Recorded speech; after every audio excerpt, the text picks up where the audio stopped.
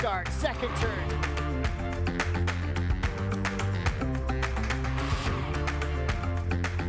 Driving into that first turn, nice.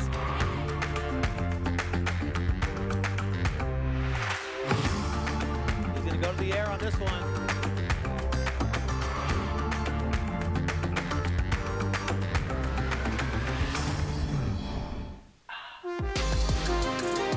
Welcome to finals day of the 2024 ISA World Surfing Games in Arecibo, Puerto Rico. It has been an incredibly well thought out week to get to this end of competition, and now gold medals are at stake for our winners of today's competition. We've got surfers down by the beach getting ready bright and early. Ramsey Boukhiam getting that early morning stretch and warm up in. He'll be coming up in the first heat of the day in the men's repecharge round, number 11. A very exciting day of competition ahead of us as we're getting ready to kick off finals day. My name is Shannon Hughes. I'm joined here by the 88 world champion, Barton Lynch. Good morning. How are you feeling today, Barton? Oh, I'm so excited, finals day. Day 9. We've got 8 days of competition and already done, and it has been incredible. All of the Olympic spots qualified for yesterday, so that was super exciting. And today we get to decide the gold and the winners of this World Championship for the ISA. Very exciting times. That's right, and coming into today's competition, we only have 8 men and 8 women left in the draw. We don't have many heats to get through before we're crowning those finalists, as we've got some warm-up waves out in the water, and thankfully, Barton, this morning we've shown up and the wind has backed off significantly to what we've seen the last few days. It really has, and it wasn't sort of called for to be this light this morning, so it's very light, the wind. You can see the water surface is smoothing off with a almost offshore breeze. It's puffing from the land to the sea, and that's creating some beautiful conditions. So we see some amazing surfing there. Well, Joanne Buffet from Team France has been in an absolute rhythm. She's been surfing so well throughout this event. A strong favorite coming in today's competition. Pauli Voss from Tahiti representing France as well. He's been looking strong within this event. There's a lot of different scenarios that we're going to begin talking about through the morning. Yes. One of those more important ones include the dynamics for the French men's side of the field. As we take a look now at the current conditions coming into finals day here in Arecibo. Calling 4 to 6 feet, swell direction the northeast, so the same swell direction, but there's more swell in the ocean today. Definitely a couple of feet bigger on the face for sure. 12 mile per hour winds, not too bad. High tide at 12:50, so the tide coming through all morning, coming in all morning, and then you see the water temp warmer than the land. It's been that way every single day. And we're very excited to see this increase in the swell for finals day. That is so true. It's going to be great. Conditions have picked up. It's cleaned up as well. Ramsey Boukhiam will be coming up in the first heat. He's booked himself a spot to the Olympics out of yesterday's finish of heats, and we're feeling really excited to see him with another opportunity to compete for an Olympic gold medal.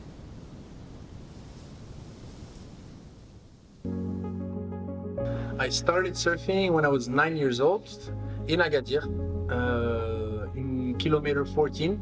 It's called the Rocher du Diable, and that's where my dad used to bring us since we were really young, because he used to fish. So he would always go there, and he would just go fish all day and leave us at the beach with the guys over there. And yeah, my brother surfed before me, and I was just playing around with the boogie board, standing up on it and stuff. And then my brother told me, Rams, you should try surfing. And I didn't struggle at the start, so I was like, oh, that's nice. I really liked the feeling and stuff. And I went on to do my first competition in 2003 in Mohammedia. I won that comp. It was, I think, only 6 or 8 months after I started surfing.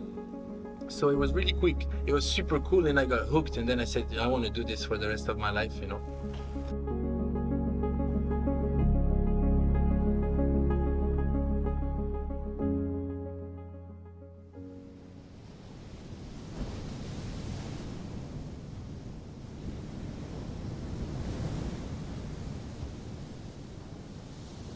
Well, Ramsey Boukhiam looking to find himself as a 2-time Olympian for the Moroccans, and he's put together some incredible heats on his journey to get there. Taking a look at the surfers that gained their qualification out of yesterday's competition, Barton. Some great names joining the field.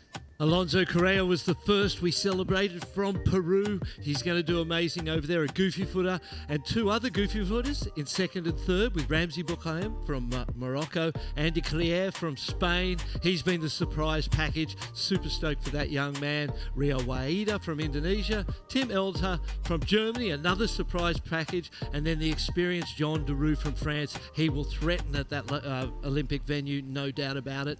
He'll be in with a chance of winning that for France, and France have been amazing this whole week. The team has been in excellent form, well coached, well managed, and well served. Well, there we can see the names of all surfers already qualified out of the different qualification pathways to the Paris 2024 Olympics. We've got surfers from the Men's Championship Tour for the WSL.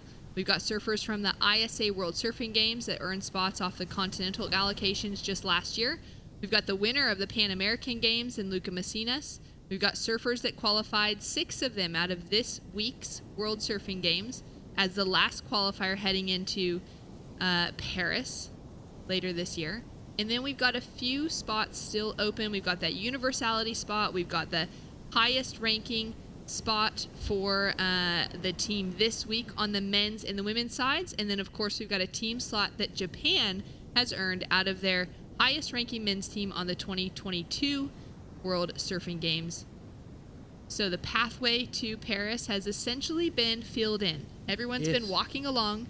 They've been hoping to be able to take the exit at the right moment and get essentially to the end of the destination and not turn off of that road too early. And now we're into a different kind of conversation coming into finals day. Of course, we've got those team medals. Every spot that a surfer makes it through farther in the draw is going to be helpful towards that, Barton. Yeah, at the moment we have Brazil leading the teams, the overall teams for both genders. France in second, they have been incredible. Spain in third, Peru fourth, Australia down in fifth, USA sixth, and then Germany, the surprise package, are in seventh at the moment, Portugal eighth, Israel ninth, and Canada rounding out the top 10 at this point in time. Incredible. More info at ISAsurfing, and you're of course probably watching this at isasurf.org. Thanks so much for joining us online. You can follow the Instagram, follow along with all the different storylines unfolding for each of these athletes as they have been on the road to Paris 2024 for the last couple of years, and it's starting to come to a close. That preparation, once this event wraps up, is going to start to really come into play for each of these surfers heading in that direction. Out in the lineup for the very first heat of finals day, finals morning, it's Yago Dora, the Brazilian, up against Rio Waida of Indonesia, Andy Crier from Spain, and Ramsey Boukhiam from Morocco. Now, the only surfer right now in the water that does not have Olympic qualification is Yago Dora, and there is a fierce battle to go down between nations and individuals for him to try to earn his spot today. Brazil already has its 2 surfers from the World Surf League Championship Tour, Felipe Toledo and João Chianca.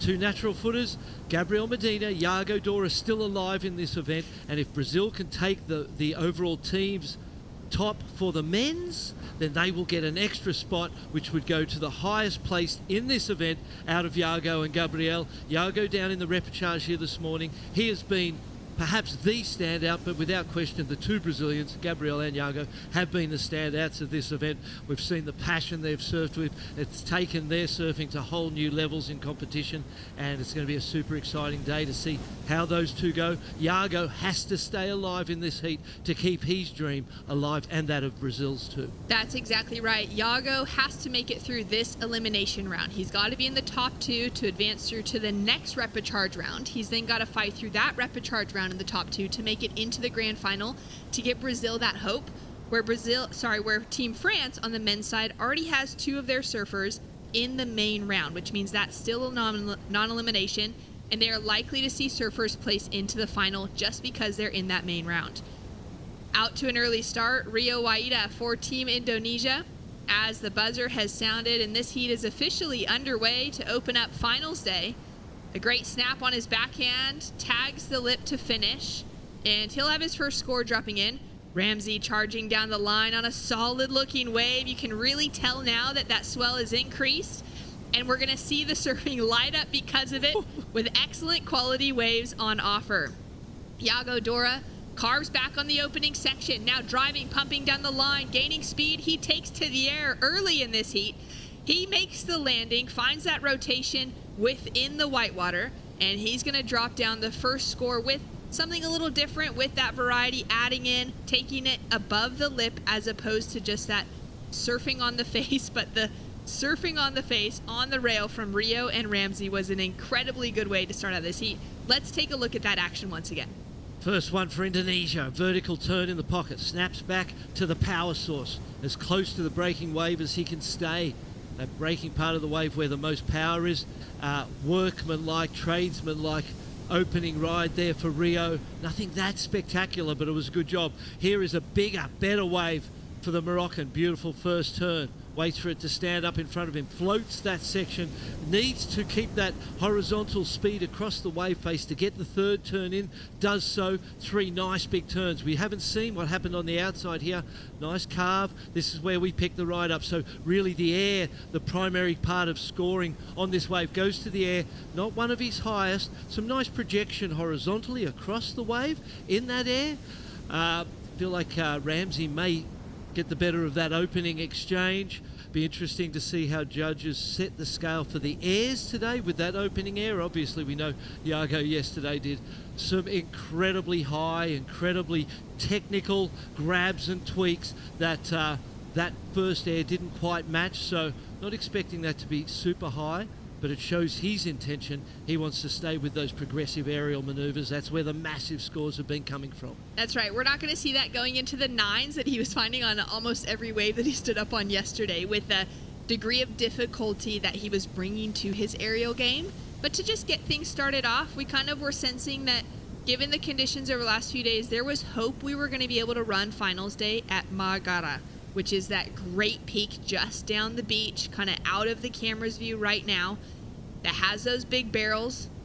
But we're running finals day in a great looking peaky break here at Rastrial, where competition has been taking place now for the last 4 or 5 days. So everyone's really gotten to know the different faces that this break has. Yeah. And Andy just with a quick throwaway. So his score on the board quickly. We've got scores come through for the rest of the field though. Yeah, it's Rastrial is a really great wave for competition. It is primarily a left-hand wave, which means it's breaking to our right on screen. But there are also some sneaky waves going the other direction. Here we go, having a look at this one. Yago, Dora up and riding. Quick in and out. So there are also some sneaky right-handers that deliver big scores as well. So you've got to stay open to the opportunities, adapt in the moment. Now first score in for Rio, Waida out of Indonesia. It's a 4.50. Nice. That's really what I was thinking with that one. Here he is on his second wave, Shannon. Already up and riding once again. Nice wrap to start things off with, but recognizes the lack of scoring potential within that wave. Yeah, absolutely. Priority in effect as we see Anat Lelior of Israel getting ready for the next heat. She has been so consistent in this event. Of course, found herself into the rapid charge round, which was a little bit surprising given the quality of waves that she's been selecting in every heat, her performance on those waves as well. She's done well in the last couple of days now to be battling through those rapid charge rounds with that pressure of elimination mounting. Yago Dora up and riding again. His opening ride, a 4.00. So judges giving that nice kind of bit of information from the panel on that opening air. And, as we see Team Indonesia there, watching for Rio Waida, videoing everything so they can go home and, watch that video and define and refine the performances of their team members. Andy Crier got off to the worst of the opening exchange. He's now redeeming that with a big open carve to tail slide. Finds a couple more sections to work with down the way, and looks like he's going to disappear in the foam. Won't be able to hold on to the landing. Look at the score for Ramsey Boukhiam from Morocco, an 8.33. The biggest wave, so there's points in the biggest wave. We know the judges have liked that all week, so that's consistent here today on finals day. 2.33 comes in from Yago's second one. And the other thing that's most interesting to me today is that this is day 9 of competition. In surfing, events, ordinarily you never do 9 days straight of competition, and having to wake up fresh for 9 days and be ready to go today on finals day, looking as sparky and fresh as you did on day one, that's going to be a big ask. Andy Creer, we've seen the replay here. Second turn, flares it off the white water into the last turn and kind of gets stuck at the top there. So that's what I'm looking for. I'm looking to see who's still got the spark, who still looks completely at their very best on day 9 and haven't lost something in the fatigue of all of these days of competition. Ramsey is looking like that guy out of the opening exchange. The 8.33 is a keeper score, excellent score that he will hold on to the very end. Now up and riding again. Like Barton said, keeping that spark within his surfing now on day 9 of competition, and throws it hard into that finishing section. Won't be able to keep his toes connected to the wax. As we see Rio now up and riding, he's looking for just a 1.83 to put himself back into an advancing position. That would have been a challenging end section to be able to hold on to, kind of dropping out of the air for a moment. Yeah, got a little tangled up in that white water. The angle out of the top sort of drove him a little bit back towards that right white water. So yeah, it's going to be really interesting. This is a marathon when it comes to surfing events. It's definitely not a sprint, but you've got to be able to sprint on a day and do that for 9 days straight. So it's a sprint of sorts, but a marathon in the overall complexity of it. See up and riding again there. That's not really going to affect anything or improve or change too much. In the context of the heat, I would imagine that you're looking for scores over 5.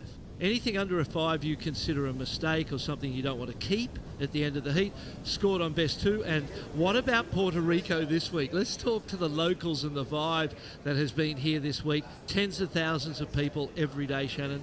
Oh, the community has come together to celebrate surfing, to celebrate their competitors that have been in the jerseys, that have been wearing and flying the Puerto Rican flag proudly. Yep. The support for Brian Toth specifically, as he made it the farthest in the rounds, was unbelievable. Every time he ran down the beach with that board in his arm, the crowds would go wild. But they're still going wild today because they get to witness new Olympians out in the lineup, like Andy Creer out of Spain, showcasing why they want to walk away victorious with an ISA gold medal. This week, it's a different kind of patch to wear on the sleeve. It's a little different than a world title. It's different than that Olympic gold medal. It is, like you said, the demonstration that you can handle surfing a marathon. Yeah, and you can handle the responsibility of representing your nation. That weighs heavy on shoulders. And your teammates, going out there and doing it for your teammates. You know, we know that surfing most of the time is an individual sport. Come to the ISA World Surfing Games, you're representing your nation, you're representing your teammates, you're representing yourself, and so there's this change up where you've got to be able to fit into that team environment. You've got to be able to support everyone and work together as a team to take that overall gold medal. And it's a tough gig. I've coached Australia, I've surfed for Australia, and we got the bronze the first time I coached the country. We got silver the second time. So I've been in this position. I understand the pressure as a competitor and as a coach, and it's a lot to wear for 9 days, you know. And only the best survive this and come out on top. And so far this week, Brazil, Spain, and France have been the nations that have really impressed me. They have been incredibly consistent. You could see that kind of the work that the nation has put in behind the scenes, that the National Surfing Association partnered up with the National Olympic Committees, has been putting in with the focus and with that opportunity to take away an extra spot for their Olympic team, to get that national slot by being the highest ranked men's and women's teams this week. And we started to get that feeling, and coming into finals day, I think the results speak for themselves. The nations that took that opportunity very seriously, as opposed to some others that went out and went, we'll have a try, but we're maybe our focus is in a different way right now. Our focus is on something different coming into this event, or there's other things going on behind the scenes, where you could tell very specifically Brazil, Peru, France, they were nations that were coming in with that so hungry. Oh, yeah. And now those results paying off towards finals day. Absolutely, and we're seeing the structure of the power nations of surfing change and grow and evolve. And this young man for Indonesia is helping contribute to their success. He certainly is. He's been one of those surfers as he takes a fall that has really begun to redefine surfing out of the Asian region. Andy Crier with a great tail slide on that opening maneuver. Hooks it up into the second section and finds that combination. He's looking for a 6.67 Barton to take him into the lead over Ramsey, but anything above that 3.4 begins to actually build pressure on third and fourth place position, which at the moment would have to say, given the requirements are very low, that pressure likely wouldn't be felt. No, yeah, you're feeling pretty good when you hear scores under 5. You know, anything over a 5, and I expect Andy's wave to be the second best wave of the heat so far. Big, tall face, big, tall man, powerful turns on it, and we've seen some rip. You can see the current pulling through the lineup and moving the surfers around, adding another element, because the better the wave you catch, the better your scoring opportunities and potential is. And so wave selection in surfing is one of the most important parts. So your knowledge of the ocean, your understanding of it, your ability to identify the scoring potential in a wave before you even take off on it is so important. And that's where we're seeing those surfers that have spent countless hours in the ocean. Whether it's in the Jersey or just those free surfs, the conditions look bad at home, paddle out, get in the water, get to know that ocean even better. We're seeing the evidence of that in surfing like Andy. He just dropped a 5.83. Barton, that second highest score of the heat, like you mentioned, and he's put himself into now a more significant second place position, putting the requirements into the high 5-point range on third and fourth place as we take another look here. Look at this double up. That is a perfect wave, the way that wave squared up for him. The next turn, big, powerful turns on a nice tall face. Judges like that, a 5.83. And look at the wave. Look at it here. The shape of it is beautiful. Rio right there, kind of in the way, but couldn't do anything about that. And Andy still got his turns in where he wanted and needed to. So that was a great situation for Spain. Brazil, Yago Dora in a pressure cooker situation. This is his opportunity, and perhaps one of maybe the most important heat of his life. Obviously there's been other heats along the way. He's won a world championship at tour events, so he's he's experienced, and he's had that fame and success at the highest level, as we see the 5-time world champ, the Olympic gold medalist. A little smirk there on the face of Carissa Moore, getting ready. She's in the next heat, and Shane Dorian, the coach of USA, serious dude and a crazy big wave surfer. Crazy big wave surfer, great to have behind Team USA heading into Tahiti specifically for the Olympic Games. Carissa Moore, the 5-time gold medalist, the 5-time world champion, the Olympic gold medalist out of Tokyo. She'll be heading back for her second Olympic Games, already found that qualification, but this is one of those events that's kind of eluded her within her career for a gold medal, and she'll be looking for that today. Ramsey now up and riding, looking to improve on the 2.40. He's been patient as he works his way down into the inside section. Now takes to the air for that straight air, flares the tail out as well, and he won't be able to make that landing. For him, that 8.33 was the opener. A 2.4 was that quick in and out. Now he's starting to recognize, all right, wanting to get that backup score on the board, wanting to solidify himself as that heat leader. And you can see the importance of this moment in he attempting that aerial. I think he had calculated that, hey, on this wave so far, I haven't really done enough to make it count. It's not a big enough set wave that the judges see this flat part here where the wave went flat, and he's just doing some pedestrian turns. Nothing generated yet. First turn beautiful, but they've seen that type of re-entry before. He recognised the need to do something spectacular to push the score up to where it needed to be, because he'd committed the priority, caught the wave, and unfortunately fell, so that won't really have much impact. 3.03, really another throwaway score. But when you couple it with the 8, it means you're sitting on a couple of 6s. So that 8 very powerful right now for the Moroccan. Puts the requirement into a 5.54 for our surfer in second out of Spain. Women getting ready to paddle out next. It'll be Anat Lelior. We saw her already collect her jersey. Tatiana Weston-Webb with the blonde hair there, getting a stretch in against Taina Hinkle from Brazil. The two of them representing Team Brazil. They've done an incredible job on the women's field to be the only team left with 2 women in the draw. As we take a look there. Yeah, a little in and out for Rio Waida, staying busy, which is, in stark contrast to Yago Dora. Yago has the first priority. He's being very, very patient, and I could feel the pressure starting to mount on the Brazilian shoulders. Elimination here would mean the end of his Olympic, dreams, essentially. Gabriel Medina, fellow Brazilian, in that hunt with him. Brazil needs to win the overall top of that male rankings of nations to get that extra third spot and send one of these goofies there. So a big day for Brazilian surfing, and I'm sure they're all up over there in Brazil tuning in to watch Yago Dora. He has been unbelievable this week. Some of the best surfing in competition we've ever seen. Now, out of the top 6 waves in the men's field throughout this week, as far as statistics go, Yago Dora holds the lead on 4 of them. Really? A 9.07, a 9.13, a 9.33, and then a 9.5. Now, Gabriel Medina was in the mix there with a 9.23, and Ethan Ewing from Australia with a 9.17. The Brazilians, though, taking away 5 of the top 6 waves within competition. So incredibly consistent. He's paddling. He's paddling. He's got an opportunity in front of him, chasing just a 5.9 to get himself into an advancing position. Opening of that wave doesn't give him anything, and he feels it now. That's so unfortunate for a surfer that has been dropping not only the biggest scores, but he's been doing it in the same heat. He's also got the 2 highest heat totals of the event. An 18.46 was yesterday, a 17.24 on the board as well. Incredibly consistent surfing, finding huge scores, typically kind of at the start of his heats. Outside of this heat now, when there is so much on the line, as we see Rio hooking it up for a great 2-turn combination. I thought he was going to reappear. Looked like for a moment he was going to be able to steady on his feet. That's showing the power of the ocean this morning. Yeah. A little more than what we've had the last few days. I thought he was going to make it to one big backhander entry, so that won't change anything. Yago Dora back to he, 4 and a 2.33.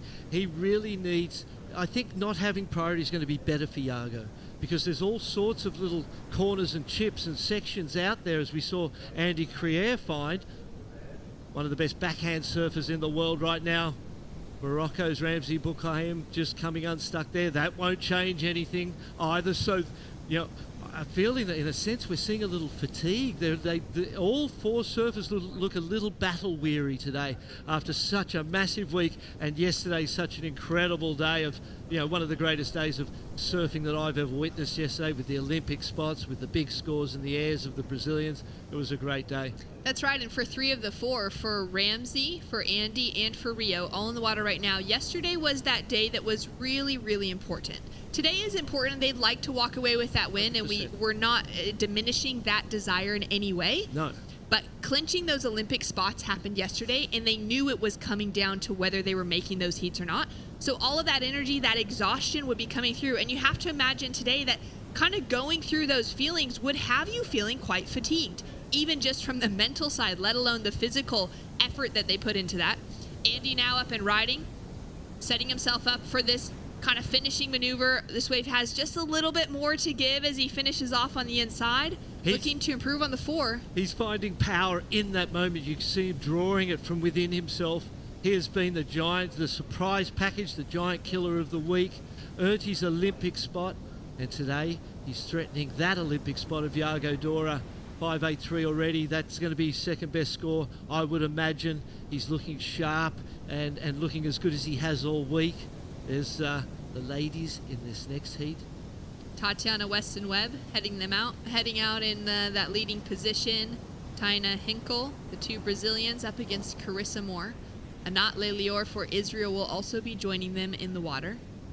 And you can see that delicate walk. For those who have just joined us today, one of the great dangers at this particular surf spot are the sea urchins, the varna, those little spiky critters that live in the rock holes and get stuck in your feet or get stuck in your body, and are extremely painful. That's been one of the things that everybody's had to manage this week. They've been real delicate on the feet, real careful of where you step and walk, and there's a little tiny alleyway right there next to that rock groin that allows access to the break. It is challenging. It's been dangerous. Even once they're on their board and paddling, if that wave kind of sucks out and the water gets shallow, there's the risk that your hands will brush onto Exactly. one. We've had surfers coming in with urchins stuck in their fingers, these little purple dots you'll find into the bottom of the heels, the feet. There's been a great medical team down here just to grab some tweezers and start digging away to clear those out. As we take another look here at Andy, he's waiting for that score to come through, chasing a 5.54 to take the lead. 4 turns on that particular wave. The pressure for Yago Dora is building by the minute. 4 minutes to go. I suppose the lucky thing for Yago is that 4 has relevance still based on the second scores of everybody else. What he needs to do is get something that's a 6 or better, and that'll, he's looking for the 5.9, so that's a 6-point ride. Can do that with his eyes closed, quite literally, and just needs the opportunity this morning. He's had trouble finding those opportunities, as has everybody, at the same time as looking like day 9 as the previous 8 days have taken their toll a little bit on the energy. And of course, we know that for Yago right now, his advancement will continue keeping his option to qualify for the Olympics open. But it also means that Gabriel Medina is relying on him to advance for Gabriel to have an opportunity. Exactly. Team Brazil needs to make it into that final together, mainly because Team France has 2 men coming up in the main round. They're already going to be sitting on higher points based off of the fact that main round is non-elimination. They're going to be seating farther in the draw, even if the 2 of them fell into the next repechage round. Yes. Their elimination round will be farther along. Exactly. So there is a lot riding on Yago Dora right now. We wouldn't say that it's an absolute out for Team Brazil to take away the win if Yago falls out, because it depends on how France does and how Gabriel Medina coming up in the men's main round will do. Gabriel takes away a win, that's a lot of points for them to try and take away that highest ranking position. But at the moment, coming in today, France was actually sitting higher in the men's rankings based on the fact that they had those 2 surfers sitting in the main round, and they would be just feeling so happy with the way this heat is currently unfolding, though we know with Yago's back against the wall, 2.5 minutes on the clock, he's chasing a 6-point ride. He has consistently been dropping 9s throughout competition. Mm-hmm. If anyone could do it, this is the man that can. He needs a wave. He just needs the right wave. Still time, 2 minutes. It is now a 1-wave thing, essentially. You figure you're not going to get 2 chances. All the surfers moving down this way. Besides Rio Waida up there on his own in 3rd place, he is looking for advancement as well, only looking for a 5.41. Oh, look at Yago heading back the other way. The sign of confusion there. I'm paddling this way, I'm paddling that way. I'm just paddling to where the wave I think it might be. Looking for an opportunity. 1 minute and 45 on the clock. This is precarious. We can see some waves way outside the break there. And the conditions, Barton, are so different this morning to what they were the last 2 days. That air wind has tapered off significantly in comparison to what we had from that strong cross shore off the lefts, which is what was so favorable to Yago.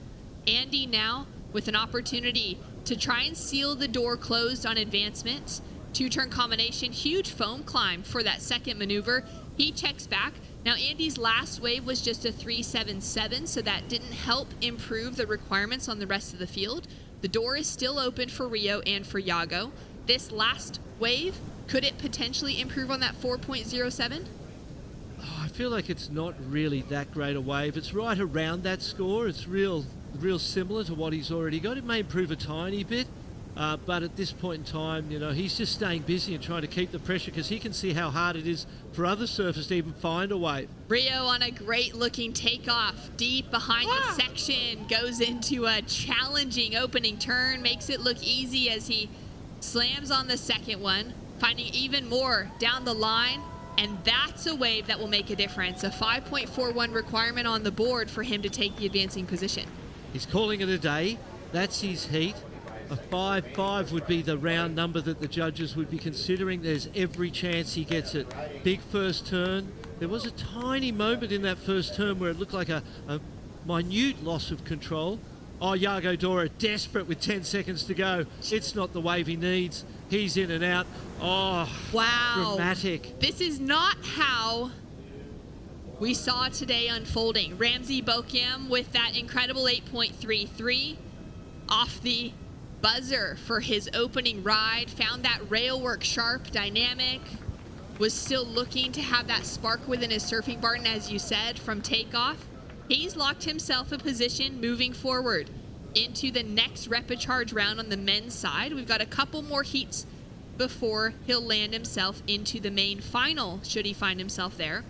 Rio Waida now with a score to drop. This is the more important score. We'll take another look at it here. Judges still debating. It's a 5.41 requirement.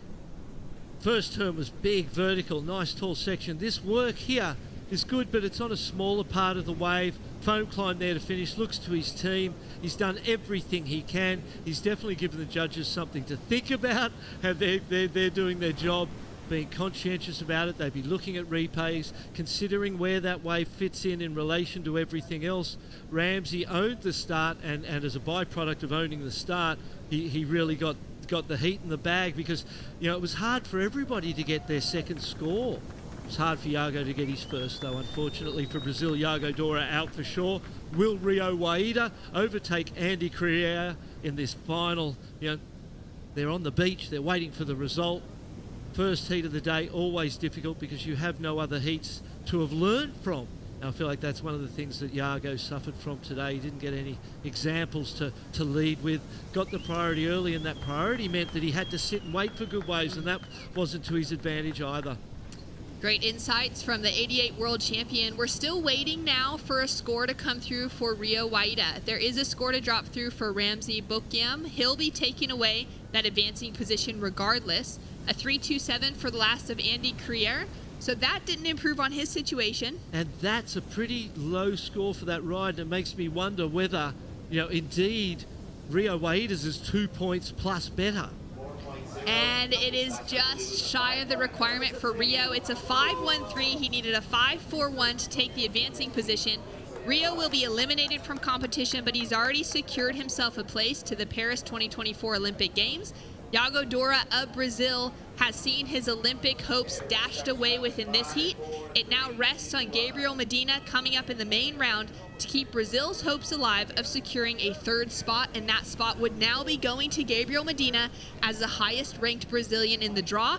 But Team France is actually sitting in the best position, having both Kaoli Vast and Joan Duru in the men's main round.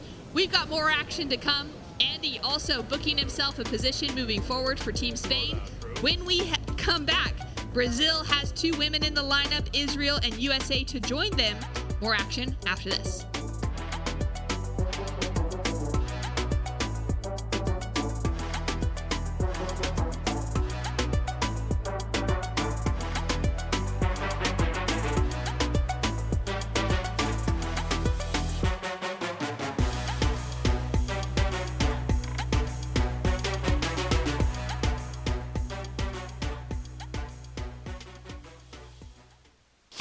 Puerto Rico, we call ourselves Boricua, a unique name honoring our island heritage and the vibrant spirit of our people.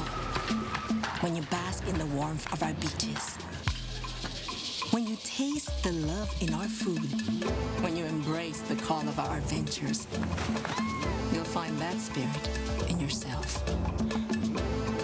Dare to live every moment. Live Boricua. We're here in Arecibo with athletes from around the world to restore the mangrove forest behind me. Protecting our coastline is critically important for the health of our waves, so we're honored to be a part of the ISA and these World Surfing Games. Today we're restoring a mangrove forest. These mangroves are what are called blue carbon ecosystems. They capture and store more atmospheric carbon than any habitat on the planet.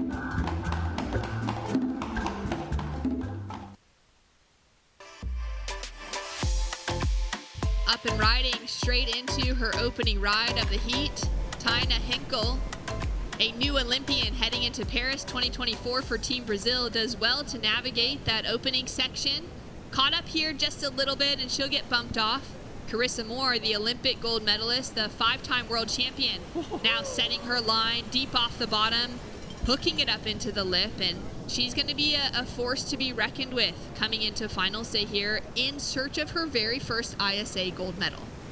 And I think for Carissa, people look at her forehand and it's always the focus is those beautiful big carving turns on the forehand as we see the lineup in this heat, but her backhand on display there has been amazing this week too. Anat Lelior for Israel, Tatiana Weston Webb of Brazil, Carissa Moore for USA, and Taina Henkel for Brazil.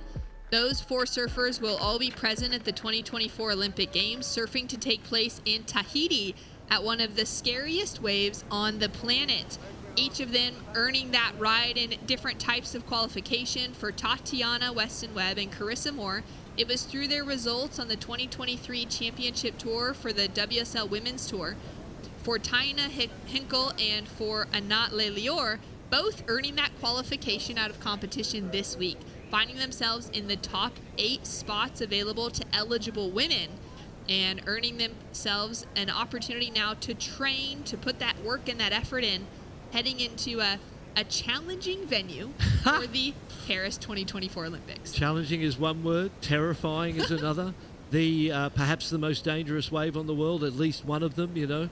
There are some crazy waves. There are waves that weren't even considered surfable that are now surfed, and Teopa was one of those waves as well. On the main island of Tahiti, at the end of the road, cross a bridge, and there is this magical part of the world with the most incredible wave that scares the very best surfers in the world and will definitely be an amazing Olympic spectacle. Taking a look now at the opening ride for Taina, it drops through as a 3.67. Couple of nice turns there. Again, not an easy wave to ride, and you see here a rib ran through the middle of it, confused the line which way to go, but again she was stuck in the whitewater. Carissa Moore cuts back to the whitewater. Watch this turn, takes her time, snaps out of the top. This is the money turn right here, vertical, beautiful re-entry, flares the tail. One of the best I think I've seen Carissa Moore do. Her backhand is improving wave by wave here, and that's an ominous sign because we know how great the forehand is, and the backhand is on point as well. It's a 5-point ride. How much speed did she gain coming out in that final turn, coming off of the bottom turn? Yeah, with a white-watery, frothy face. When the water's clean, the board's faster. Sometimes when that white water's all over the face, like the top of a coffee or whatever, it'll slow the board down, or it can be aerated and speed the board up. Here she is again on another frothy one. All right. Links it through for that opening turn, sets it up for the second now off the lip, and looking for this dynamic finish as she connects with the white water. That wave just kind of converges together, and she won't be able to hold on to the finish. That 5-point ride has set her up in a nice position for the lead. Yeah, the white water came from different directions, didn't it? Wild, huh? We've seen that a few times this morning. We've seen it a lot this whole week. It's been one of those things that people have had to consider. Replay, second snap, 2 nice snaps out of the top, nothing too radical. This turn was good. A completion there was going to give her her second score. Judges still thinking about this one. Look at the face. It's so hard to get your board to move as clean and as fast as she is getting hers to move when there's all that white water on the face, and there it just came together. Too much speed, too much power in that wave, and just washed the board from underneath her feet. Score to drop now for the second wave of Carissa. Taina sitting in that third priority, Anat in second priority with a 0.5, just a quick up and down. And then that leaves Tatiana Weston-Webb holding on to priority, though she hasn't caught a wave because everyone else in the lineup has. She now finds herself in that position. Taking a look at the 8 women who found their qualification this week, Barton, it's been incredible to witness those moments from each of these surfers. Yeah, fantastic spread of the nation. Spain, Peru, Brazil, Portugal, Israel. Spain again, the only country there with 2 qualifiers, so an incredible effort by the Spanish ladies. Germany and Yang Suchi wrapping up in the 8 from China, 15-year-old, well, turning 15 this week. So an amazing lineup there of young ladies all ready to go to that beautiful tubing left-hander in Tahiti and put on a show for the world.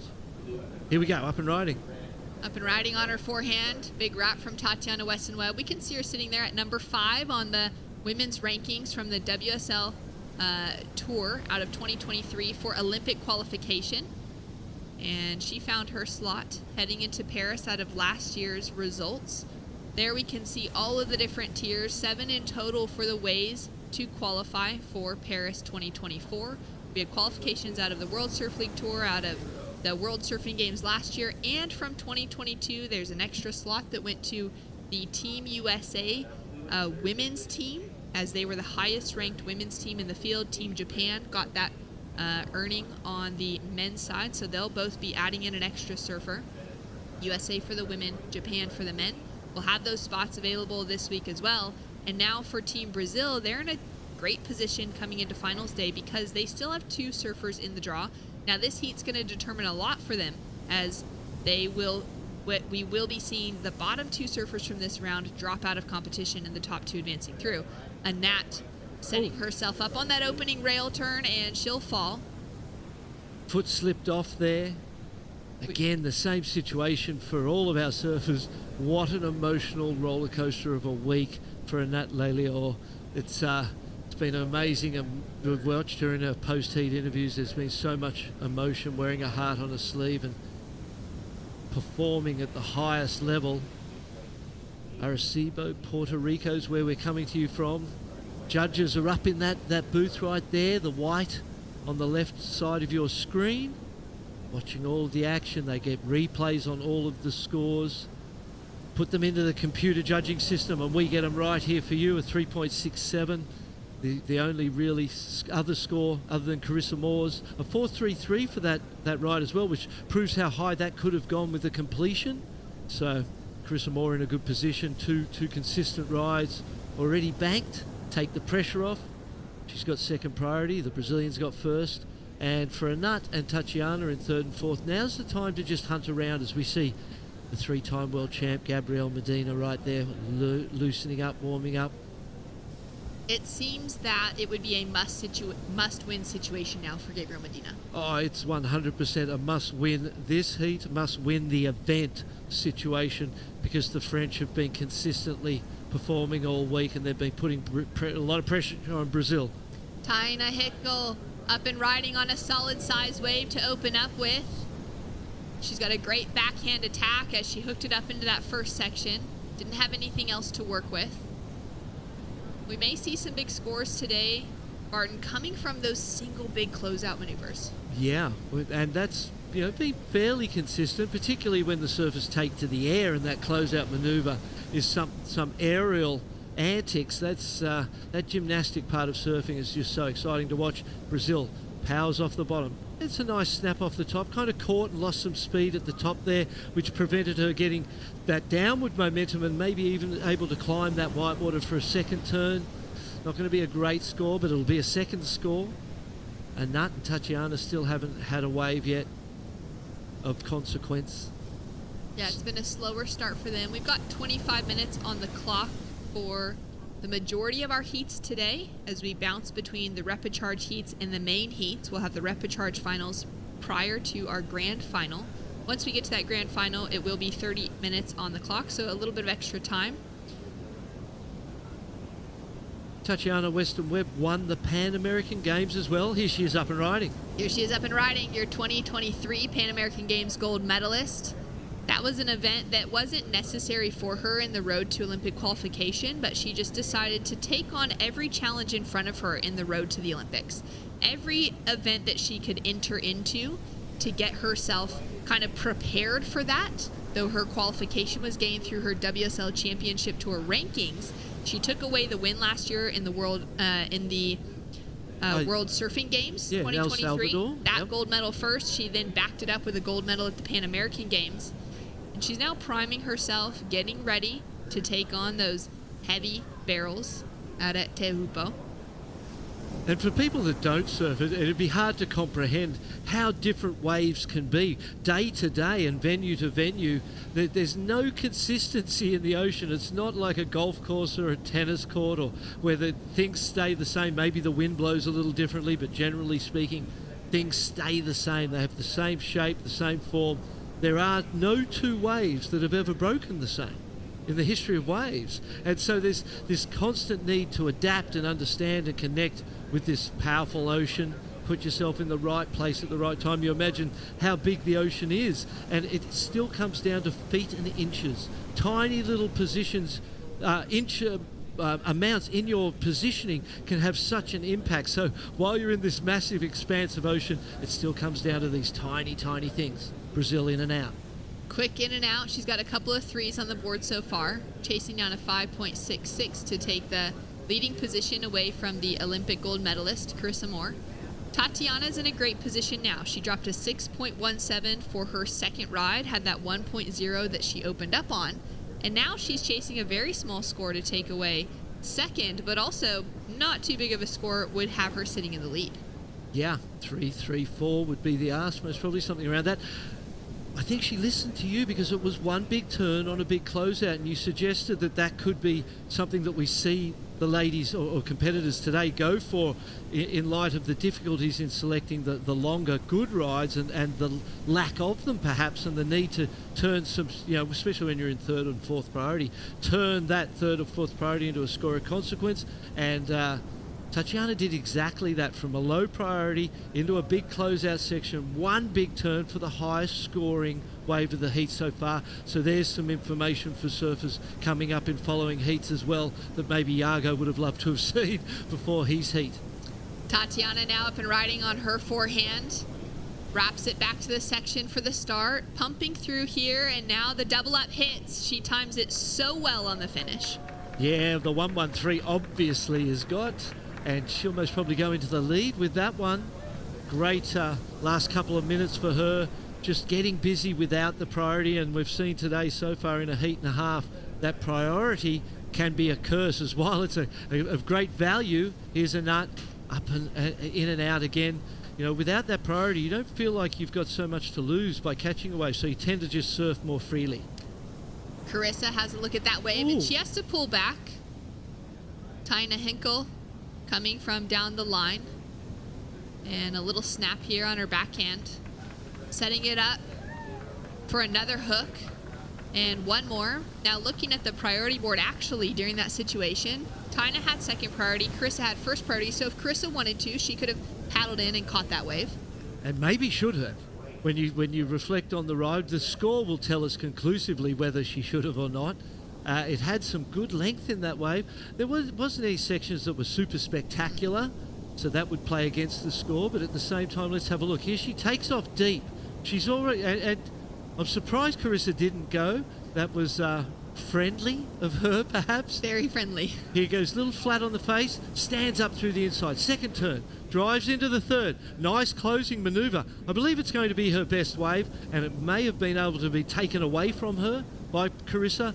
Perhaps Carissa went, no, I'm going to wait and get my own and make sure my next ride's one that's going to consolidate my advancement. A 5.43 for this last wave of Tatiana sets her up in the leading position now off of that powerful in section. Two best scores of the heat so far from the sharp, powerful surfing from Brazil. Wrist now up and riding, chasing a 6.60, and she takes a fall. Uncharacteristic.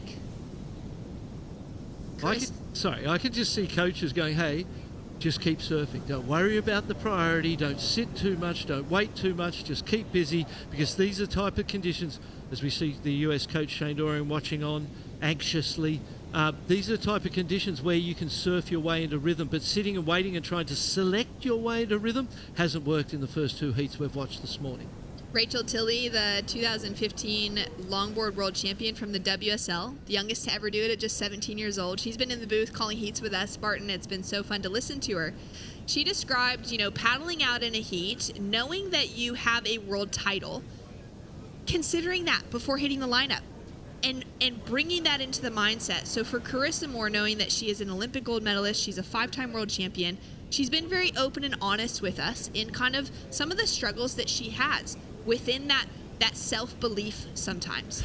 It's funny, isn't it? It seems insane to us sitting in our seats right now, and probably to the majority of the viewing public, that Carissa Moore could doubt herself ever, because of the accomplishments that she has. But it's true, it happens. Rachel shared with us that as a world champion herself, she has to occasionally remind herself, paddling out, I have that world title, that means something, and that means the other person paddling out against me that doesn't have that world title is considering the fact that they have to go against a world champion to make it through this heat. I feel like right now for Carissa, that could be one of those moments. Yeah, and again, it's funny how we are as humans, and you might go for a surf and catch 10 fantastic waves and fall on one, but the one you fell on's the one that stays in your mind when you go home. Yes. And I've ridden gazillions of waves, and the ones where you fail are the ones that really impress upon you. So that's that sort of self-conscious element to us, and that judgment that you have of yourself and the expectation you carry for success. I suppose the higher the expectation you have, the easier it is to doubt yourself, because you're aiming for more, and we know how much Carissa Moore has aimed for, how much she has achieved, how long she has been doing this. So it's natural, I suppose, that you have those emotional moments of confidence, of lack of confidence, and go through those ups and downs emotionally as you go on that journey to try and achieve your dream. And in a beautiful way, it shows her humanity. Yes. It gives that ability for us to relate. And she's been so vocal, so open in sharing that, especially in the last few years, you know, with More Aloha, what she's been doing for young girls, the next generation of young Hawaiians specifically, but also reaching out to girls from around the world, really including that next generation and showing them this is kind of the reality of sitting with the accomplishments that she has, and giving that space to be okay with showing that extra human element. Yeah, it's a beautiful thing. Here we go. Taking a look now at Nat Leilior. She has been fierce in competition this week. She's hungry to take away that gold medal, found herself now a two-time Olympian after her Olympic debut in Tokyo. She's now locked herself a spot for Paris. That was a great looking wave for her. Carissa now up and riding, getting busy on her backhand, and she'll snap out. Trying to improve on the 4.33. There's a chance that may, with the completion, I was feeling confident, but that ending to that one wasn't so good. And the last of Brazil's, Tanya Hinkle, a 5.03. So Carissa gave her best score in reality and could have prevented that best score from being there. So an interesting strategic move. If it ended up in the end that Tanya Hinkle overtook Carissa in advance, she would have to look back at that and go, why did I let her have that one? I was too nice. Too nice. Coming up next, Kaoli Vast up against Gabriel Medina, Alonze Correo, and Joan Deroux. Two French competitors up against Peru and Brazil. A lot riding on this next heat as well. Team France in a good position to secure now the highest ranking slot on the men's side of the draw, being that those two surfers in Joan and Kaoli are not surfing an elimination round. They have the chance to go straight to the finals. As we take a look at Carissa, just goes hard on that opening turn and loses control. Yeah, it was one section, so she knew she had to try something radical, spectacular to try and bring some points out of that particular opportunity. A 4.3 is the ask from Brazil, 7.63 as we see the three-time world champion, Gabriel Medina, summoning the power, paying his respects before he takes to the water in one of the most important heats of his life. We all understand that he would, at the Olympic venue, he's one of the most accomplished at Teopo. And here we go, paddling. No, Tatiana, yes, up and riding. Up and riding now for Tati. Beautiful looking carve to start off with. She's sitting currently on the two highest scores of the heat. Great wave selection. Could see her sitting on another top score as she drives through that final turn, drifts that tail out. And Team Brazil supporting. Have seen this be kind of the setup for where Team Brazil has been during each heat where they have a surfer in the lineup. They've got their coach there. That flag means something. Yeah, it's not just waving the Brazilian flag, Martin. Yeah, sometimes there's messages. It's on the one side or the other. 717 on the last ride from this young lady. Put her in to the position where all she's looking for is a 216 to advance. It eclipses the 5 and the 4.33 of Carissa Moore and really ups the ante. 3 minutes 30. She needs another ride. She may even get the 216 with that particular ride, but I'm sure she'd want to get something else. So this heat is really tightening up into the last 3 minutes. It could go any way. It could really go in any direction. 3 minutes, 15 seconds on the clock. Anat Leilior of Israel was really quiet for a long time in this heat. The final 7 minutes or so, she's starting to dig herself out of that, putting a 717 on the board, now with a small requirement in front of her. Tatiana looking to increase on her lead and make that more difficult to be taken away from her. Carissa Moore hasn't done too much to really secure herself in second, and she'll have to duck out of that wave as well. So that priority situation that she's just given away, there's a nut in and out as well, desperately looking for the score. Judges still considering that last short cut back, so that it might even come in here. Tanya Hinkle, important ride for Brazil. Tanya into the lip on that opening hook, sets it up with a drawn out bottom turn into a snap. Now with one more section. Does well to time it, to ride out complete. She only needs a 4.30 to take the position over Carissa. We're also going to have Anat chasing just that small score. We are waiting for a score to drop in for the last couple waves for Anat Lelior. What a situation we find ourselves in here. 2 Brazilians in the water, looking for the gold as an overall team. Up and riding. Anat off the lip to start with. Finds that finishing section. She's locked it in. She's finding that rhythm now. Even if the last wave doesn't get the 2:16, that one 100% does. Tachi in and out. Quick in and out for Weston Webb. Now 1 minute 30 seconds on the clock. We have scores coming in for every surfer except for Carissa, and every single score is going to be a score that matters. They're likely to fall into their top 2 scores. They're going to change the situation, and I think we're going to see a full reshuffle of what we're looking at on that scoreboard. Carissa duck dives that one. Be great to see Tanya Hinkle's wave again. That was a 3-turn combination of open face moves, a 4.3. My gut feeling is that she gets that score. And I feel like Anat's going to get to the score as well. And between Anat and Tanya, they're in 3rd and 4th at this point in time. But it's going to be a battle for 2nd and 3rd between those two. 55 seconds. Will Carissa Moore, the Olympic gold medalist, get another chance to ride a wave? She's going to need to. I feel confident of that.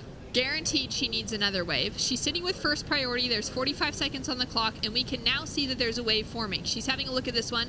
She's flipping around. Will it be a wave that actually stands up? That was tricky. It really looked, even for her, you could see the way that it hit that shallow spot a little bit farther out, and then that deep section just swallowed it up again. Yeah. Down to 30 seconds on the clock. This is exciting. Scores still to drop for our 4th place surfer, Tina Hinkle, for our 3rd place surfer, Anat Lelior, and for our heat leader, Tatiana Weston Webb. Carissa Moore sitting with priority, having handed a wave away to Tina Hinkle, which could have improved her situation. Yeah, big set too. Big set approaching, but there's only 3, 2, 1 second remaining. And it's not going to be enough. Having a look at this wave, may or may not have had the scoring potential in it as it flattens out anyways. Now we've got scores to come through. We're still waiting. Tatiana Weston Webb has dropped a 6.87 for her second to last wave, which has her sitting in that leading position more significantly. Scores have finally dropped for Anat Lelior, 4.10 for her second to last wave, takes her into second. That now increases the requirement on 4th place to a 6.25 requirement. We know there's a score to drop through for 4th. Will it be the 6.25? We felt it would be that 4. Yeah. I feel like Anat Lelior's next ride is better than the 4.10, and it's going to up the ask even further of Carissa and Tanya. I don't think Tanya's going to be enough. I think we're going to see Israel and Brazil go through. Judges considering still those final scores. Now a 6.10 comes through for Tina Hinkle. A great score. It would have had her there, except that it not improved her situation as well. So Tina's going to land up in that 3rd place position. Carissa's knocked down into 4th for the Olympic gold medalist. She's chasing a 6.28. She does have a score to drop, but we know that she couldn't find a wave of consequence in the final minutes. She's still feeling smiley, feeling joyful out in the water, surfing against her friend in Anat Lelior, who may be able to even take away the lead, Barton. Chasing a 5.87. If she gets that score, she'll take away that winning position from Tatiana Weston Webb. And you can see the women just having that little moment to debrief, to celebrate, and to congratulate each other. And we saw in the first heat, we called the 2 goofy footers get through over the 2 natural footers. And in this heat as well, we're going to see the 2 goofy footers get through over the 2 natural footers. So this morning, first signs are we're seeing some advantages to the surfers on their forehand in ability to be able to make the most of the waves we have on offer here today. There is Carissa Moore. Give her a round of applause. What an amazing event she has, and what an amazing person she is. And we can't wait to watch her at the Olympic Games. That's right. She will be putting together an incredible show of great magnitude as we've got official scores dropping in now, locked in across the board. Official results, Anat Lelior steals away the win for Team Israel, a 6.80 to improve on the 7.17. Tatiana Weston Webb for Brazil falls into second. That knocks Tina Hinkle out of the conversation now in the early repechage round this morning, and Carissa Moore for the USA in 4th. A big congratulations to Anat. She's been doing this heat by heat. She has taken probably the most heat wins of anyone in the field this week. Yeah, been an incredible week for her. for Carissa Moore. She was the best performed of the Americans, and it's been a disappointing event for America. Well, a great morning of surfing as things have kicked off. And coming up next, we're going to be heading into the men's main event. Exciting names paddling out. Gabriel Medina, Calibas, Alonso Correa, and Joan Duru in the water right after this.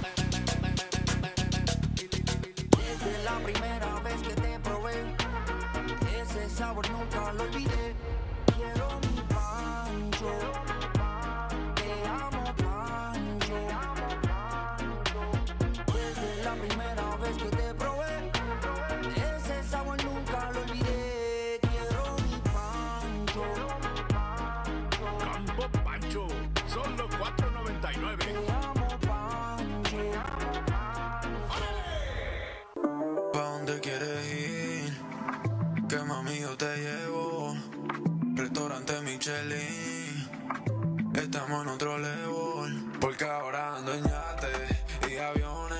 Se nos dio, ahora somos ganadores. Hicimos a que mate, par de millones. En Aventador llegando a las mansiones. Todo comenzó jugando, ponte ready que ya voy llegando. De una picaco, todo comenzó jugando. Welcome back to the ISA World Surfing Games. Gold on the line here in Puerto Rico as we are into finals day. Live from Arecibo. The waves have cranked up a notch since yesterday. The performances are rising as well. A big finish from Israel's Anat Lelior in that last heat keeps her in the money round. As we go now to Gabriel Medina here in round 7, heat 1. The main event is on. Chris Cote with Otto Flores and Rachel Tilley. Gabriel Medina has been on an absolute tear throughout this entire competition. He lost his teammate Yago Dora in the first repechage heat of the day, so now it's up to him to keep Team Brazil's hopes alive. They got a big ask in front of them with two surfers representing Team France, and Calivas and Joan Duru, and Alonso Correa, a heavy-footed ripper representing Team Peru. Otto, a little bit different looking out here today. We don't have those punchy little wedges, but we do have some longer extended walls. Yeah, obviously we're looking at the swell, and Sunday coming up, we knew that the wind was going to subside a little bit and we were going to get a little better surf. As you could see on your screen, bigger waves, more opportunity. But one observation I had is like a lot of the guys surfing that repechage round, you could really see it in their physique. These guys are a little bit more rested. They've been watching heats. Yeah. They've been looking, like I've been repeating myself, picking the eyes out of the lineup, and it seems like the body language for Gabriel Medina is he's still here to win. Absolutely. 21:45 to go here. One score on the board. It's a 2-1-7, and here we go again. Gabriel Medina has been sharking this lineup. He's got some speed, got a section, goes to the air. Automatic, no problem. That's Gabriel Medina for you. Yeah, it is. He shoots and he scores right off the bat. An incredible start there for Gabriel Medina. Definitely sending a shot across the bow to Alonso Correa, Calivas, and Joan Duru as the judges lock in their numbers. Let's go down to Mitchell Salazar. Yeah, Anala Lior here, 6 heat wins in a row. It's a record for yourself and for Team Israel as well. Drastic change in conditions today. It has gotten way bigger than we saw yesterday afternoon. Talk to me about the difference. First of all, everybody is really tired. It's been long few days. You can see I'm almost out of words already. Yeah, I don't know. My shoulder hurts. My voice is almost gone. But I guess there is this fire in me that just wants to keep going. And 6 heats, it's amazing. But again, I'm just blessed to be here, blessed to be alive, blessed to be surfing. And yeah, I'm going to be me until the end. And all you really need, if you simplified, is 4 more waves to be a gold medalist here. And you did it in the last 5 minutes, too. Just incredible what you were able to do right there at the end. What kind of internal confidence do you have that brings out the best in you in moments of need? honestly, I almost gave up in my head at the first 10 minutes when the ocean just like didn't cooperate with me, and I was just starting to tell to myself that I'm here, I'm present. It's an honor to be surfing around world champions and CT competitors, and a surfer like, Carissa Moore is my idol. So I'll try to give my best, and I guess my best was enough this time. It was, and it will continue to be. Congratulations. Thank you so much. Thank you. Well, Anat Lelior is an absolute warrior. She will battle it out to the bitter end here in Puerto Rico. Convincing heat victory there for Team Israel and Anat Lelior. 19:30 to go here. Otto, I don't think Gabriel Medina got the memo that you're supposed to be tired after 9 straight days of surfing. He is out there doing exactly what we expect from Gabriel Medina.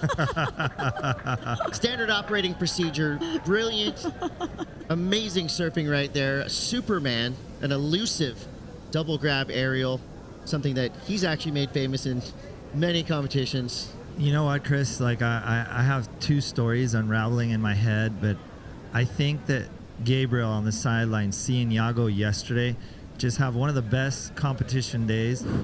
He was just aching to get out there, and as you could see, Clark Kent takes off his suit and goes to flight. And Gabriel Medina, in his first 3 waves, I think he's looking at excellent scores.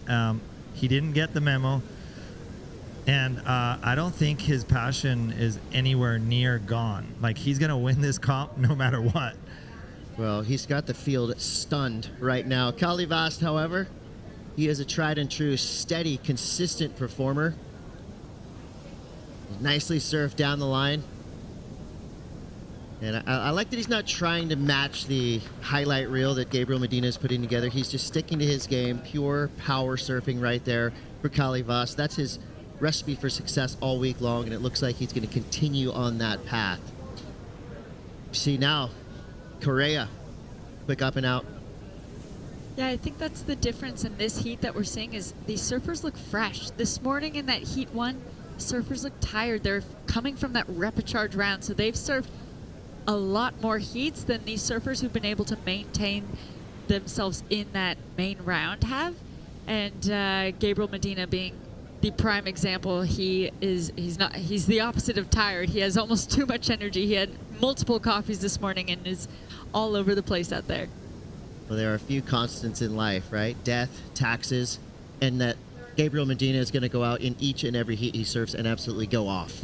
Well, I think too, Gabriel's looking at a left, a very rippable left, as we see the Frenchman right here, Joan Duroux, really ripping the eyes of this one. But Gabriel, he doesn't get a lot of lefts on tour. He doesn't get a lot of rippable lefts on tour. And I think Rastiar is looking like a playground today, a little bit bigger.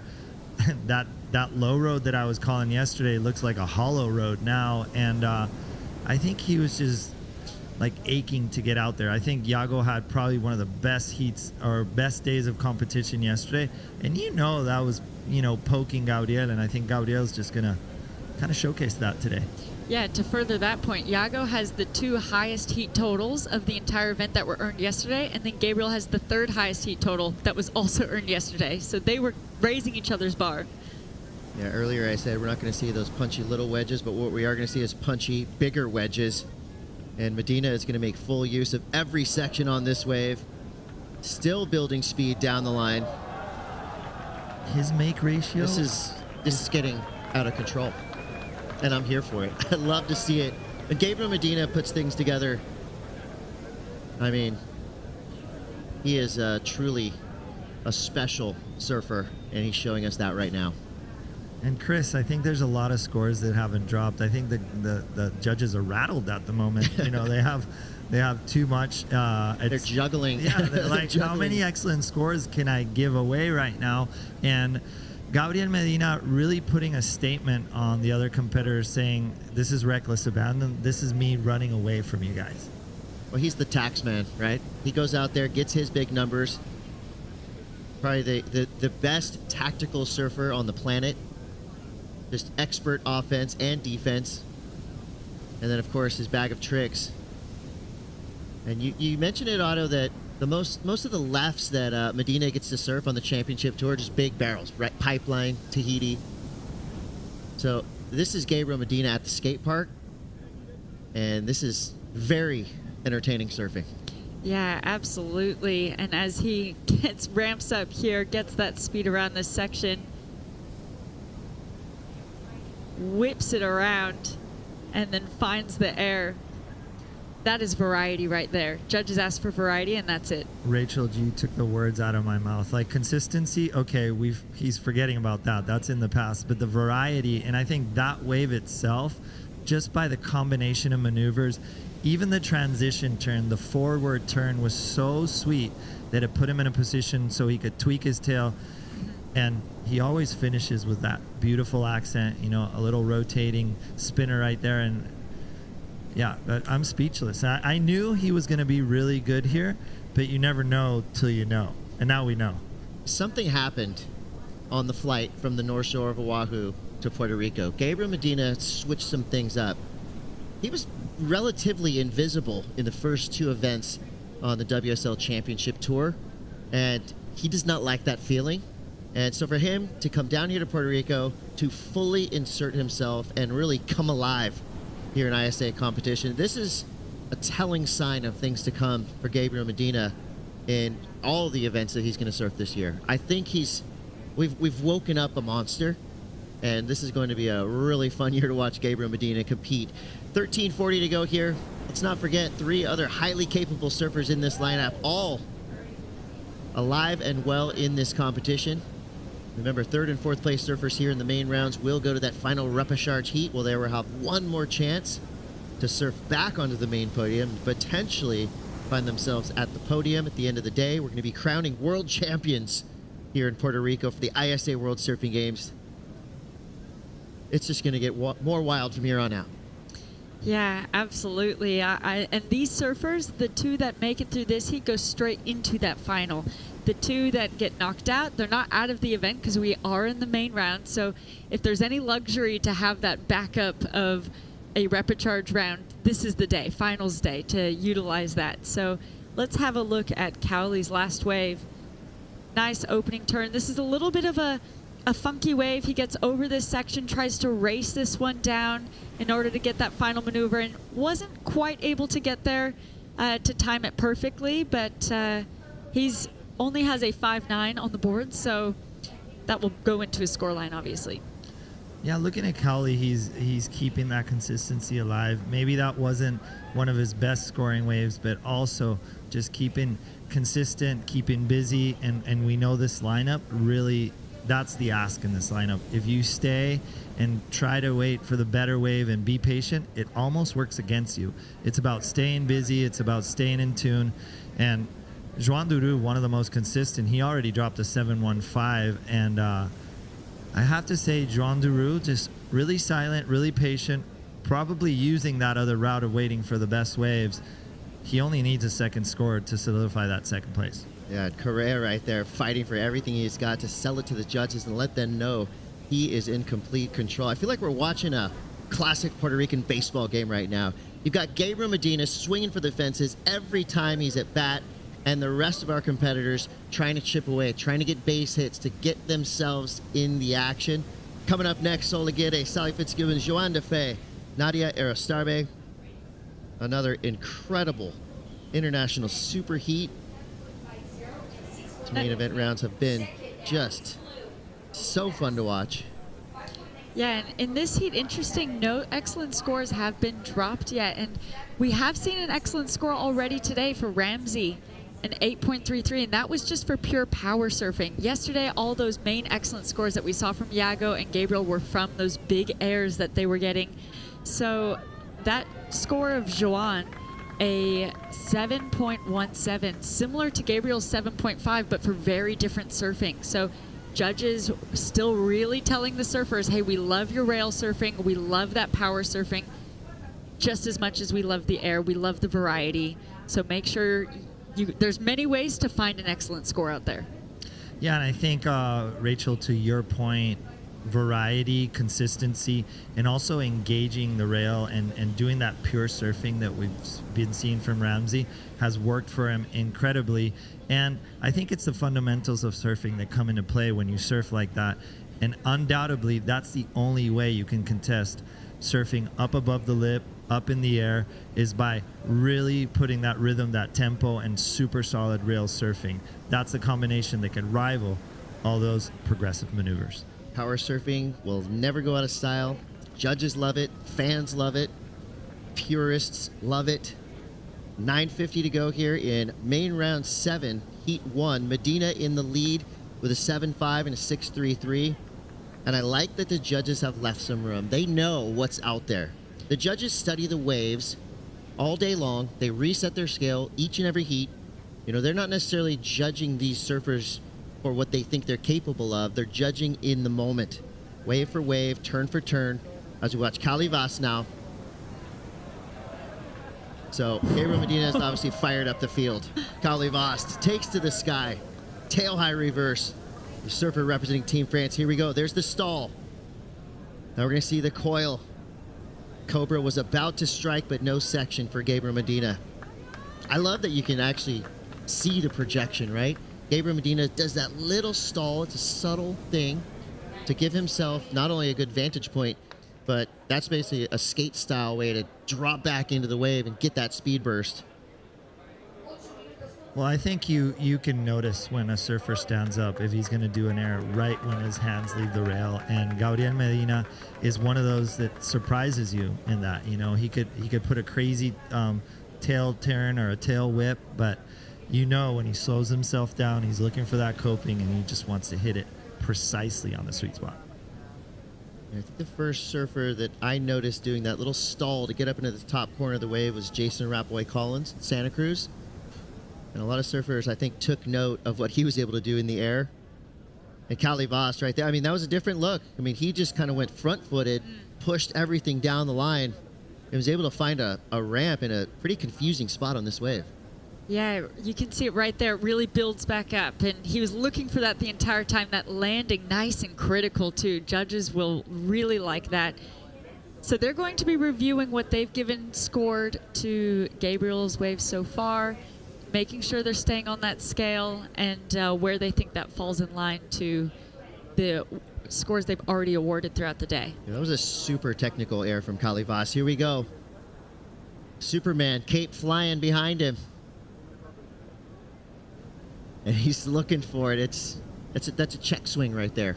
Yeah, I think Gabriel is, in a way, he's letting himself surf a really rippable left.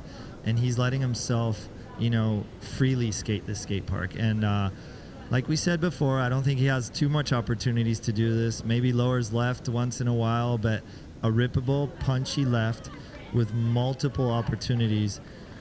I gotta say, deep inside, he's frothing. And looking at Gabriel, he kind of looks like a pirate of the Caribbean, and I think his inner pirate is going up to flight. Wow, Alonso Correa. And Kali Vas, a pair of matching bails right there, but you got to applaud their effort. As we see now, Joan Duru, as usual, steady, powerful, great read on a tricky-looking wave. This thing's getting weird. That wave was written by Hunter S. Thompson. That thing got out of control. 6:28 to go, round 7. Heat 1 is currently being controlled by Gabriel Medina, but Kali Vas, as expected, a huge number comes through his scoreline, so the judges giving him credit for, I feel like, what was more of a critical way to land that air. He took off in a barreling section, flew almost upside down, fully rotated, landed in the flats, got blasted by the back of the wave, so the judges deeming that a little bit better than Gabriel Medina's opening big air. This wave was straight up weird. Where's Dylan Graves when you need him? Yeah, that was a bit frothy as we see the replay from Kali Vas, keeping that consistency. But I really like what you said. Like, anybody else would have just done a lip line floater and kind of extend that and done a forward maneuver. He looked at the opportunity of a very intense section. I mean, you gotta understand the expertise of these surfers. That was probably the degree of difficulty of landing that was where the judges really looked at awarding him that 7.57. Yeah, when you in landing like that, basically landing backwards as you're getting sucked over the falls into the flats. Extremely difficult. He made it look easy. And as busy and impressive Gabriel has been throughout this heat, and he's not running away with it. Cowley only needs a 6.26 in order to take that lead, and second place is all within reach. No one's in that combination situation. So it's anyone's game, as we just saw from that women's heat. So much change in the final minutes. I think we will still see some shifts happen in these final 5 minutes with so many waves being ridden. And that's how it's going to be done right there for Joan Dura. That was an immense power hack right there. He goes down, but if he makes that turn, he's looking at an 8 or a 9. Well, he nothing but going down swinging for sure. And one thing we have kind of forgotten about on how busy this heat has been, that priority is just flip-flopping back and forth. Everybody's really intensely catching waves. Everybody's kind of in their own rhythm. And I do have to say that Qualification and Jean Duru, every time they get on a wave, it looks solid. You know, Jean had that frothy one. Definitely that backside maneuver, had he completed it, was definitely coming in the conversation. The only thing Gabriel has is a good backup score to make him feel comfortable. So Gabriel now, he's just looking to have an excellent score. And funny enough, he's got priority. So he's definitely going to put strategy into play right now.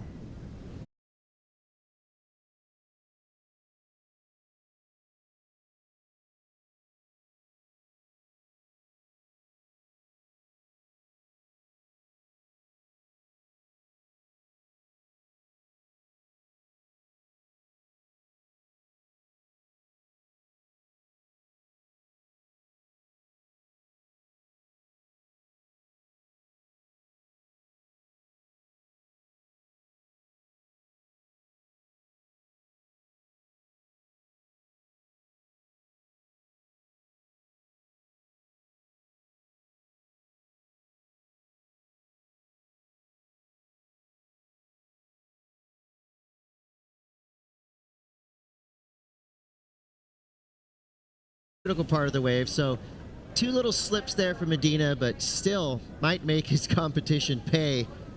I mean, how do you just throw a front 3 like that? That was just a straight up wanting their intention. Wanting their intention for the wave. I didn't know that was Gabriel's intention right off the takeoff there, and he surprised us with that one. Yeah, and I think that's the detail that he has, like that surprise factor. You look at him do a bottom turn, and you're like, oh, he's going to do the craziest wraparound. He does a rotation, and then you think, oh, he's speeding it up, and just throws the tail and does a nose pick. So that is spontaneity with Gabriel is something very, very unpredictable, but also it's something that we're all waiting for. And I do have to say that the Gabriel that we knew before, he's coming to light. You know, you said the consistency wasn't there in his first tour events, but oh, wow. Alonso Correa just answering, loving that one. Don't call him underdog. Alonso Correa comes through in a huge way right there. Get up. Again, surprising, awesome. Pierre Medina right there. But Alonso Correa, he's now stepping things up. He needed a 7.90, fully inverted, perfect landing. Very excited to see what the judges throw out for that number. And here goes Calivas trying to fight around the whitewater, but it fights back. He goes down. 30 seconds left. All eyes now on green, spinning red orb. Chris, that wave of Alonso out of nowhere could come into play. Yeah. I mean, a 7.9, so think about this, the biggest scores we've seen yet. 7.57 for Calivas was a big, wild, pretty inverted air. Medina, same thing. I love this turn. I mean, that was I think that would have made some real damage had he been able to ride out of that. Also, he's demonstrated his air surfing, and that's him demonstrating his rail and power surfing. I love this of Alonso, that variety there. He got his power surfing, rail surfing, and then he got his air section. First real big 2-turn punch. It's refreshing. In this heat, you know, we saw earlier on Calivas with a 4 or 5-turn combo.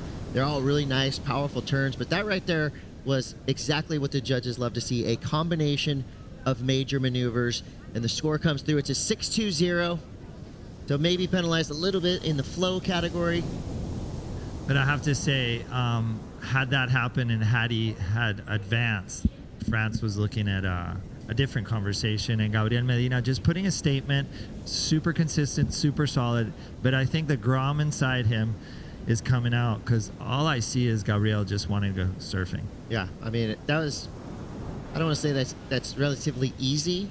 This is Gabriel Medina we're talking about. Doesn't look like he broke a sweat, and you can tell Gabriel Medina has his fangs out. He wants more. We got a lot more action to come. You're watching the ISA World Surfing Games. The Medina Show is on. Stay tuned. We'll be right back.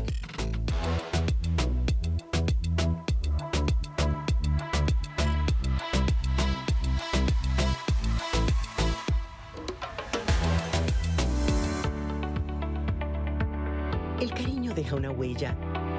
Vela porque estemos bien. Celebra las nuevas etapas de la vida. El cariño nos mantiene en forma para que no nos pende. Hay cariño, cuidando cada etapa de tu vida. MCS, 40 años de salud completa. In Puerto Rico, we call ourselves Boricua. We are proud, passionate, and full of life. On our island, secrets are more precious when shared. Passion flourishes. We enjoy until our hearts are full. And we know that gifts can come from anywhere. Live Boricua.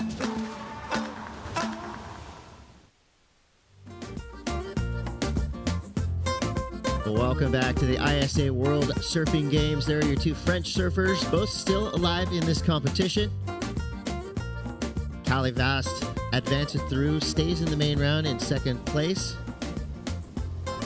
Joan Duru and Alonso Correa relegated to the repechage round, where they will get another chance to thrive here in Arecibo.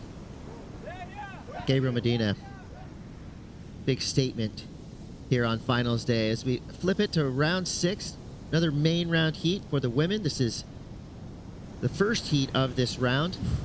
Sol Aguirre powering her way down the line all the way through the inside section. Solid finish there for Team Peru. She'll be going up against Sally Fitzgibbons, Joanne Defay, and Nadia Irastarbe. So Spain, France, Australia, and Peru represented in this main round. And that means that third and fourth place surfers will have one more shot to qualify for the finals. Who will it be? Sol Aguirre, Sally Fitz, Joanne Defay, Nadia Irastarbe. Can I just say it one more time for this event? Please. This is an international superheat. That's it. I'm putting that phrase to bed. We're done with it. But it's undeniable, with 55 nations competing here, literally hundreds of surfers from all over the world came to Puerto Rico 8 days ago. They enjoyed a parade of nations, Sands of the World ceremony, a joyful way to start this heavy, serious competition. Last chance for surfers to qualify for the Olympics. We've filled those individual spots here. 6 men, 7 women. 4 more slots on the line. They're decided in a different way. 1 slot for the men, 1 slot for the women will be decided by the overall team rankings here. Yeah, not only are they going for those overall team rankings, but they're going for those, as we see Sally up and riding. Talk us through this, Chris. Well, Sally knows what it's like to drape an ISA gold medal around her neck. She's done it multiple times. She seems to thrive in ISA competition. You know it's meaningful to her. She is a proud Irukandji representing Team Australia. She actually is a junior gold medalist as well. She did it in running in the Junior Olympics. She's got a lot of medals around her house. Trophies, medals. Her resume is stacked. Ooh. Well, benefit of that is you'll be straight back out in the lineup pretty much. Joanne Defay has proved that her heat IQ and power surfing places her in the upper echelon of talent. Sol Aguirre, Taina Hinkle, Yolanda Sakira, Anat Lelior, Janire Gonzalez Extabari, Mia Kemp, and Xi Yang. First Chinese surfer to qualify for the Olympic Games. And that right there to me is a really interesting and cool list, because you've got your WSL top 8 up there, 1 through 8. Those are all household names. And then things start to get a little bit interesting. Vahini Fierro, Team France.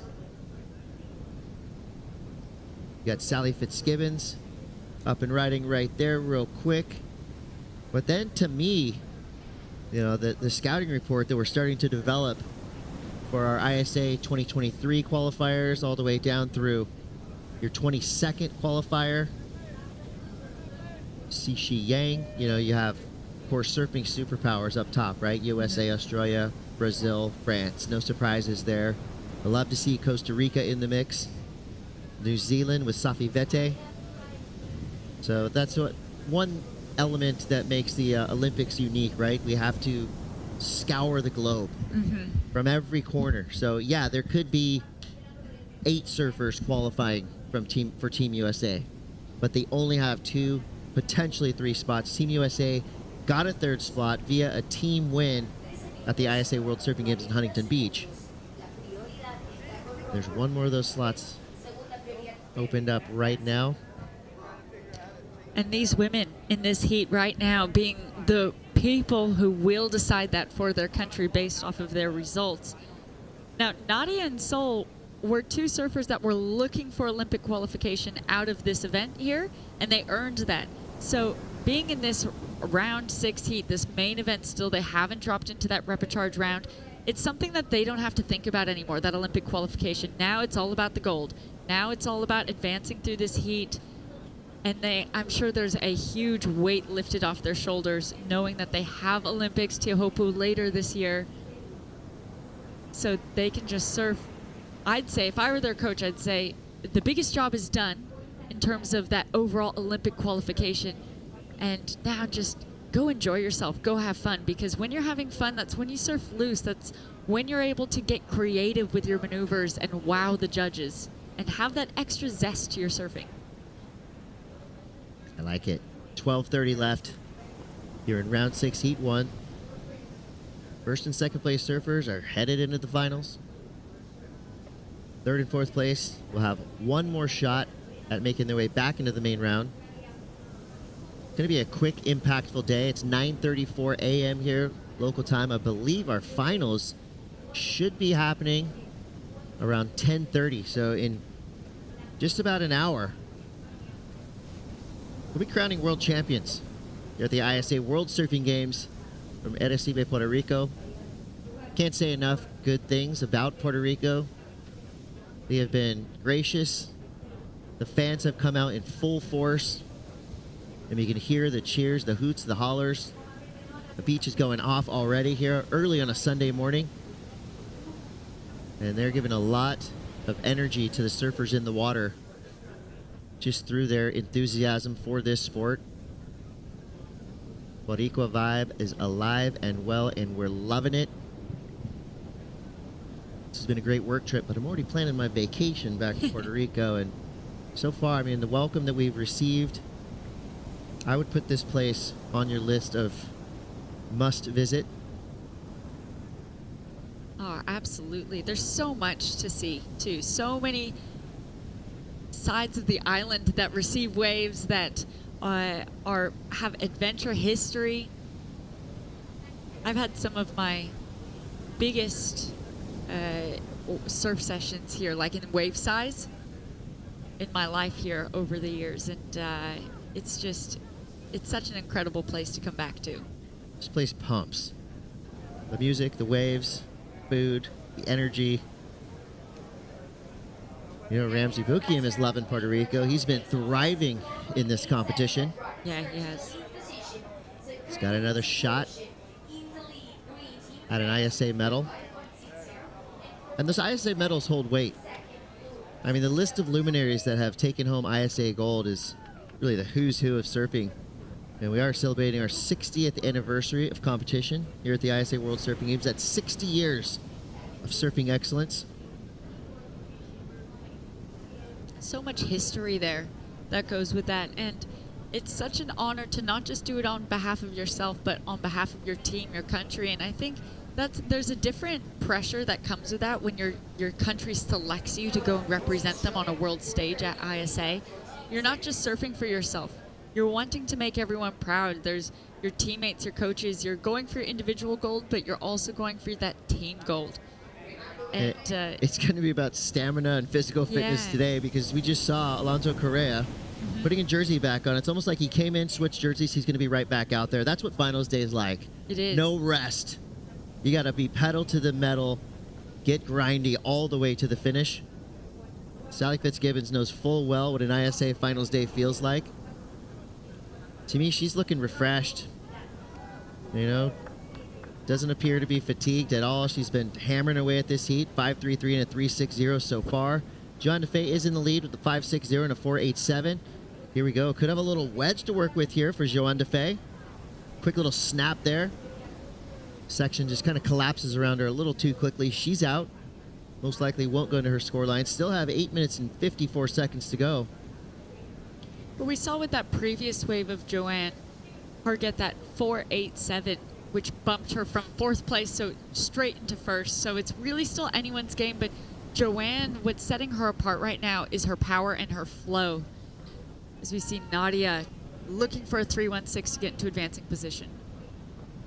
Yeah, Nadia's been so impressive in this contest. Definitely a well-known surfer in Europe.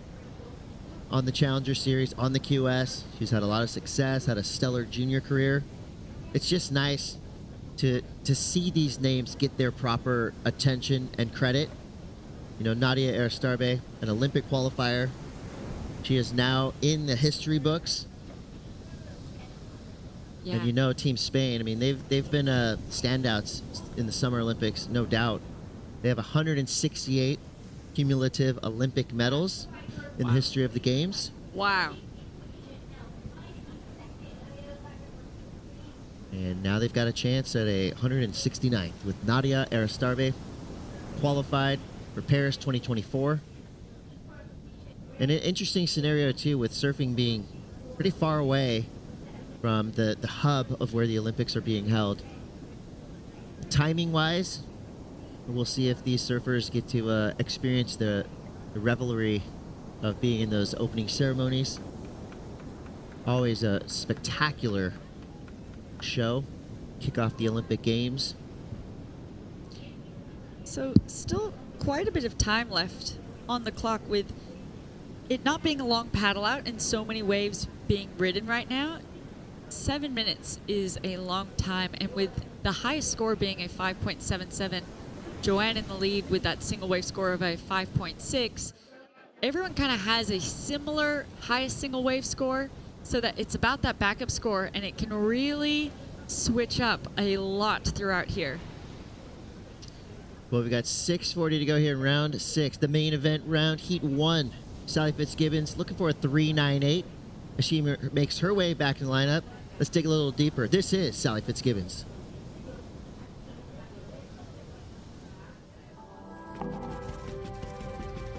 I love my running. For me, running was more suited to my personality and my drive of like that there's a start line and a finish line and everything in between kind of makes sense. Like you're training, you do it and you push yourself, and it's really hard, but it's really rewarding because you kind of see like the result in these PBs or going to the Youth Olympics to get some gold medals there. To be able to kind of, you know, rise all the way to that top tier and have the opportunity to run against some of the world's best was, yeah, it was special. Obviously, the very influential moment at the 2000 Olympics was in Sydney. I was fortunate enough to be in the stadium when Kathy Freeman won the gold medal for the 400 meters, and I think to be there and like feel the crowd and feel the stadium rumble, and that was a significant moment in Australian sport history.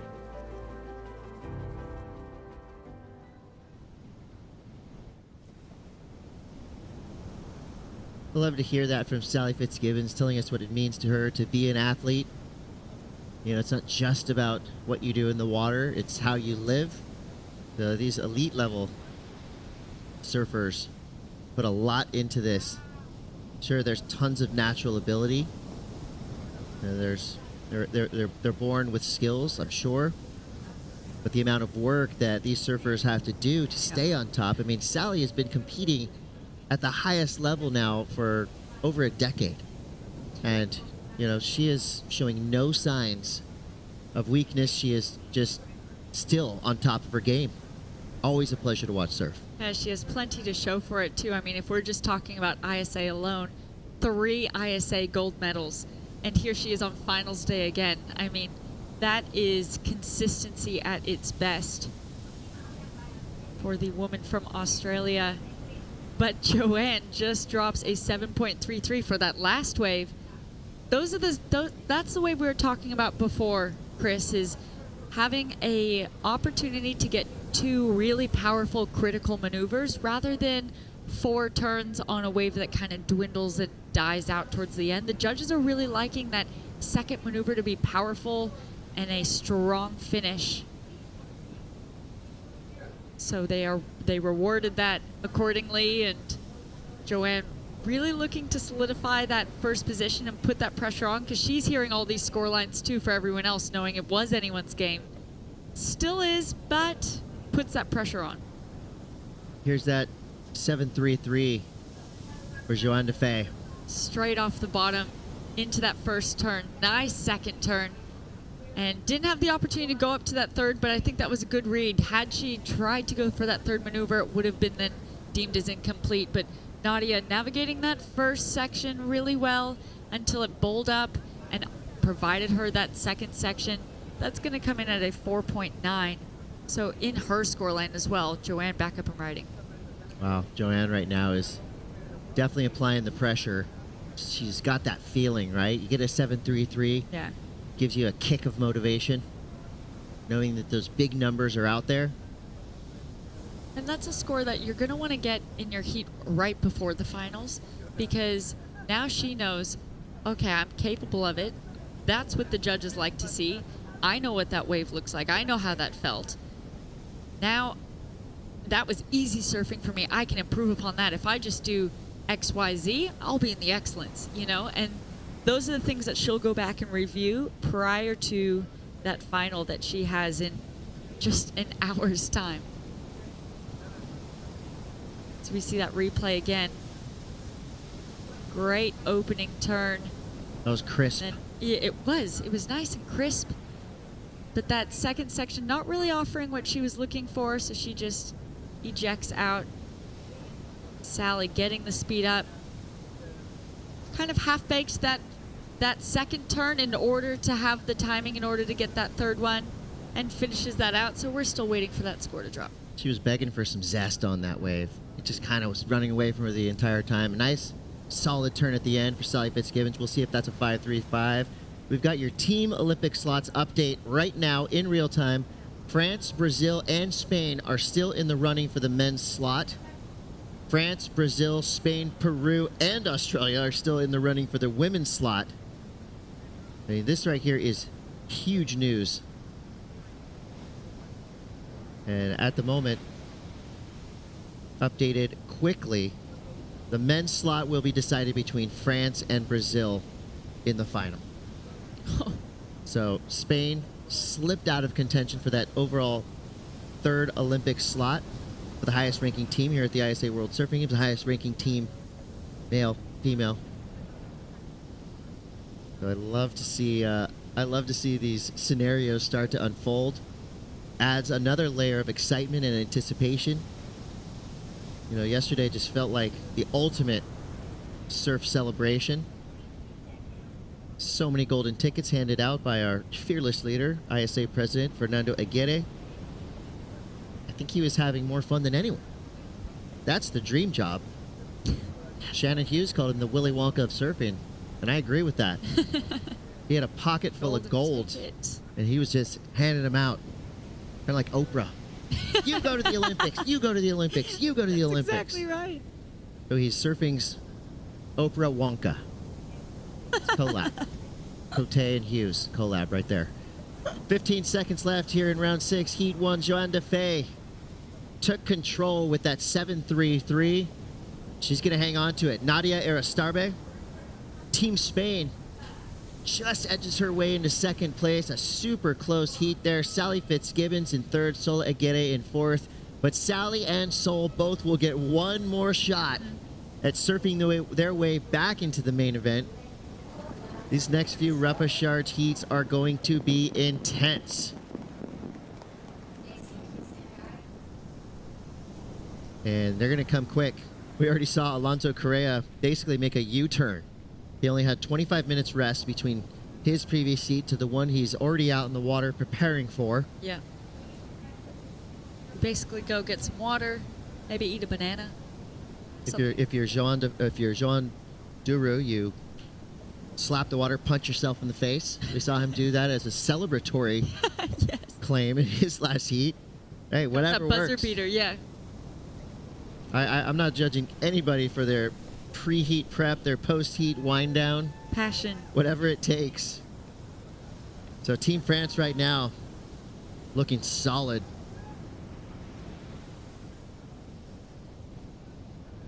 As Jean Defay puts up some big numbers there. Nadia Aristarbe in second. Sally Fitzgibbons Solaguerre relegated to the repechage round.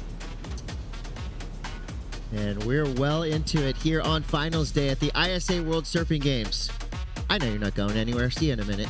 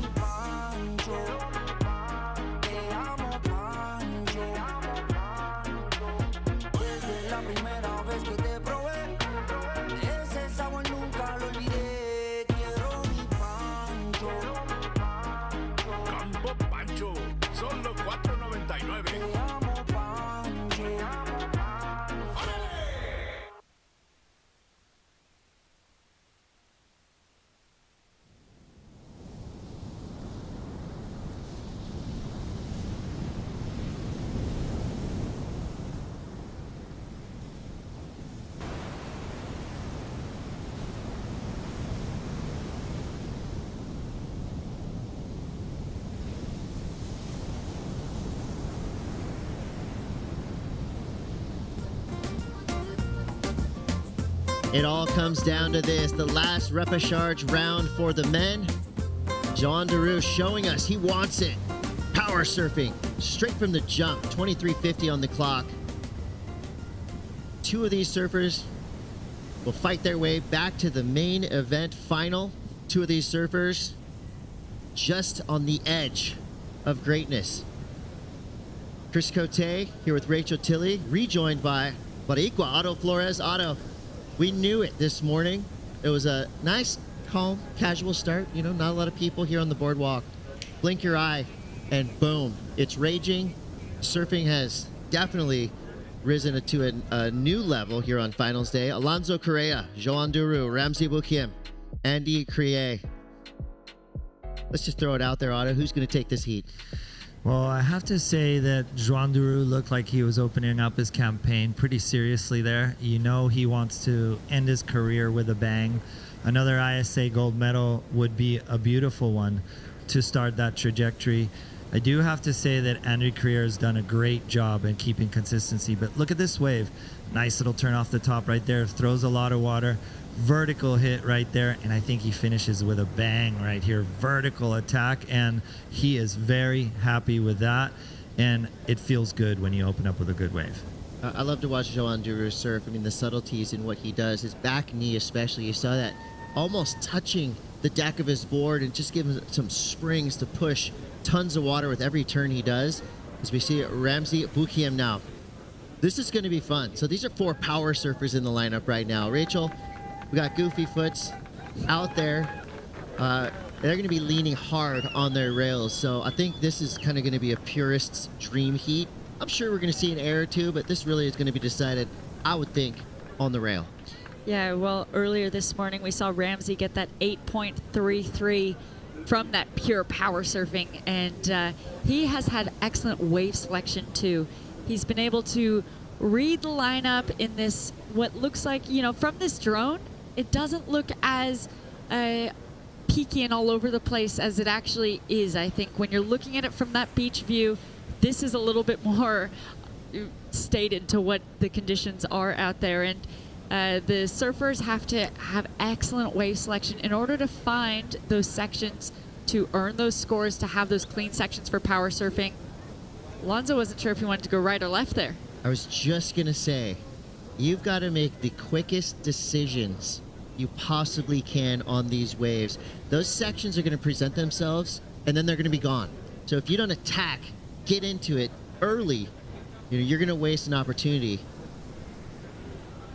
As we see Ramsey trying him on a backside, we know his backside surfing is incredible. And I got to agree with you, Chris. This place is a crapshoot. You got to stand up and blow up. Absolutely. 20:50 on the clock for now here at Repechage round 12. Let's throw it down to Mitchell Salazar. Yeah, here with Joan Defay moving into the final. Joan, felicitación. It was the quick start that got you into the lead early, but most importantly, conditions changed a lot. It seems like your equipment changed too. Yeah, you're right. It's a bit bigger and more powerful for sure. So I just took like a normal PU board, and it's just a normal board, but just a little bit more like stability for those waves. It's no secret that there's a lot on the line for you guys as a team overall. You want to get the gold medal and be world champions as a team, but most importantly, still 2 slots available. And the host nation, obviously, a lot of pride for yourself. What can you do in the final to make that happen? To be honest, I'll try just to continue my thing. I've been quite in a good rhythm with the waves and conditions, so I just hope to keep going on that way. And yeah, just thinking at all the results like as a consequences and not, like the main goal. Félicitations. Anything you want to say before the final? Merci à tout le monde de regarder. Allez, encore une série, et puis j'espère que les boys vont bien fracasser aussi. Merci, Joan. Great surfing there for Joan Defay, and Team France has to be feeling good right now because Joan Duru slicing, dicing, ripping his way down the line here. An impactful wave, surfed extremely well. He's going. Energizer bunny vibes right there from Joan Duru, all the way from the outside to the inside, straight onto the dry reef. He's not scared to lay that rail in the water, Otto. Yeah, I think he's a little bit heard about that last heat, and he just came here and said, I'm going to release all that anger. I'm going to be consistent. I'm going to open up really fast. And I do have to say he's surfing a really smart heat. I think he has 2 really good waves under his belt, and he's going to work up towards better waves after that. Surfing it really smart, really consistent, opening up with a 6.50. And I have to say he's looking pretty solid at the moment. I think here in the land of Boricua, rhythm is a huge part of Puerto Rico, and rhythm plays a role in these heats as well. I mean, Joan Duru, pretty obvious, it was out of rhythm in the previous heat he surfed. Right now, he just seems to be getting in that cycle. Surfers experience that, and when it happens, I mean, it's a magical feeling. I think he's experiencing that right now. Here's we see the probably debrief and pre-brief for Sally Fitzgibbons, who was just out in the water about 5 minutes ago. Yeah, 25 minutes to reset and say, okay, what could I have done differently in that heat? And what do I need to make sure I do now in this upcoming heat? It's super important and critical for her in order to reset, not look at that earlier heat as a loss, but look at it as okay, I had the opportunity to already feel the waves out there, and now I'm going to go out there and find my win. Well, her history here in ISA competition is going to help her out a lot because generally speaking, on the championship tour, in other big events on the Challenger Series, you would have sometimes 2 days to figure out what to do better and, achieve something great in your next heat. But for Sally Fitz and the rest of the field here, they get 25 minutes. That's not a lot of time to regroup, reset, and come up with a new game plan. Yeah, it's flapjacking. It's just flipping pancakes right here. And I do have to say that it could work in your favor. If you're fresh, if you're warm, if you can tap right into it like we see Joan Duru, just really getting right back into the rhythm, knowing his mistakes, regrouping, but also restarting his whole strategy. And hopefully Sally Fitzgibbon can be on point and do that. She's got a great history, multiple medals in the ISA format, and I do have to say, by the evidence of this heat, Joan Duru just snapped right back, right into that rhythm, right into that tempo, and he's looking at 2 6s on his board.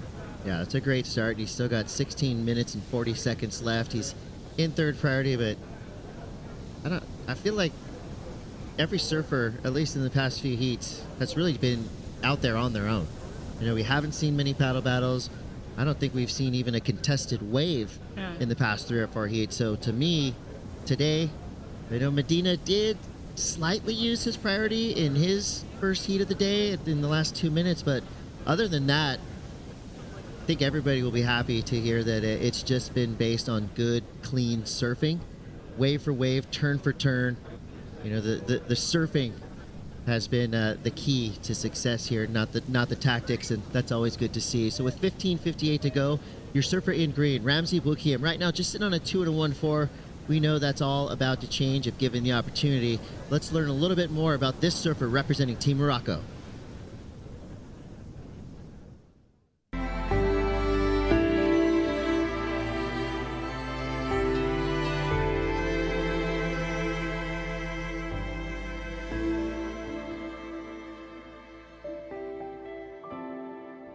Well, when I came home and I saw, you know, there was a picture of me on the wall in the village where I grew up, where I started surfing, where everything started for me, it was huge, you know, it was big, it really touched me deeply. I felt like, you know, I was like, oh, they're really proud of me. I went straight and I took a picture of it, of myself with the wall behind me. I gotta make them proud, you know, they're proud of me, they push me all year long. Every time I have support from Morocco, from my family, from all my fans, so, you know, it's my job to do everything to make them proud.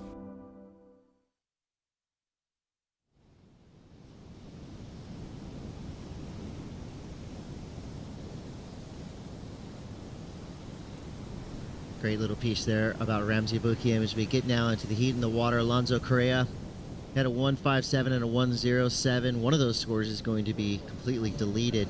Great looking floater there. An impactful maneuver, doesn't often get, I don't think, the credit that it warrants, because it is pretty difficult. But Alonso Correa will be happy to have now officially kickstarted his campaign to try to get back onto the main podium. In that piece about Ramsey Boukhiam, I mean, you can see that his country of Morocco is so proud of his accomplishments already. Ramsey's the type of guy that on the beach, he's funny, he's kind, he's a sweetheart. You don't want to draw him in a heat, however, because he becomes an intimidating force in the water. He's 6 feet plus, just built of steel. I mean, the guy is an absolute unit. And he can throw that board around with ease, throws tons of spray. His technique is very precise, and when you have precision and power, you know, that's where you get those big numbers. So Ramsey Boukhiam right now hasn't been able to really show us what he's capable of in this heat with a 2 and a 1.40. Rachel, he's got 13 minutes left. He's sitting in second priority. He might have an opportunity right here. These lefts are beckoning, and here we go. Building speed down the line. Kind of has to settle for a transitional snap float turn right there. That wasn't the wave that Ramsey was looking for. No, it just got stuck around that section a little bit too long, and knew that that's not the timing that he wanted, and didn't see that final end section really standing up in front of him to take advantage of. So it's interesting how this heat's playing out. Joanne, with a couple of sixes, actually has Andy needs a 9.93, and then the rest of the field would be in a combination situation. It's not often that we see surfers of these names in a combination situation for that first position, of course, with just a couple of sixes. So there is a lot to be improved upon, and I think we'll start seeing the surfers really kick their wave count higher, kick their gears into action in order to just delete all those scores that have been in their top 2 thus far. Yeah, and I see Alonso Correa's 6.37 just dropped. So great wave for his campaign, puts him in the second place position as we see our current heat leader, Joan Duroux. Whoa. Oh. I was just about to say this has been a real blue-collar style heat. Good meat and potatoes power surfing. No one's going to complain about that, but we hadn't seen anything really flashy yet. But I think Joan sitting on a 6.5 and a 6, you know, gives himself a little bit of freedom, luxury to play around a little bit. We saw that attempt just then. Didn't go his way, but I like it. You know, that's how you differentiate yourself from what's happening in the water. You have a 6.5. You backed it up with a 6, so you're in a really good spot at advancement right now. It's time to show us your dance moves. We've seen your work. Now let's see you play. Well, in John, I see somebody super solid. Joan definitely has a very complete game, and drawing him and making him a part of that Olympic conversation for France, you know that man can get barreled, and you know he is a very, very solid competitive surfer, has the whole package, and you know, he's got those pair of 6s, so he's going to feel comfortable. But right in his heels, Alonso Correa with the 6-point ride as well, just kind of getting out of that room, getting out of that low score conversation, and one more score, excellent score, and Alonso Correa could be in his way to that final. Here's that 6.5. That this is the first wave of the heat, came in about the 45-second mark. Yeah, and a little bit different to be finding it on a right, but he was happy with that. That's how he wanted to start off his campaign. It's so important, especially in conditions like this, to get a quick start. I think that would have been his strategy out there, is get out there, get 2 strong scores, sit on that, and then look to improve upon that. And we haven't seen him be as busy as previous heats before, because we know he's been able to rest easy with those 2 scores. Now he's going to look to just build that house.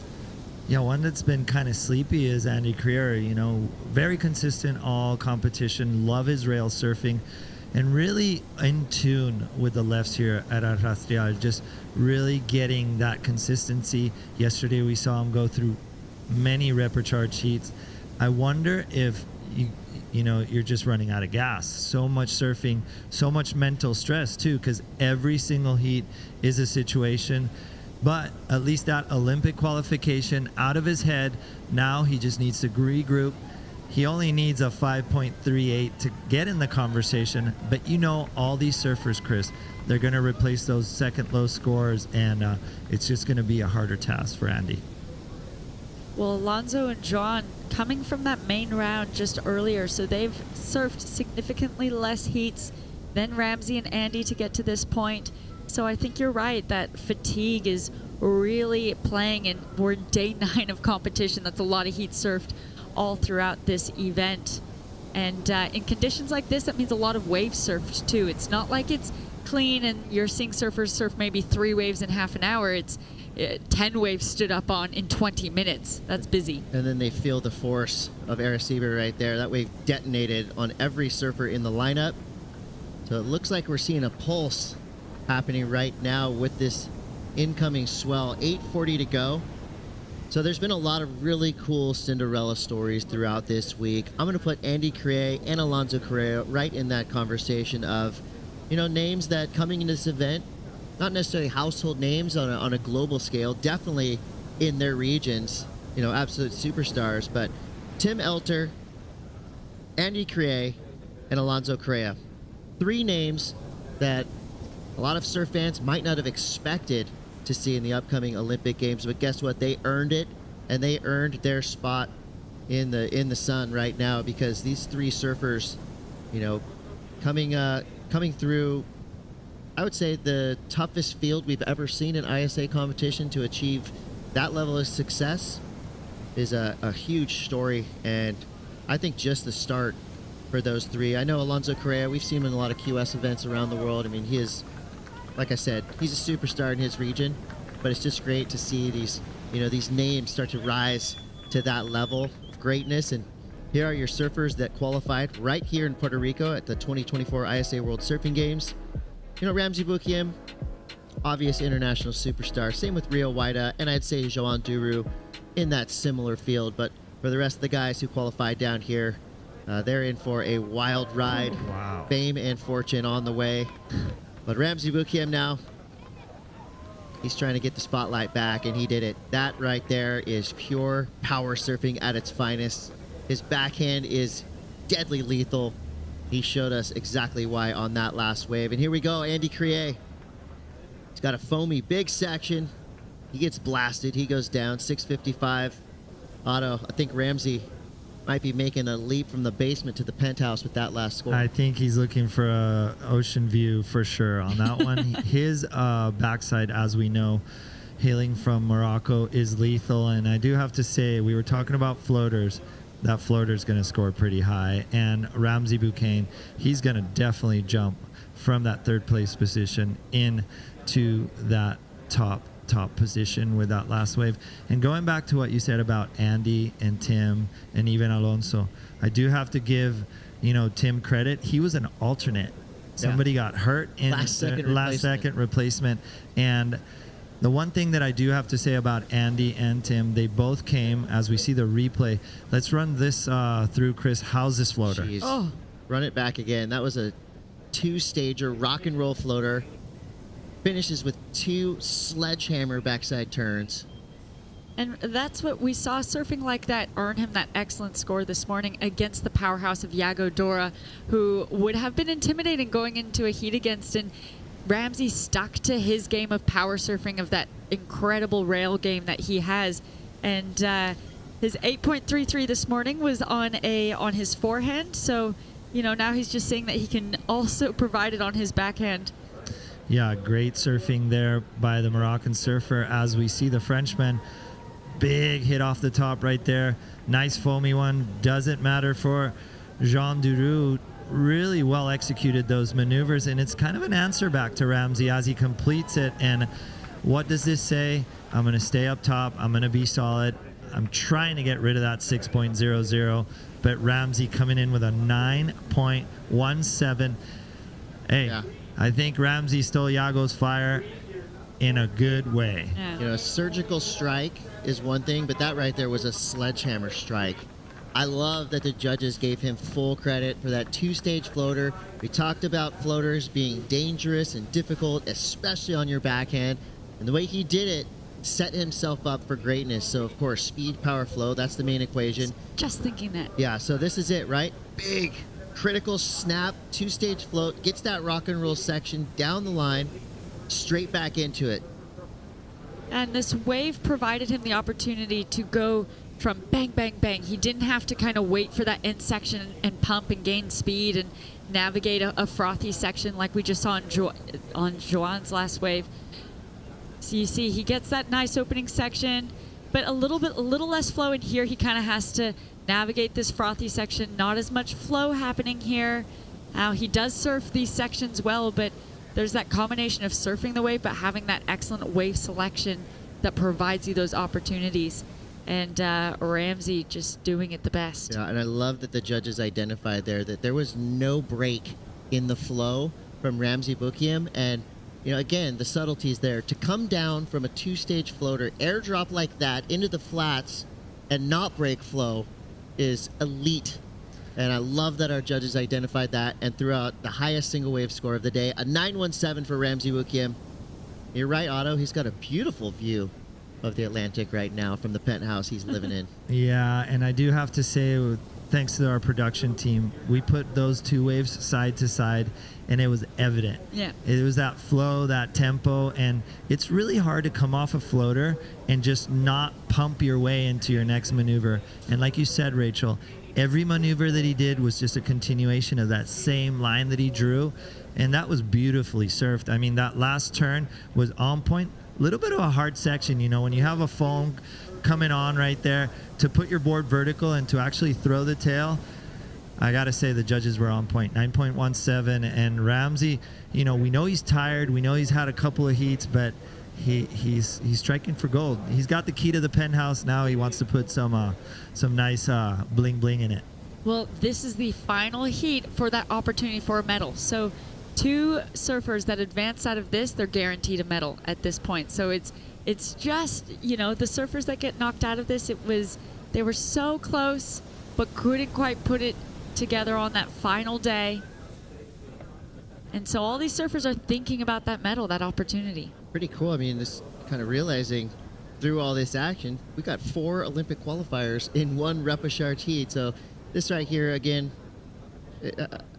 I won't call it superlative. I mean, this is history. We're watching surf history happening in front of our eyes, and that's going to continue on through the day as we will be crowning an ISA World Champion for men and an ISA World Champion for women, as well as that illustrious ISA Team Champion medal.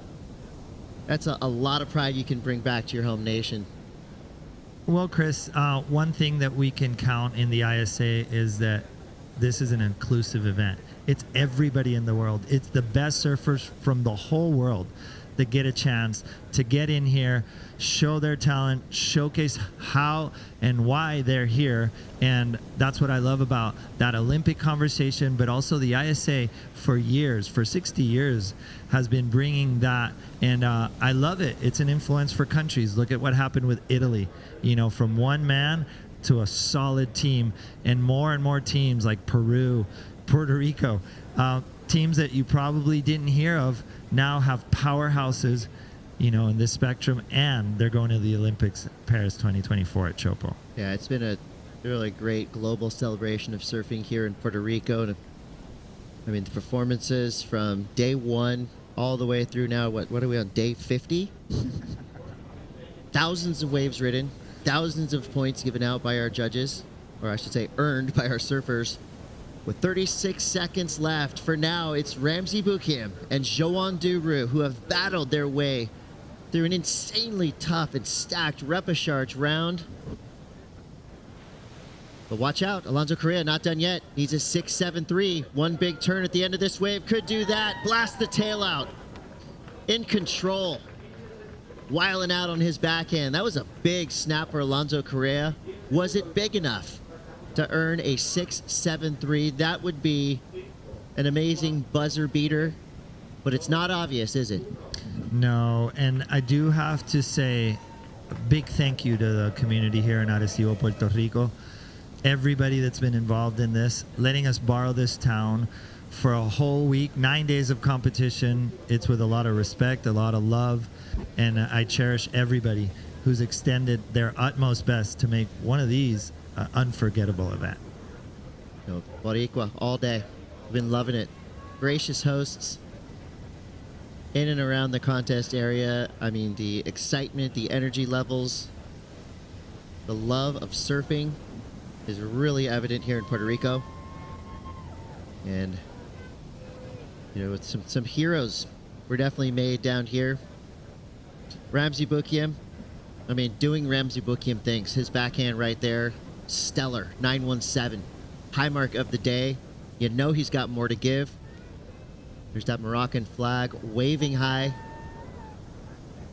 That surf-rich nation very excited for their hometown hero. Ramsey Boukhiam gets the win, surfs his way back onto the main podium, along with French surfer Joan Duru. So keeping that France v Brazil fight alive, Joan Duru is now back in the main round. Well, we're heading to the finals, ladies and gentlemen. One more repechage for the women, and then it's finals time. Do not go anywhere. You're watching elite level competition here at the ISA World Surfing Games, and we'll be right back.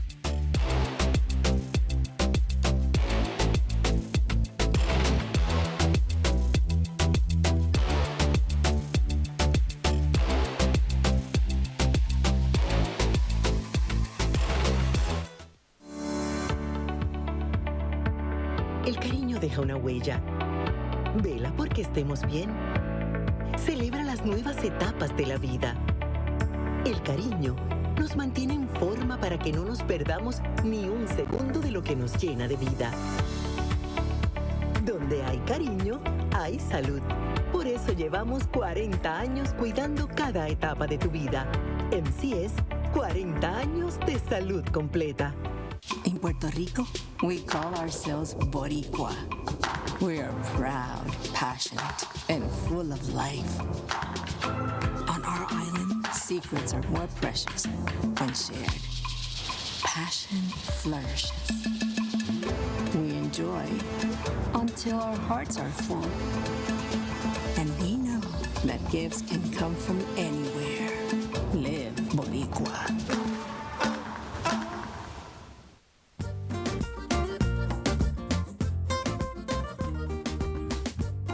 Welcome to the 60th anniversary of the International Surfing Association of the World Surfing Games. It's very exciting to see all that has unfolded this week as we're now into day 9 of competition, which is finals day, and these 4 women are one heat away from winning a medal. Sally Fitzgibbons, Sol Aguirre, Anat Lelior, and Tatiana Weston-Webb Australia, Peru, Israel, and Brazil in the water. 2 of these surfers already have tasted that gold medal. Sally, 3 times the ISA World Surfing Games. Tatiana Weston-Webb is our reigning gold medalist from last year's World Surfing Games. Both Soligari and Anat Lelior are looking for their very first medal. They've never finaled at the World Surfing Games and would be hopeful to do so today. As we see Tatiana attack an aggressive section on the start, Shannon Hughes on the call alongside the 88 world champion Barton Lynch. Barton, what an exciting day it has been so far. Yes, as we see that Brazilian flag fly. It's been flying all week. It's been flying proudly here on finals day. Tatiana Weston-Webb, a goofy footer. So is Anat Lelior. So 2 goofies, 2 naturals, meaning the goofies stand with their right foot forward, the naturals with their left foot forward. And that's really one of the only differentiating things really between, in how you can choose to surf. It's whether you got the right foot forward or the left foot forward. And that all comes down to when you're learning, whether it's as a little grom or as an adult, kind of figuring out what's the most natural way to get up to your feet. And they do say that if someone's not looking and you push, give them a little nudge, not a big push, in the back, that whatever foot goes out first, naturally and instinctively in that situation, is the way you will stand on a surfboard. A few different ways to determine that in the surfing world, and if you've ever taken some lessons, you've probably been through that situation before. Tatiana Weston-Webb learned at a young age that she would be a goofy foot and loves the feeling of driving off on that forehand on the left. Yeah, nice one turn. Won't be such a massive score, but it's a good starter. It's a nice turn. It was critical on a big section. Definitely seen that the taller, bigger waves today are the easiest path to the big scores. But we've seen some great rail surfing from the ladies this week, that's for sure. We certainly have. 21 minutes on the clock, a 5.83 drops through to open up the account for Tatiana. Well, I mean, when you consider that it's out of 10, that's over half of the potential range of score for one manoeuvre, so a big score there. And again, I just see those big sections being the ones that reward consistently. So I'm sure by now, day 9, all of the coaches, all the surfers understand the recipe. Paddle now for Sol Aguirre out of Peru. Just earned herself a spot for the Paris 2024 Olympics. Out of competition this week, she hooks it up into a really heavy section on her closeout maneuver, and she'll go down, already having found herself with the best result to date. And, it's not every year that the World Surfing Games has this much consequence to it. This year happens to be an Olympic cycle, so finding your best results in the Olympic cycle year, what a year to find yourself on a run. Yeah, that's good rhythm, that is. Sally Fitzgibbons up and riding. The 3-time ISA gold medalist found herself down into the repechage round after not having the best of heats alongside Sol Aguirre. Both surfed well within their main round, but they just couldn't do enough to get themselves the advancing position straight into the final, where we will see Joanne Defay and Nadia Erostarbe for France and for Spain already locked into that final. Top 2 surfers from this heat right now will be joining them and fighting out for that gold medal, as well as for those team ranking slots that are still available on the men's and women's sides. There we can see Ramsey Boukhiam just having a little debrief after another great heat. And it says next heat, but it's the final. It's not just another heat. That's what this is coming up, is what we've been here for all week. And you know what? 4 goofy footers in that men's final. Oh! Put a little smile on my face, didn't it, when I realised Takes that? a goofy foot to notice that straight off the bat. Yeah, yeah, that was apparent to me straight away. That's going to be an exciting matchup with Gabriel Medina, Kyle Vaz, and Joan Duru. There is still some scenarios unfolding within that for the highest ranking men's team. Gabriel Medina will have to take away a win alongside Ramsey Boukhiam in that silver medal position to keep the hopes of Team Brazil alive to secure a 3rd spot. If any other situation unfolds, if the 2 French surfers end up on top, or one of them on top and even one of them at the bottom, then that puts it in their favor. So they've got a great opportunity now to secure a 3rd slot. Sally Fitzgibbons up and riding for Team Australia, fighting her way through this opening wave. A little bit of kind of backwash within that, the wave kind of bouncing around a few different directions. She does well to navigate it, and she'll put together her first completed wave on the board. Took that wave with the first priority, saw that it had some potential, didn't want her opponent to get it, so used the first priority. It's now with Sol Aguirre from Peru, a young lady with a massive future ahead of her. Sally Fitzgibbons, the most experienced person in the water in this event, most probably across the entire field, still alive in this second to last heat, qualify through this, you're in the grand final. Talk us through this last wave of Sally Fitzgibbons. Couple of little top turns there, got really aggressive in the pump and the drive towards that last turn, and for Sal, drives off the bottom, first turn, nice snap, kind of gets caught for a little moment there. Snaps back into the power pocket. You see there was this energy in her body. I've got to generate the energy. I need to build the speed to get that last turn in and maximise the opportunities. Oh, big wave on the outside. Weston Webb with a very challenging takeoff. Nearly into the barrel if that wave could have held open. Of course, we've got that kind of straight onshore wind that started to develop. I had a quick run down into the athlete zone before coming back up into the booth just to get a sense for the feeling. And I was chatting to Mitch Salazar, who's doing our sideline reporting today, and he said the tension is so strong today down there in comparison to what we kind of have seen in the livelihood, the excitement, the kind of building anticipation of the last few days of competition. He said today he's been noticing athletes not looking each other in the eye that are coming up in the same heat. Where sometimes, the rest of the week we've been kind of catching those little glimmers of a handshake before they paddle out. Right now, everything is on the line for those gold medals. Anat Lelior out of Israel has been one of those in the hunt for her first ISA medal this week. Getting a bit of work done on her second wave, which will be her best scoring. Yeah, what we saw there was if you go into that last section without a lot of speed and don't clear the whitewater with speed, the convergence of the whitewater from all those directions makes it really difficult to complete the ride. Sally Fitzgibbons on the wave before, we saw her really be conscious of that and build her speed into the last turn to make sure she got the completion. On that occasion for Israel, the completion wasn't done because the speed into the last turn wasn't sufficient enough to enable her to clear that whitewater. It gobbled her up.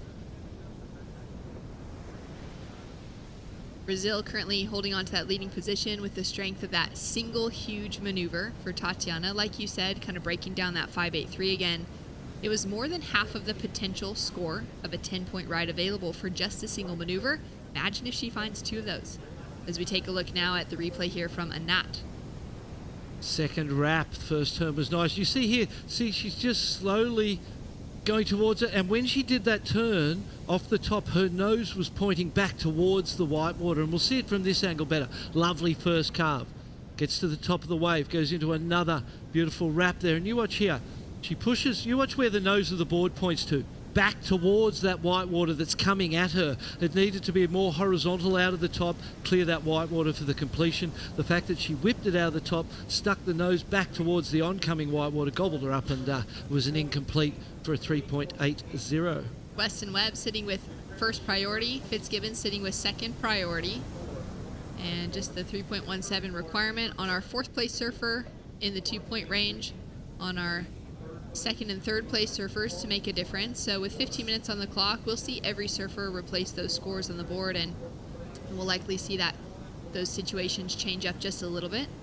Now, it's been very important for the surfers that have been advancing through today to keep themselves moving forward in that team rankings conversation. As we can see, Anat Lelior of Israel with a paddle. She's just going to try and stay busy under priority, unable to get into that one. But back to that team rankings. On the women's side specifically, in the running to take away an extra slot for their nation is France, Brazil, Spain, and Peru. That is because they all have that single surfer still in the draw. Even Sally Fitzgibbons of Australia still has a chance to gain a spot for Team Australia. So 5 nations with the opportunity, as Anat Lelior for Israel goes down in a heavy section, 5 nations on the women's side could secure that extra position for Paris 2024. And Anat has been one of the stars of the week, really wearing a heart on her sleeves, a lot of emotion, commitment. We've seen her in heats where there's hardly any time left, and she's been able to find 2 rides in the final 5 minutes and advance through consistently. Keep staying busy out there from the 4th priority, and here is the list of our Olympic qualifiers to date. You see the top 8 there from the World Surf League, into the qualifiers for the continental spots from that 23 ISA Games in El Salvador. We've got the Pan American rankings that came through as well from 2023, and then 8 slots that filled in from this week's competition, the 2024 ISA World Surfing Games. We will then have the top-ranked women's team in the draw, earning themselves an extra slot, filling in that 22nd spot.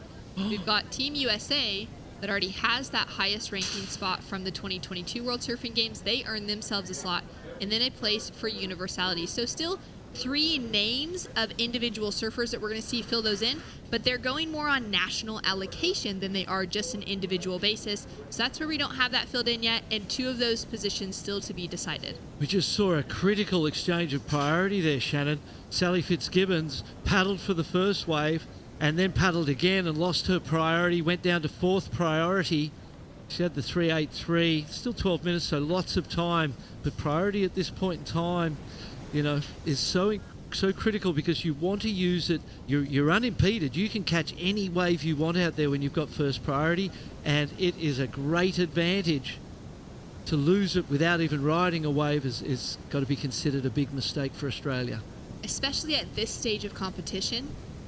Yeah, and this stage of a heat where you haven't had a scoring ride of consequence. Here we go. This could have been Sally's, but it's Tachi's. Finals day here in Arecibo, and Tatiana has been looking great every time she paddles out, finding that more open wrap as the wave softens out on her. Yes. Well, fortunate for her other competitors. Unfortunate for the Brazilian. Used the priority. Now she's down to the 4th priority. So, you know, it has been difficult all week to use the priority. Sometimes it's obvious and an easy thing to use when the waves are lined up, consistent, and you can tell the good ones from the bad ones. In these conditions, very beach break. We're on a reef break, but it's very much like a beach break style of wave. And knowing what it's going to do on the inside reef when you take off on the outside reef is a guesstimate at best. But the best surfers in the world have been figuring that one out. It has looked like a complicated wave to figure out, though. Yeah, absolutely. And every single day we've shown up, it's looked different. We've seen, you know, a slightly bigger surf, slightly smaller surf. We've seen very windy kind of cross-shore days. We've seen now this clean morning with the biggest conditions here at Rostrial today. But now that onshore wind has already started. It's kind of coming more straight on today than it is from that cross-shore direction. So that changes the way this wave is breaking, the way every wave rolls over the reef.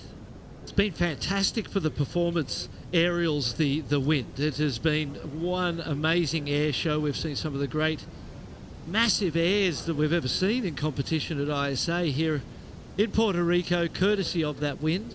And we imagine as the land heats up, that wind's going to increase during the day, get stronger and stronger, and we'll see people taking to the air. Tachi now up and riding, digs the rail in on her opening turn. Now she has found herself back in the lead off of a 2.27. And Nat's just going to bottom turn right in front of her competitor, hoping to take away the lead. She needs a 4.31 for that single maneuver to put herself up into first. We have seen a 5.83 for a single maneuver, so we know it's completely possible. I think the finish was a little less graceful than Tachi's, and so I don't know that will go that high. 4.31. It was a nice turn. It looked like the wave had a lot of promise, but it closed out very quickly. We saw her try and dive over the top of the white water to get out the back. Tatiana Western Webb having a look at this. Defending gold medalist. Defending gold medalist. Each one of these women, aside from Sally Fitzgibbons, will be heading to the Paris 2024 Olympics. But that being said, Sally Fitzgibbons was in Tokyo, so we've got a whole slew of Olympians currently in the water. Down to 9 minutes remaining on the clock. And that last score of a knot, a 3.57 as we take a look now at Seoul. So her requirement just under that 5-point range. 2 seamless turns connected together, straight into the pocket. She has been so fluid within her performance. She's been graceful, waiting out that timing so well, and her wave selection has been on point the entire event. Yeah, great rides. As we see the Peru team there supporting and applauding Tatiana on a beautiful carve. Great looking carve to set it up. Finds that little lip line to finish on the closeout. She'll be the first lady to have 2 scores of consequence. That will be another good ride to go with the 5.83, 2 turns completed. Most probably the second best score of the heat so far, I imagine. Up there around the 5 range with that 5.83 and give her 2 scores of consequence. Put pressure on the other 3 ladies. All of them not able to score over a 4 yet. Up and riding now, Fitzgibbons with a 4.28 requirement at the moment, but knowing she needs to stay busy, increase that score line because we'll have better scores dropping for the rest of the field. She does well with that wave. As she drops down into 4th, this will help her situation. Scores are starting to trickle in across the field. We've got a 5.5 in for Sol Aguirre of Peru. Takes her into the leading position. Now puts a requirement of a 2.84 on the board for Weston Webb. We know that she'll get that on her last wave. Yep. And now Fitzgibbons with a score to drop as well. Currently chasing a 4.85. That won't change by too much should Sol end up into second, because those heat totals are very close between first and second at the moment. And there it is, a 7-point ride drops in for Tatiana Weston Webb. It takes her into a convincing lead, Barton. A nut up and riding. A nut up and riding now. Setting herself up down the line, hard off the bottom into the lip, tries to just take that board as, dynamic as possible, pierce through that lip line. And when you're watching surfing and you see the wipeout or the fall, you go, oh, well, that's dramatic and not a good thing. But in that situation, you've got to go for it. It's only one turn. It was not a big set wave, a smaller set wave. So there's only one way to turn it into the sort of score you need to advance through to the final, and that's to go for it. So that's why we see such radical surfing and radical attempts in those situations. Sol Aguirre, on the other hand, as you said, has shown poise and grace the whole time under pressure. And on that wave she had for the 5.5, she's just surfed fluidly and beautifully, and knew that there was a score in the wave, and she didn't need to risk anything. She just needed to maximize the scoring potential that was in the wave on its own. She did that beautifully. Well, 6 minutes to 23 seconds on the clock. Fitzgibbons now up and riding. She's dropped a 3.47 for her last wave, so she still remains in that 4th place position with a requirement on the board to take over second. She was in 3rd priority, so that's the reason she's having a look at these waves, because, as we said before, you don't know when you take off all the time. When you take off outside, you're not sure what it's going to do on the inside. So in 3rd and 4th priority, it's worth a look. It's worth a try. That's why we see Sally doing what she's doing out there at the moment. Little set starting to come through right now. Tatiana Weston Webb sitting with 1st priority. Sol Aguirre with 2nd priority. They'll duck dive this as it just doesn't have the shape, really any shape to that wave. Maybe a little double up on the inside section. We've seen a few of those waves with kind of a trickier outside. Start to hit that inside reef and they really light up. Yeah, they clean up when it gets to the shallower water and it starts to draw that wave face. It cleans it up like a grooming machine on a mountain. Here we go, getting ready. The man of the moment, Gabriel Medina, a lot on the line. I think we'd all, feel like the Olympics would be complete if he was there. It certainly would feel complete. Well, he's done everything he possibly could until this stage to try to earn a position. Coming into this men's final, Gabriel Medina has taken out a win in every single heat he has surfed so far. And he has done the sort of surfing that makes it look like it's fun. He hasn't felt like he's under pressure yet. His ability to handle the pressure and be joyful in the moment of that pressure is incredible. Here we go, priority being used. Sol now up and riding, chasing a 7.33 to take away that leading position. Just that single maneuver, looking to improve on a 3.17 to make the job even harder. Now, taking a look, Barton, correct me if I'm wrong, but the requirements on 3rd and 4th right now, those look actually like requirements to take away a leading position. Yes. Not to take away that 2nd place position. Yeah. So they're actually just going to be looking for scores to take away second, as this is the repecharge final. It's not the main final yet. Sally Fitzgibbons up and riding. That was nice fluid surfing. Was hopeful for her that wave would have stood up even more. Yeah, it was. It was a beautiful turn. Nice, clean arc. Swooped through the turn. Unfortunately, the wave offered nothing else. 3 minutes. It's at the point now with just under 4 minutes that she has to start settling that wave selection back a bit and just being certain that the wave is the score she needs. So those requirements, the 9 and the 9.03 on 3rd and 4th, are just to take them into the lead, not actually the advancing positions that they need, as we see Tatiana on this one. That was the 7-point ride, 2 turns, so been scored really well today. The 5.83 for 1, and the 7 on this one. Beautiful wrap into the closeout section. Little sort of lower speed line, clears the whitewater beautifully, and has been very dominant. Very, her wave selection has been on point. She's done everything right. Really, from the start of this heat, she's been in the lead the whole way. She's also been one of those surfers that's been highly consistent, I would say, for Team Brazil, Tatiana, and for Gabriel Medina, having those real winning streaks throughout the entire event, looking steady every time she's paddled out. Finds herself in the repecharge round now, though, needing to battle back. So hasn't quite had that perfect record, but her surfing has been right there in every single heat. Yeah, that was an interesting choice of wave. It was a closeout, essentially. She's gone left on all her other rides, so I imagine she was, I'm going to show the judges something else and see if a 1 turn can get better than the 5.83. I don't know that it does. It's a beautiful backhand re-entry. Just one. Disappeared in the whitewater, cleared it. Be interesting to see how the judges feel about that one. And Nat with the paddle struggles to get into it. Drives off the bottom and maybe wasn't going to be able to make the most of that wave just from the way the takeoff unfolded for her. Sol now looking to improve on a 3.17 will put more pressure on the back half of the field. One nice looking snap. Done with style, with speed, power, and flow as well as she tags the end section. Oh, it's a long ride and it's a long paddle. The support crew loved it. I'm not sure that it improves on the 3.17. The 1 turn on the backhand before got the 2.83. Perhaps it improves a little, but it was a shouldery wave. The layback snap. This is dangerous here.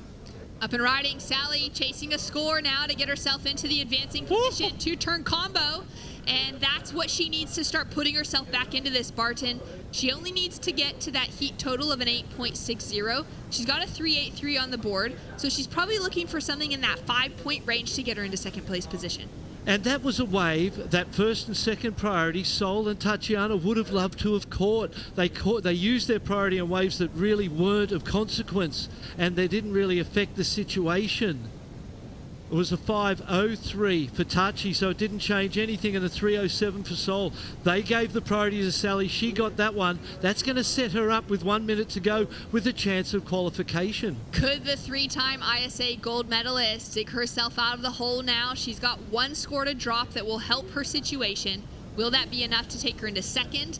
And with 45 seconds on the clock, will she have one last opportunity? And the sooner she gets the score, the better. The sooner the better. And Nat now up and riding into that first turn. She's going to have to really attack this end section, and she does it easily. Now waiting for a score for a Nat. Sally Fitzgibbons has scored a 6.10. That's jumped her up into second. Now Nat Lelior is going to have a score for her 2-turn combination. She's going to need something in that 6-point range to take away Sally Fitzgibbons with that 9.93 heat total. Remember, those requirements of the 9 and the 7 are actually to take away the lead, not to go into that second place position. Under 10 seconds, she was gifted that wave by Tatiana, and Sol Aguirre is the one who pays the most for her wave selection, down into 3rd place. That's the heat. The siren's gone. Sally Fitzgibbons pulled it out. But what? Oh, hold on. A score to come? We do have a score to come. Now, we've just seen the adjustment of the requirements. So Nat Lelior needs a 6.13 on her wave to take herself into the advancing position. Sol was unable to get a final opportunity, so she'll be sitting in that 3rd place position. And Tatiana has not increased on her lead. Sally as well. Sorry, the easy thing for the judges is the previous was a 6.10 of Sally Fitzgibbons, so there can be direct comparison and go, is this 0.03 better? Does it give her advancement? I feel like Sally's was a bigger wave, perhaps had more face, and perhaps it's under Sally's, would be my guesstimate here. Judges will tell us, though, waiting on that score. What an exciting heat to see unfold. Unreal that both surfers on the end were able to find themselves with an opportunity for Sally Fitzgibbons and for Nat Lelior. Sally found that 6.10 and was able to take herself into that advancing position. Top 2 will be heading into the final, and it looks official. Anatle Lior falling shy of the requirement. She'll fall out in that 4th place position alongside Solagare of Peru, Tatiana Westenweb of Brazil, Sally Fitzgibbons of Australia. Both of them advancing to the final, as well as keeping the hopes alive for each of their nations to earn the highest ranking women's spot. It's all going to come down to the finals. This is very exciting. Also, coming up next, our men's final, Gabriel Medina, Kaoli Vast, Ramsey Boukhiam, and Joan Duru hitting the lineup.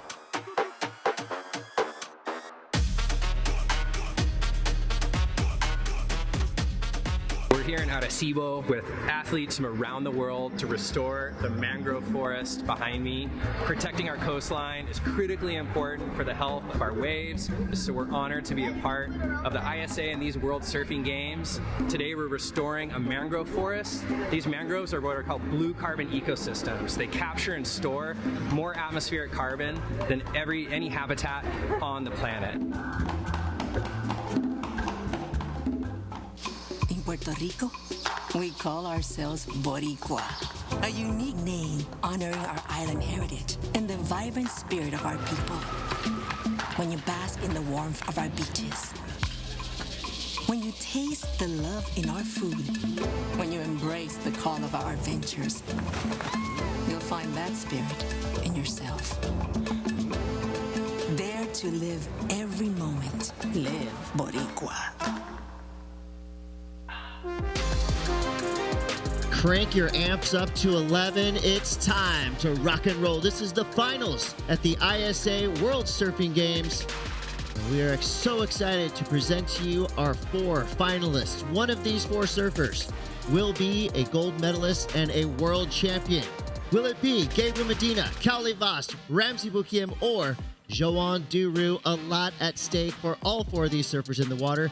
Here in the booth, I'm Chris Cote, joined by Barton Lynch and Otto Flores. Excitement levels at an all-time high. This is going to be radical. Here we go. We're going to start off with Ramsey Boukhiam. His power surfing has been his key to success throughout this entire event. And Ramsey dropped a 917. Make his way into the finals. What? Well, if anyone's going to find a tube, it's this surfer representing France by way of Tahiti. Kaoli Vast, one of the best tube riders on the planet, finds the only cave on the coastline that we've seen in the last week. Hey, I do have to say that one of the things that Rastrial has is that little shelfy, punchy barrel. And I'm not going to say that was the cleanest barrel, but I'm really happy to see that somebody just went through that curtain. And I think France, their corner was all fire ahead. We need to win this thing. We need to leave no chance, because this guy in red has a mission to accomplish. Yeah, we're gonna field our final Olympic slot for the men after this final. Medina has been on a tear throughout this contest, and he continues his role. Brilliant surfing for Gabriel Medina, our Superman, doing it again. That's how you start a final, Barton. What a great exchange to start this final. Ramsey just got a 2, wasn't what he was looking for. That left Kaoli out there, and Gabriel. Kaoli, I can't wait to see that tube ride on the replay, because we have not seen one since the first opening weekend. So there's got to be some novelty value in that for France. And I noticed in that earlier heat, Otto, Gabriel did some great airs, but they were coming in at 6s and 7s. And in my mind, I was thinking, well, the judges have seen a lot of great airs. They need to see something different, or asking for it. Perhaps the tube ride was it. But when you combo it up with 3 turns, a little short on the top one there. Well, I have to say, Barton, that Kaoli Vast opened up incredibly, but Gabriel wanted to leave no space. No doubts, and nothing to be said. Full rotation right there, lands it, and it's not over yet, gentlemen. He is just hyper-focused on this next section. Nice little snap right here, and just finishes with a bang, throws the tail, and I'm not a judge, but this is excellent to me. I mean, that's the if we're watching a UFC fight, there would be a leg kick to the head, a punch to the gut, and an uppercut at the end to finish. Well, the air on its own was of value. Massive. Just on its own. You add the first and the last turns in, bookend that air with something. Here's the tube. Pulls in from behind. Look at that wild section in front of him. Amazing tube ride. First we've seen for a long time. We're expecting some great novelty value in the score from the judges for that. It's come in as a 5.33, Chris. Yeah, I think that's a... Look at this. That's a totally appropriate number because while that was an extremely difficult tube to ride in and out of, you know, in the grand scheme of the heat, I feel like that was the exact number that he earned right there. Great call by the judges. You know, only a surfer knows the feeling, right? When you see a tube, you got to take that chance, regardless of what you're surfing for or what heat it is. Here we go. Callie Voss, he can do it in the barrel, and he can do it in the air. Telegraphing down the line. Gets a sketchy ramp, lands in the flats. He goes down. 26-28 to go in this final. So a big observation here. Gabriel Medina sitting wide, noticing that low road is where the hollowness of the wave is, where the most maneuver possibility is, and just really, really hyper focusing on this. I know the judges have their work cut out for him. That little red ball is just spinning its head off right in our screen. But Ramsey Boukhiam on this right, surfing it. Sometimes the ocean overpowers even the most powerful surfers. That was the case for Ramsey Boukhiam right there. So as it stands for now, Callie Voss is in the lead with a 5.33, but we're still waiting for what we think is going to be a solid chunk of points for Gabriel Medina. And Otto, tell us about where Medina is sitting in the lineup. He's pretty far away from the rest of the field. What is he seeing that the other surfers are not? I've been talking about this all week. That low road, so you get a chip in from the top and you might be able to connect. He's not leaving that doubt to himself. He knows that the better wave is that wide one, the one that stretches out, that gives you multiple opportunities, and he's going to leave no room for error. He's going to try all his tries down there. And Barton, one thing that you picked out is that priority has kind of disappeared from the equation. It's more about rhythm, consistency about getting waves, and yeah, these two guys are definitely going to duke it out. Yeah, Callie using his priority there over Gabriel, comes unstuck.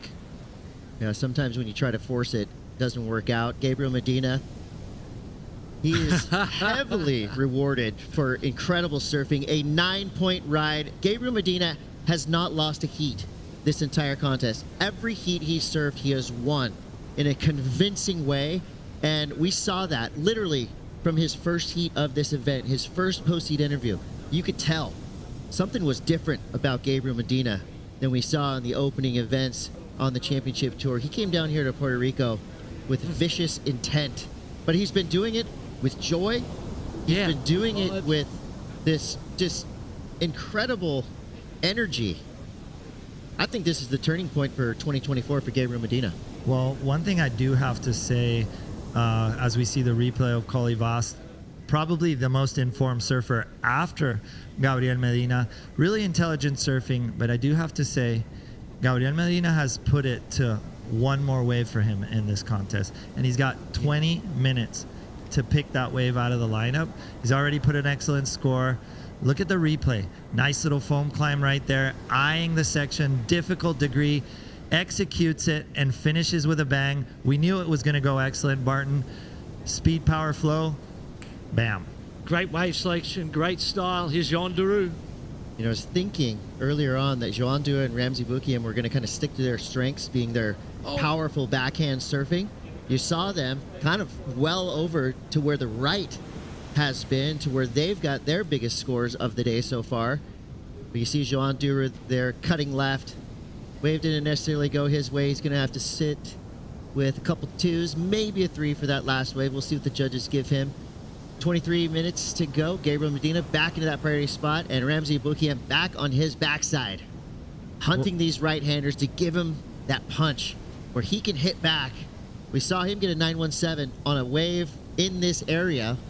Bigger than that, better than that, more sections than that, but you know his comfort level, and you know the strength he's relying on right now is that backhand turn. I got a good question for you guys.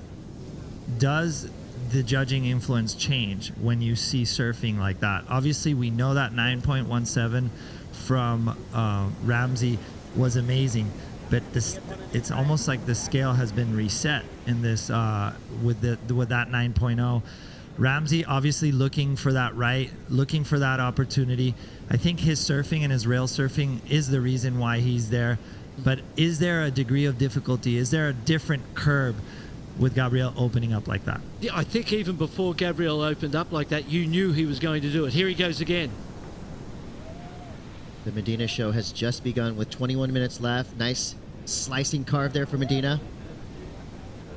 Second turn, a lot like the first. So he's going to want to mix things up here. Blast the tail out. So he's trying it better at 3.5. I think he's done it. Those two opening carves with the little added flair of the tail slide there. Calivas now attacking. Gets hit back. He goes down. We could tell that everybody is just going for it. You know you're in the final. There is no second place. Silver medal, yep. Bronze medal. And copper for fourth. So all these guys getting a medal. Well, I think, Chris, you hit it right on the target. These guys are raising the volume. It's like the rock and roll, but they want to come out loud. This is a positioning thing right now. There's something on the line for Gabriel Medina, but there's something on the line for everybody here. Everybody's achieved their Olympic gold. Now they want to go for the top. Yeah, so with 21 minutes left, if Gabriel Medina can stay where he is right now, Team Brazil will have a solid chance of his overall men's team rankings win. But we got a lot of surfing before that happens. And Ramsey Boukhiam going from power to finesse, all in the one turn. Yeah, back to the question from Otto about Medina, and you know Medina is going to try.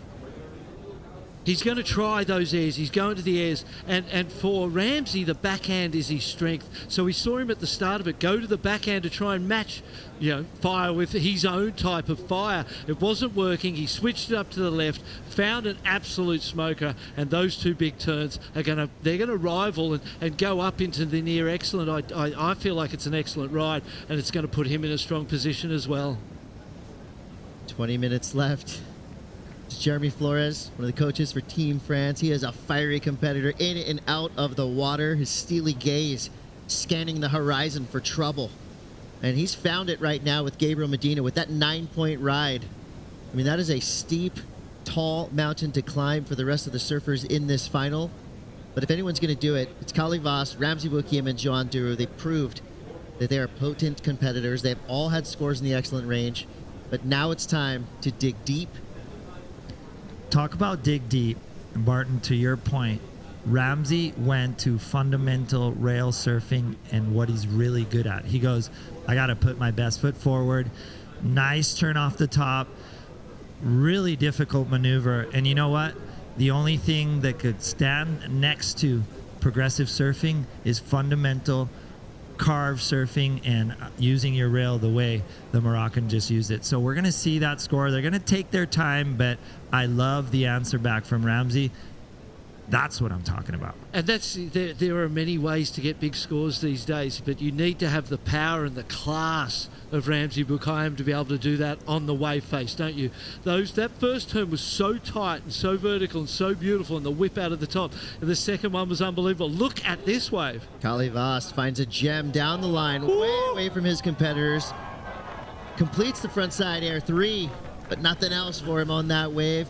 A little bit off time, a little bit messy, of course. A radical maneuver, super progressive. But here in the finals, I mean, everything's got to be perfect. Look at that score dropping for Ramsey, an 8.17. But look at the lineup. Gabriel doesn't care about priority. And one thing that Calivas did, he got the wave from the peak. But Gabriel knows that those don't open up. And he did that great maneuver off the top. But that little white water just doesn't extend itself to the reef. It doesn't give you the playground. And Gabriel is just hyper-focused on finding one of those waves and doing it. Great performance here by the Frenchman. Goes above the air. But unfortunately, this wave just closes out on him. And on second look, I mean, it was a little bit loftier than it appeared from the opening angle. But here's that wave of Boukhiam. Barton, you said it. That first turn, tightened in the pocket. Then he frees the fins right there, just adding a little extra, what do you call it, saison? Saison to that turn. Losing the fins, kicking them out, in control. And so I like the mix of power and progression that we saw from Ramsey Boukhiam. At 8.17, the only score right now that is standing tall next to Gabriel Medina's 9-point ride. Medina did back up his big 9 with a 4.77. Just that's just a placeholder. Forget about that number. That is going to be eviscerated very soon. You can tell Medina right now playing the waiting game, hunting a ramp.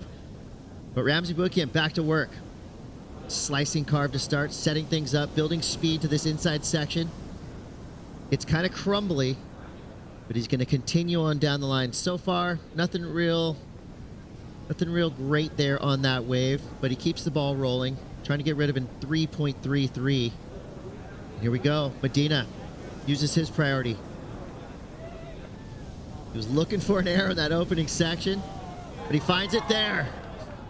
Wow. Well, one of the first falls of the entire event for Gabriel Medina. Now we see Kali Vast. Quick little tail whip. Frees the fins. Gets a third. Still blasting his way down the line, forcing the issue. What does Kali Vast do? He goes down the line.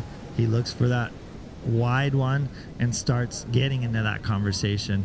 I want to break down what sazon means. Sazon is what you put in those rice and beans to make them taste incredible. Sazon is how you season that piece of steak that you eat here in Puerto Rico, and sazon is what you put on a wave to get an excellent score. More sazon from Gabriel Medina. Look at his eye line. Staring right at the lip, waiting for an opportunity. Little off-timed, off-tempo there from Medina, but he's pushing, right? Yeah, he's just doing his thing, isn't he? He's really not paying attention to the other people. He is one of the greatest, maybe the best competitor in the world as far as competing goes. He's ruthless. He will do whatever it takes. But in more recent times, he has mellowed, and success has mellowed him and has made him more likable to the public, it would be fair to say. Ooh. But the power of this guy, it could be a problem longer term if he doesn't get a good second score. I think we're seeing that Medina come back, that competitor. You know, he feels comfortable around the crowd. He feels comfortable around his space. But we're seeing the return of that kind of funky Co-Medina. It was unbeatable. It was those excellent scores. It was multiple excellent scores. And you see the fire. You see the lion. I like his goatee. It looks like a pirate, and he's out to look for treasure here, man. Well, here's some straight up power surfing on a nice little wedge. Beautiful. Fully maximize the power pocket of that wave. And even that final section, not a lot of surfers in the world could make a turn look that good in a really tough, critical part of the wave to hit. Faded it back, got really deep on that little chip, and it was positioning on the reef that found him that, and he faded it in, came around the corner beautifully. Jean Dora, live action. The Frenchman needs something right now to keep himself in this. That's not the one. Yeah, slow start for Jean Dora. But he's probably had the most buzzer-beating finishes of anyone in this contest. Never count out French surfer Jean Dora. Now we go back to Medina. Quick stall on the takeoff. Scans that wave for opportunities. Doesn't like it. He's out. 13:50 to go.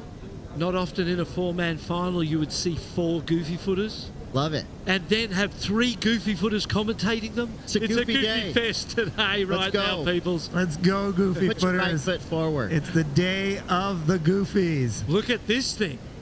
There's a goofy-footed champion from here in Puerto Rico at the ISA World Surfing Games for the men. Well, there used to be a contest, goofy versus regular. Evidently, we goofies have prevailed today. Barton, a very interesting conversation here. Gabriel goes to second. Obviously, Ramsey Boukhiam coming into that first place position with that beautiful pick. It wasn't the best or biggest wave. As we see him, he's in rhythm with the ocean. Chris, what is he going to do on this one? Well, he's just going to get out of there and get back to the takeoff zone where Medina is sitting right now by himself in second priority. Jean Dora in that top priority spot. But again, priority really hasn't come into play yet. But you can bet in the final 5 or 4 minutes, that's going to be a huge part of who gets the win here. Yeah, still 12, so it feels like there's less, doesn't it? It feels like we're getting down to that time, but there's still a lot of time because there's been so much action first. But Ramsey Boukhiam, he's going to feel really confident. He has done 2 turns for an 817, 2 turns for a 717. hasn't gone to the air, hasn't left the wave face, but has been super progressive and powerful and aggressive in those manoeuvres that he's done. Gabriel's going back to what he wants to do, concentrating on himself, moving over to where the other guys were. Didn't work for him, but he needs to improve on that 4.77 as quick as he possibly can to reapply the pressure. Well, the conversation that's eluding us, the elephant in the room, the two Frenchmen are third and fourth. Gabriel gets a first. The probabilities start going his way. If there's any chance, he needs to separate the Frenchman away from him. And evidently what we're seeing on screen, he's separating himself. He's giving himself the chance. If he gets an excellent score in the 7 range, it's going to be dangerous. This is that 9-point ride right here that really just electrified the audience on the beach, the judges. Everybody got fired up after that wave. Since then, the highest single wave score is right here, this 8.17. So tight. This is a tweaked out maneuver at the end, but that's traditional base surfing done as good as it can possibly be. And this one, see, fades it back behind, so he's really tight, flares the tail again, comes around for the second last turn. Nice big flying lofty floater as the closeout section broke. So 4 turns for a really high score, and proving to Medina, putting pressure on Medina. We've seen him catch a lot of waves that haven't been good enough, and we've seen him fall on a few. So is this the time that we start to see the pressure finally take its toll on Gabriel Medina? If anyone can handle it, it's him. But I really just want to see him get one of them nice ones and go to the air again. Yeah, Gabriel only needs 1 score, and we've seen champions go down with a 10 in their scoreboard. So anything can happen right here. Brazil try to will a wave towards the multiple world champion Gabriel Medina, and getting set for the stage, Tati Weston-Webb defending her title. So Brazil's still in the conversation in both women's and man's, but all eyes, all 10 minutes and 13 seconds on this man right there. He needs 1 excellent wave, and we all know he's super capable. He's paddling right back to his comfort zone. This is where he's been getting those big numbers. And how is the performance from the French this week? Absolutely. Their best, I would say their best ever team. Yeah. I know I'm dipping way back. I'm dipping way deep into the superlative realm, but this is the deepest field that we've ever seen in ISA competition in terms of talent. That's top to bottom. That's the rising surf nations who have really started to make a big push. Agree. Put Team China on that list of just vastly improved in the last 3 years. Germany. They have become a superpower. Germany as well. I mean, Costa Rica always fields a big team, but these are some of the names right now that are climbing from, the 20s, the 30s, all the way up into that top 10 picture. So by the end of the day today, we'll have our full list of individual medalists, team champions. Teams will start their breakdown of what happened this week, I'm sure immediately, because unlike the Olympics, ISA competition happens every single year. We crown a world champion every year at the ISA World Surfing Games. Will it be Sally Fitzgibbons? I mean, she's already got 3 gold medals. 4th would be nice and tidy for Sally Fitz, who's done it all in ISA competition. And in that women's final, France, Spain and Brazil, the 3 standout nations in this event. Those 3 nations have been just amazing across the board. Yeah, I think in both fields, both men's and women's, the French team has been really solid, as we see Ramsey Boukhiam here just unfortunately coming unstuck. But going back to that, the French team, they have just been executing perfectly. Yeah. They came in through that main round. They had a mission. They've done statistically excellent execution, but also the level of surfing. I do have to say, Kali Voss and Jean Duroux, quiet but silent killers, Bravo. Every heat. Yep, bravo. Incredible performances from them. And Marco Mignot. Yeah, he did amazing too. So the coaching staff, they can take a bow regardless of the results, but here's a good wave. Kali Voss needs a 9.77. Streaking down the line. Is there only one way to that score, Chris? Yeah, it's by way of the sky.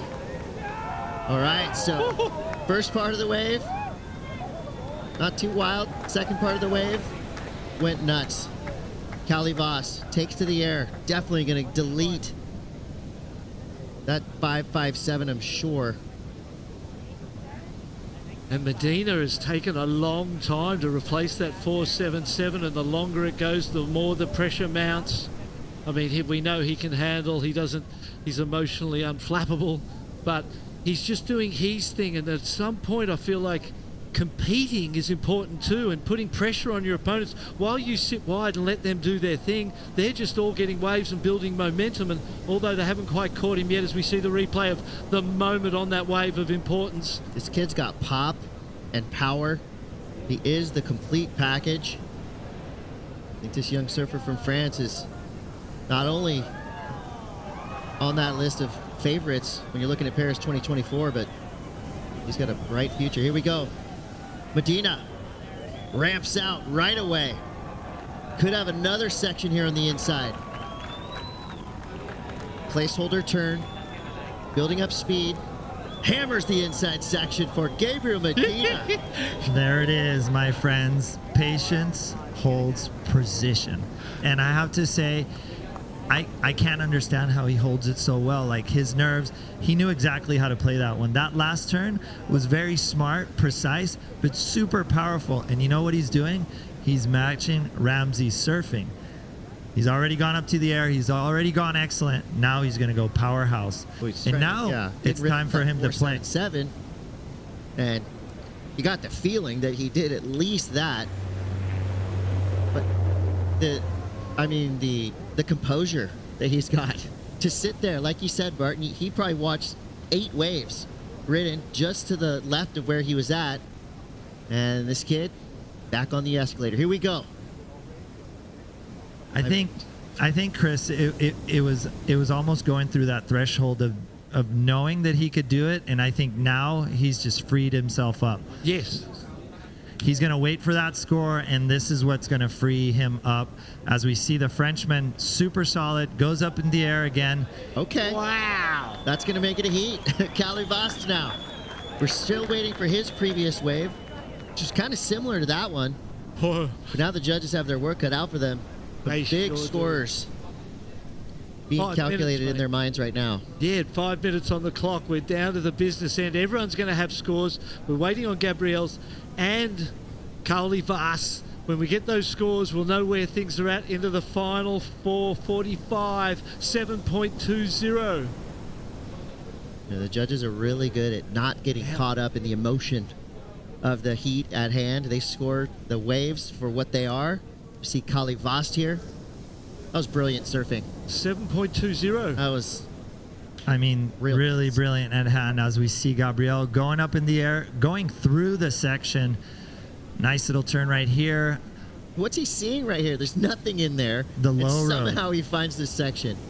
I like how he finished this thing. And you know, why are the judges taking their time? They're doing the comparison. That little red ball is definitely there. What I liked about this air is that he actually made the section with it. It was a progressive maneuver, but also technical in its way. And I love how he finished this one. So we'll have to see what the judges give him, but now we got a fight in our hands. It's a 6.6. And that will put him back into the lead. Ramsey Boukhiam drops to second. Still waiting for scores for Kali Vast. Kali improved, got his best wave to 7.20. Medina again. Here we go again. The monster, Gabriel Medina, finds a couple impactful sections. Somehow, miraculously keeps his feet stuck to his board. Beautiful surfing. I mean, come on. Barton, I have to say, he's looking at those growers, and he just did something right there that, I mean, look at Kalivas. He was looking at him. That degree of difficulty, we didn't think he was going to make the maneuver. He came out of it and still surfed the wave. So, Gabriel Medina, I don't know. That 6.6 might be leaving the zone right there and just reassuring that first place position. You know who Gabriel Medina is surfing like right now? Gabriel Medina.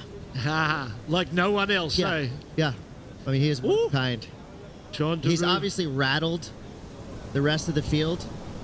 I mean, they're pushing, but Medina is just fending them off with every wave he surfs. So he just dropped to 6.6, and we're going to wait for what could potentially be another potent number in Gabriel Medina's scoreline. If he wins here, his Olympic dream is alive and well. Of course, a lot of numbers, a lot to unpack after this heat, so we'll see what happens. But Gabriel Medina he's got the doors slightly open for him right now in terms of Olympic qualification. Well, I was telling Chris and Barton, like, he needed to get that wave, that 6, to just free himself again, and that just kind of opened the door. It took the pressure off. You could see he was kind of, pacing the lineup and wanting to switch his strategy. As soon as he caught that 6, it just opened him up, and the backup was just reflex, I think, and his surfing is superb. And now we see some strategy there by the Frenchman, but Gabriel, that little red ball is going to come up with a surprise for sure. Well, Gabriel knows that he needs to work with Ramsey Boukhiam right now. He needs to keep Kali Vast and Joan Duru in 3rd and 4th place if he wants to get the ultimate number of points and keep the French surfers in check. This is a big score for France. Wow, 7-2-0 and a 7-1-3 for Kali Vast. There it is, dropped in, but it's just under. Still in 3rd place. Wow. So this is the exact scenario that Gabriel Medina wants to see as Ramsey Boukhiam. How was the power to tweak that board up in there? Judges still considering his last ride. Still in the 1st place. France in 3rd and 4th. We'll find out what that does for the overall men's position and see who gets that 3rd spot at the Olympics. 1 minute to go. The fangs, the claws, the knives, everything is out right now. Gabriel Medina leans into his tactical prowess, trying to fend off Kali Vast in the blue right there. Medina has top priority. We could be witnessing surf history right now. It's almost like that score doesn't matter, but it really does matter.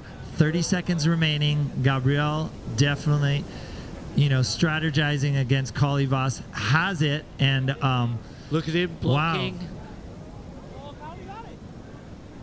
Wow, that was, again, calculated. He knew that wave was a dud. I'm speechless right now. Great use of the priority, still waiting on the score. There it is, a 7.4, consolidates his 1st place. 10 seconds to go. Last looks for Kali Vast. But give it up to Team France. Oh, yeah, great event. John Duru, good on you, mate. Great event. And Team Brazil starts the celebration. Surfing's Superman, Gabriel Medina, ISA gold medalist, world champion. Wow. You know what? We talked about it at the start, and he did not let us down in one heat. He won every single heat, the whole competition. And Arecibo and Gabriel Medina, best friends. The monster has awoken. Gabriel Medina. We've known him as one of the greatest and fiercest competitors of all time. We've known him, there he is, celebrating on the way in, the Brazilian team, touching the heart. He is a superhero of our sport.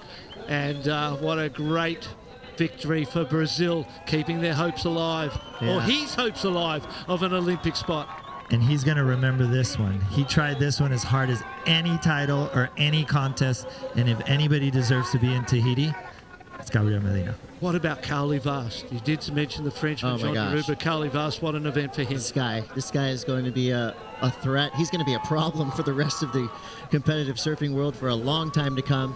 Yes. And, still, even with the 3rd place finish here at the ISA World Surfing Games, he is definitely your top name when you think of potential Olympic gold medalist in his backyard in Tahiti, Paris 2024.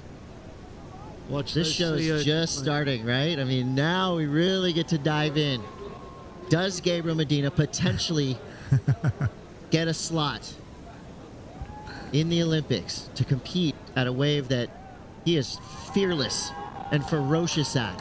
Hey, if anybody could give himself a chance, Gabriel did it in flying colors, and I think he's going to remember this victory as one of the ages.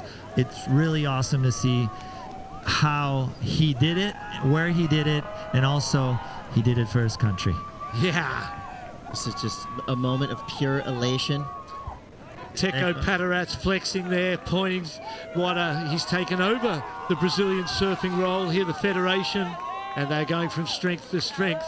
Just when you thought the Brazilian storm was slightly slowing, think again. Medina is back on top. Yes, what a performance. They'd love to get a goofy foot there to the Olympic venue.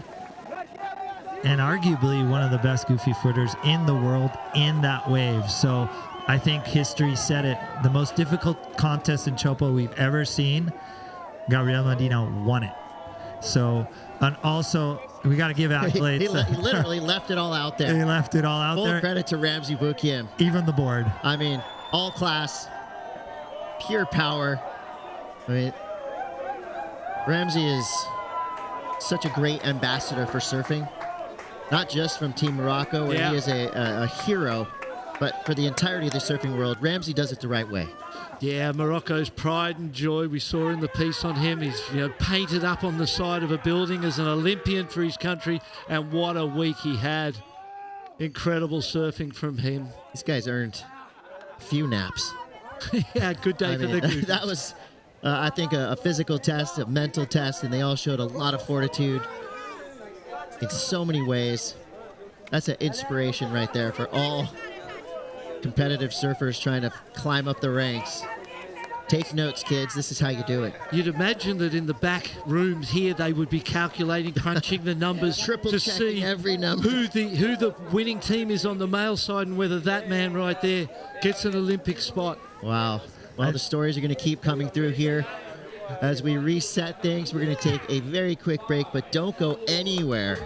The women's final is coming up next. So much on the line. We're going to bring Rachel, Shannon, and world champion Sofia Milanovic into the booth to call this final. Don't go anywhere.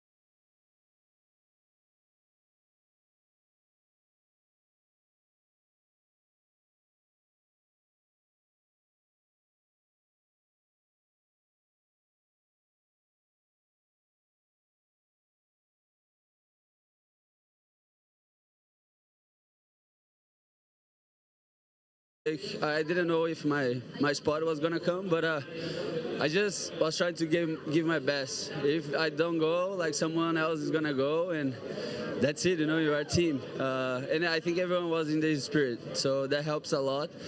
And I want to thank all the Brazilian team that worked really hard behind the scenes as well, all the guys, and yeah, that was amazing. I think surfing in Brazil is getting good attention. They've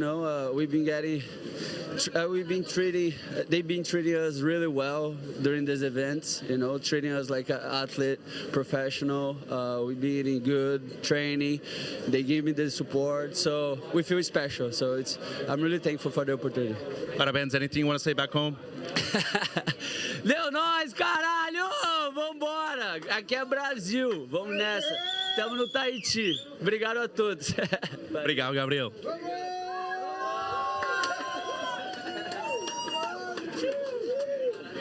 Huge celebrations now happening for Gabriel Medina here at the ISA World Surfing Games back at home in Brazil. And I think surf fans around the world are very excited to see the situation unraveling the way that it did. Now out into the lineup, though, the women's final, it's already begun, it's already underway with Joanne Defay, Nadia Erostarbe, Tatiana Weston-Webb, and Sally Fitzgibbons, France, Spain, Brazil, and Australia.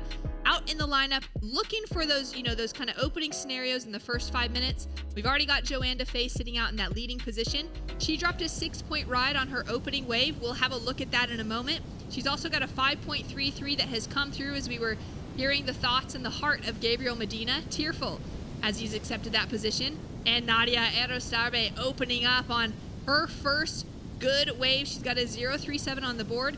We also have scores in for both Tatiana Weston-Webb and Sally Fitzgibbons. Tati with a 5.47 being her only wave that will matter, and a 4.33 on the board for Sally Fitzgibbons. We've got 24 minutes remaining on the clock. We got a lot of time now to kind of decompress from what we just witnessed and to get to celebrate the absolute best of women's surfing. My name is Shannon Hughes, and to be able to call the action with me are two of my favorites of all time, two world champions, two ISA medalists in the booth. Rachel Tilley, the 2015 world champion in the longboard side of things for the WSL, a silver medalist from the ISAs as well, and the 2004 world champion in Sofia Milanovic, here to call the action, as well as a two-time gold medalist. As we take a look at the 6-point ride, Sofia, of Joanne Defay, what did you like about that opening ride?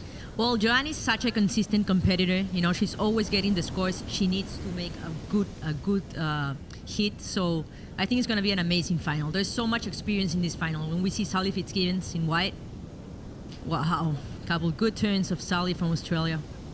So she's got that first score on the board. Rachel, talk us through this opening wave. This is the 5-4-7 of Tatiana.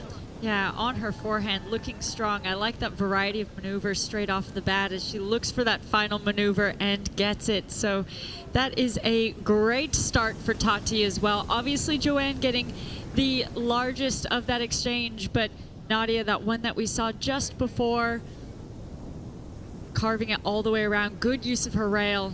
And everyone has now a decent score on the board, a decent start, with this final being 30 minutes, the longest heat that any of these women have surfed out in this entire ISA event. We started at 20-minute heats, we went up to 25. Now 30-minute heats gives them plenty of time, opportunity to continue to build upon that score line, but also for the situations to change multiple times throughout these next 22 minutes remaining. That's right. There is still so much time on the clock. In the water, we have 3 Olympians that will be, looking for that gold medal between Joanne DeFay, Tatiana Weston-Webb, and Sally Fitzgibbons. All had the opportunity of competing alongside of you, Sophia, at the Tokyo Olympics. What's it like for you to see them continuing to push women's surfing to the stage that they are? Yeah, how I said before, you know, there's so much experience in this heat. You have Joanne DeFay, you have Tatiana Weston-Webb, you have Sally Fitzgibbons, you have Nadia from Spain. And they are all looking for the gold medal. You know, it's the final heat. They all want that gold medal. After watching that heat of the men's too, I'm sure they're really motivated and inspired, and the waves are there, so I think we're gonna watch an amazing heat. That's right. Well, thanks so much for joining us. We've just seen some incredible action go down in the men's side of the field. Now we get to call the women's action. Shannon Hughes alongside Rachel Tilley and Sofia Milanovic to call the action. It's been a really fun week, I think, for each of us coming into it with our own set of eyes on things, to be able to celebrate women's surfing where it is, and now to see where that final spot will be given away. It will be going to the highest ranking women's team on the scoreboard at the end of this event. And there's a few different scenarios that are going to come into play, Rachel. It's been kind of wild to see that it's coming down to that heading into this final heat. Yeah, it'd probably be a little bit too wordy to actually explain every single scenario, but like we just saw in the men's, it was if Gabriel won, that Brazil won that top men's spot, or if France won, they won that, you know, it was a little bit more cut clear. In the women's side, there are those few scenarios. If Brazil wins, you know, they get that spot. If France wins, they get that, but it also depends on how the other countries finish in 3rd and 4th, because of how the rest of their other 2 surfers on their teams have done throughout this event. They've created really strong campaigns, all 4 of these countries. That's right, and essentially coming into this heat, France, Spain, Brazil, and Australia all have an opportunity to find themselves with an extra spot towards Tahiti. As we take a look now at Sally Fitzgibbons in live time, just a 4.33 for her opening wave. Hungry as she went searching for that second. Of course, and if you really look at this heat, the only person that is not qualified for the Olympics is Sally. You know, the other girls have a spot, so she wants it. She wants it more than anyone in this heat. That is so true. That's the kind of dynamic that we just saw unfolding in the men's heat, right? Where we saw Ramsey, Cowley, and Joanne all going for that gold medal, fighting for their countries, but that individual opportunity they had already secured, where Gabriel Medina needed a win to try to find that position for himself for the Olympics. In this heat, Joanne DeFay, Nadia Erostarbe, and Tatiana Weston-Webb have already won their spots to Tahiti. They're going to be competing in the Paris 2024 Olympics. Sally Fitzgibbons, unfortunately, in making this final, it doesn't come into play for her individual ranking, because Australia already had 2 women that qualified for Paris 2024 out of the 2023 World Surf League rankings at the end of that year, which was her teammates that competed this week in Molly Picklum and Tyler Wright. So Sally Fitzgibbons now has the opportunity. If Australia should win, they will specifically need, in the scenario, Brazil to get a 3rd or 4th place position in order for Australia to be the highest ranking women's team in the field, and then for Australia to have the option to select who they want to go. That could go to Sally Fitzgibbons, but it lays in the hands of the Australian National Federation and their National Olympic Committee, which will be the case for every single one of these nations. So a lot on the line here as we kind of take a look more at the scenario now. Joanne DeFay opened up Rachel with a couple of good scores. She's got that 6 and that 5.33. Nadia Erostarbe has been putting together such exciting surfing. It's been really incredible to see one of those names that we've seen growing out of the European region from the qualifying series into the Challenger series across the ISAs for many years, find herself as a new Olympian in the draw this week. She was able to find that qualification just yesterday out of her results over the last couple days of competition. She's sitting chasing a 6.66 to take away the win. All those requirements today, Sophia, will be heading into that winning position. Yes, of course, and we see so many waves, you know, there's so many opportunities for the girls to get 2 good scores. I think the field is packed. Honestly, I think these 4 ladies have done such an amazing job through the whole contest. I think it could be anybody's win. It's a really packed hit. We've got a lot of time for things to sort of unfold, Rachel, as Tatiana's sitting with that first priority next to her name. Sally's sitting with third next to her name with the biggest requirement on the board, and that's 7.00. At this stage of the heat, positioning being pretty important in that wave selection as well. Yeah, we're nearly halfway through, so, not even halfway through, so still plenty of time remaining. Now, I think what's worth noting is that Joanne and Nadia have surfed 1 less heat than Tatiana and Sally have, which could be to an advantage or a disadvantage the way you played in your mind. Sally up and riding now. Sally with a great finish on that in section, Rachel. Yeah, that was a beautiful turn. That will, I imagine, not only replace her 1.4, obviously, but also increase that overall total, replacing that 4.33. So a score to drop through now for Fitzgibbons. Tatiana sitting with that first priority next to her name. Yeah, and so going back onto what I was saying on that, where you put that mindset on. Now, Tati and Sally are going to be saying, hey, we've had more time spent out there, so we're more familiar with it. Where Joanne and Nadia are using that same piece of information, but saying, we got to watch these girls surf out there and watch the opportunities and the mistakes they made in the lineup while still being able to stay fresh on the beach. So it is the same scenario that all these women are playing differently in their head to give themselves a mental advantage into this final, which is so key. You have to be paddling out confident and already knowing that you are a gold medalist in order to manifest that into reality. We've seen that, each of these surfers has that kind of those wins to draw from. Both Tatiana and Sally Fitzgibbons being ISA gold medalists as Tati's into a heavy looking wave. Ooh. That opening turn was incredible, Sophia. Yes, that was a great ride from Tati Weston Webb. And we also saw Sally on that left that I thought was the best wave from the heat till now. She did 2 amazing good turns in the critical part of the wave. And I think, when we see Joanne Defay on that left. Joanne with that first opening turn now just trying to gain that speed to get around the section to find these final 2 maneuvers on the inside. She does well for that. Yeah, that was a great wave of Joanne Defay from Team France. France, an amazing team in this contest. They've done an amazing job. We saw that men's final before too. They were both reaping too. So I think Joanne's pumped. I think wave selection is everything out there, and Tati showing that there as compared to Joanne's wave. Tati was able to flow straight from one turn to another with lots of power. But let's look at Sally's wave here again. Again, that flow that we were able to just talk about that we saw in Tati's here. Both these surfers opting for their backhand.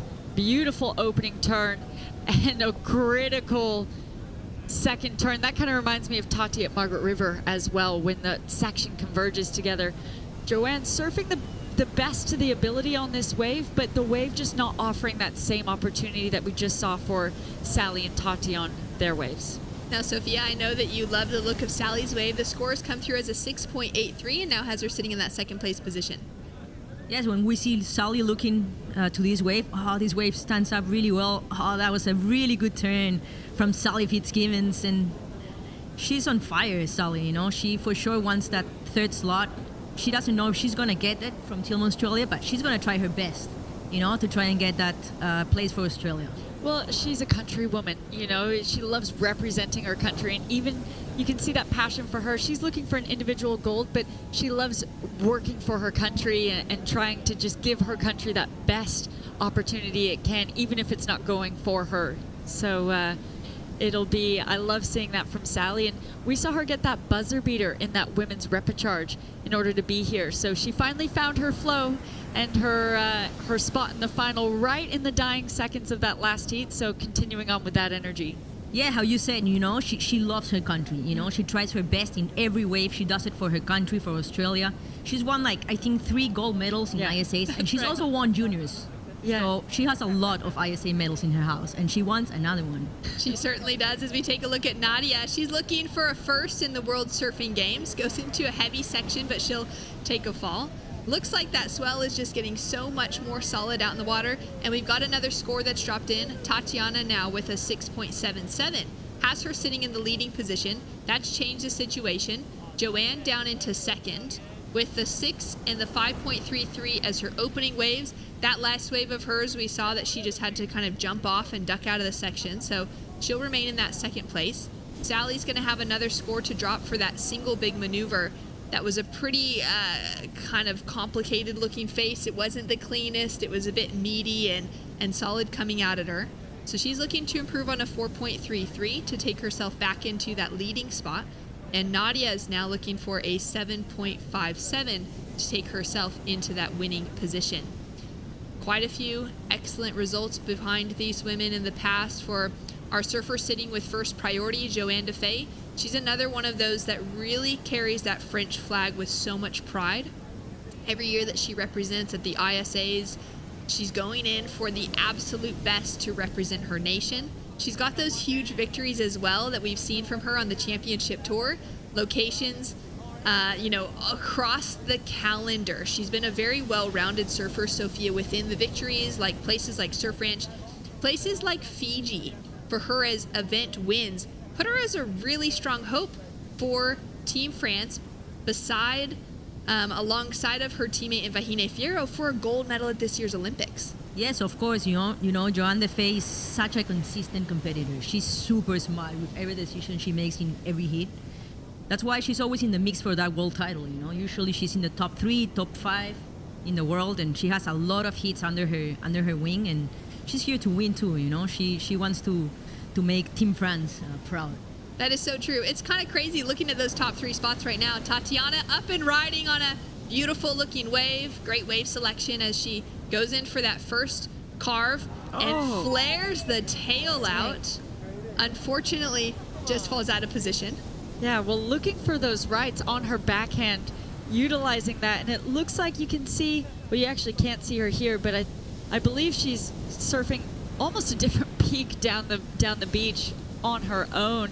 And it's today that we've been seeing the surfers utilize that right a little bit more. It's normally been the lefts at this Restriel peak that has been the scoring wave, but it's the right today. We've been seeing a lot higher scores drop. We saw Ramsey get a 9.17 earlier today on a right as well. So Tati trying to surf her own game away from everyone, including Nadia. Nadia now up and riding, snap to start, looks for that next section. She's been trying to find a bit more rhythm within this heat, and she nearly stumbles on the finish there. We'll see if the judges go complete or incomplete on that wave. And we see that the judges are taking their time. I think they just put it in for Sally's wave, for that single maneuver wave. There it is. It's a 4.80. 4.80, and she still needs a 5.41. And we saw Nadia Erostarbe in that last wave. The wave was a little bit bumpy, it didn't have that much potential, but she surfed it really well. Nadia doing an amazing contest too here in Puerto Rico, and she for sure wants to get in that mix. Yeah, it's been incredible to see. Of the 8 slots that were open for women's qualification for Paris 2024 this week, Team Spain was the only team to secure themselves with 2 positions. Yeah, and there you can kind of see way up the beach. You can see a little dot. That's Tatiana. So you have these surfers like in the foreground. Surfer out there. Yeah, it is. It isn't. It's Tatiana, but that's exactly what it looks like, surfing her own peak well over there. As we take a look at the qualifications out of this week's event, incredible to see Nadia Erostarbe currently competing in the women's final. Sol Aguirre of Peru finding herself in the mix, Taina Hickel, Yolanda Sakira, Anat Lelior, Janire Gonzalez Estabari, Camila Kemp, and Zushi Young out of Spain, Peru, Brazil, Portugal, Israel, Germany, and China, with Team Spain solidifying 2 positions in those qualifiers, Sophia. Really strong team from Spain, you know, like they have really good chances too of that 3rd slot. You know, they've done an amazing job through the whole contest. And yeah, they have two qualified for the Olympics. Amazing, you know. And also the Chinese girl, you know, she's 14 years old. That's amazing. I'm impressed. Oh, she has been surfing so well. She had some really insane heats, Rachel, where she was matching up against world champions heat after heat, and she was able to find herself in that qualifying position. There she is down on the beach, just celebrating still with Team China. Still holding her golden ticket. She is not going to let go of that thing. She is taking it on every airplane ride with her, Sophia, until she gets to Tahiti and starts finding herself with the best barrel she's ever had. Well, I would do too, you know. I would just take my ticket everywhere, sleep with it, everything. That was maybe one of the highlights of today. It's been so exciting to see that new generation come in. You know, I think for the 3 of us, we're all such fans of surfing, but we are really proud of women surfing, and to see how far it has come, to see, you know, the pathways, Sophia, that you have created within the shortboarding world, Rachel, that you have continued to pave within the longboarding world, and to see things like this coming into play towards the Olympic Games, to see surfers that are still at the top of their field, that are, you know, a little bit older, they've got all that experience, they've got those huge moments to their life that now would love to add an Olympic gold medal to that, like Carissa Moore has done, but also to see this new generation starting to come in and take hold as well. Of course, you know, it's an exciting time for women surfing, and I mean, like, the Olympics at Chopu, that's so good. That's, like, one thing is having the Olympics in, you know, like a beach break or point break, and another totally different story is having the Olympics at Chopu. So I think it's going to be amazing. Nadia now up and riding. She's chasing that 7.57. Great rail work, great style from the Spaniard. Oh, finding a great looking carve on the inside section here, and that power, smile on her face now as she finishes off on the inside. Yeah, a well-surfed wave, well-timed, nice variety of maneuvers. The only thing I think it lacked was a real powerful section for her to dig in critically and give the judges some meat to put that score onto. But well surfed. She will obviously replace that 2.80, but we're not just looking for advancing position here. You're looking to jump straight into the lead. As we have a look at this replay. Sophia, what are your thoughts on this wave? I think Nadia's surfing so smart this heat. She's doing like really good job getting the waves. You know, maybe she, how Rachel said, she maybe needs a wave with more critical part, so she can really showcase her surfing. But still doing a great job. There's still some time left, and I think this is probably gonna be her best wave. Scores to drop now for this wave of Nadia. Nice the way that it started to kind of suck and stand up tall on that inside section as well. Yeah, sometimes you don't really see it, you know, but you get the little double up by the end of the wave. And we've seen many surfers getting their scores there, you know, in that last sections. So you can see this wave kind of pinched a little bit, so it doesn't offer that full use of the frame of the face. It starts pinching, horseshoeing in a little bit, which she read well and utilized to the best of her ability, but didn't allow her to really draw it out and draw it all the way back in on rail. Sally with a big left in front of her. Off the takeoff, straight into that open face wrap. Now looking for that opportunity to get more critical. Nice snap. Finding that flow as she continues down the line into that double up. Does so well to stay on her feet. Really important wave for Sally Fitzgibbons from Australia. Needed a 5.41. I think that's going to be a really good wave for her. You know, she's pumped. She wants to get this gold medal, and she knows she needs to have a good backup, you know, because she has a 6.83. She needs something better to solidify her campaign in this heat.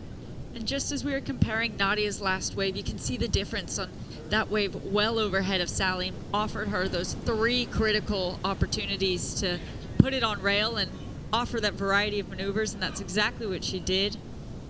Having the current single highest wave score of this heat is 6.83. So she knows exactly what she's looking for out there and just has to replicate less than that again in order to jump into the lead. I think we'll see it. Now we've got just under 4 minutes on the clock. A quick debrief again on those qualification scenarios. Well, we'll take a look at the replay here. Sophia, I'd love for you to talk this through for us. Yeah, that first turn was good of Sally Fitzgibbons. Then the wave stands a little bit more here in these last sections. And she finishes well, you know. It was a good wave for Sally. Yeah, good use of speed and a lot of tricky. It was a really tricky face to try and maneuver around, and she did a good job at timing it, not breaking her flow as she was trying to read that face of the wave and find that dance of what the wave is calling for and then what she can attack onto it. 3 minutes on the clock. Joanne dropped in another 6, so she's got that 12-point heat total, chasing a 6.25. We're still waiting for the score to come through for last of Fitzgibbons. She's chasing down a 5.41 to take herself into that leading position. Tatiana Weston-Webb has now just fallen down into second, but she's up and riding. She's got the opportunity to fight back into that win and carves it back after that opening section, chasing down a 6.34 now as the scores have dropped for last of Fitzgibbons, and she's going to look for this in section. She has surfed every ounce of the playing field out here. She's gone from every different side of the peak. Her paddling, the distance that she has covered has been incredible within this heat. Now chasing a 6.34 to get herself back in the lead because Sally Fitzgibbons dropped in a 6.27 and took herself up into first. Nadia has a quick kick out of that one, and she won't be able to improve her scoreline. Now at the moment, if Team Spain were to get the win, they would win that extra third slot. It's looking challenging for Team Spain right now because Nadia's chasing an excellent score to get herself through. We could see that happen, absolutely, but she's in a difficult position. Where for Team Brazil, they're in the same scenario. If Brazil wins this heat, Brazil gets the extra slot for Tahiti for the Paris 2024 games. And Tatiana Weston-Webb just needs that 6.34 to take herself back into that leading position over Sally Fitzgibbons. For Australia, for France, they would both need a win as well as for the scenarios of other surfers to fall in their favor, which basically mean Brazil needs to do worse than that second place position as we take a look at this wave from Tatiana. That was a good wave of Tati. First move was really good. Unfortunately, the wave kind of died after. She still wants to get one more move. And she gets it in this last wave. This last part of the wave. That was a good wave for Tati. Now we're waiting for that score to come through, Sophia. It needs to be a 6.34, which is not her highest wave, but one of the higher waves of the heat so far. Yeah, and I'm thinking just comparing to Sally's last wave, which was a 6.27, so it has to be pretty similar or just higher than Sally's. Sally with another combination, looking to try and build on the 6.27. So that's kind of that benchmark right now, the comparison, Rachel, you're talking about for these last few waves. Yeah, and that's what the judges will be doing in order to keep it on scale, is comparing it to a wave that it might be similar to, or what their scale is, looking at that 6 to 7 that's already out there. Is it better than that, or does it just fall short? She needs a 6.34, so it needs to be better than Sally's last wave in order for her to get that score to jump her into the lead. Only 20 seconds remaining. This has gone fast. 20 seconds on the clock. Sally Fitzgibbons currently holding on to the leading position, which would get her a 4th ISA gold medal, which has not been done within World Surfing Games history, within the World Surfing Games context. Of course, we see a lot of surfers out there with a gold medal, as well as those junior medals to their names as well through the years. Now we are waiting for a score to drop on Tatiana Weston-Webb. As the buzzer has sounded, it's just a 4.77. It's not enough to take her through. We do have one more score to drop through for Joanne Defay as well before it is secured. A 7.10 will be the requirement. And for Joanne, it's just a throwaway score. Officially, for the 2024 ISA World Surfing Games, Sally Fitzgibbons has claimed her 4th gold medal in ISA history and takes away the win for Team Australia. Amazing heat. Congratulations to Sally. Wow. She has a lot of ISA medals in her house. She has so many ISA medals within her house. What an incredible performance. Now Tatiana Weston-Webb has fallen into that 2nd place position, which is an incredible result for her as well. And Team Brazil needed for Team Spain to fall out within, anything outside of that winning position for Brazil to be very likely to take away that winning spot on the women's side of the draw. So we're going to leave that in the hands of the tabulators. We got a great team from the ISA that is working that all out. But now we get to appreciate this moment out in the lineup between three friends who have been battling it out for so many years together, Sophia. Yeah, this is a beautiful shot. I just really liked the three of them hugging each other, congratulating each other. They've been competing for years on tour, you know, and yeah, they are competitors, but when they are out of the water, they're friends. So they share the love for surfing together, and I think that was a beautiful moment for women surfing right there. Yeah, it's a bittersweet thing, you know, to make it to the final and to have to, you're going in seconds, going for that gold, and it just doesn't manifest for three of the surfers out there. But to be able to put that aside, the horn blows and you're friends again. I think that's something that's special that you see on tour is surfers being able to navigate that friendship versus competitor situation. Taking a look at one of Sally's waves, she had such a great run, finding a couple sixes, secured herself with that leading position. Yeah, well, she had excellent wave selection out there. Having a look from a different angle here, digging into that opening carve. She gets another turn here, and then it's this finish maneuver, getting lots of speed, and I think that's what really set that turn apart was her speed going into that and then being able to launch over that second little bump. It was a really tricky wave to navigate, so she would be just on top of the world.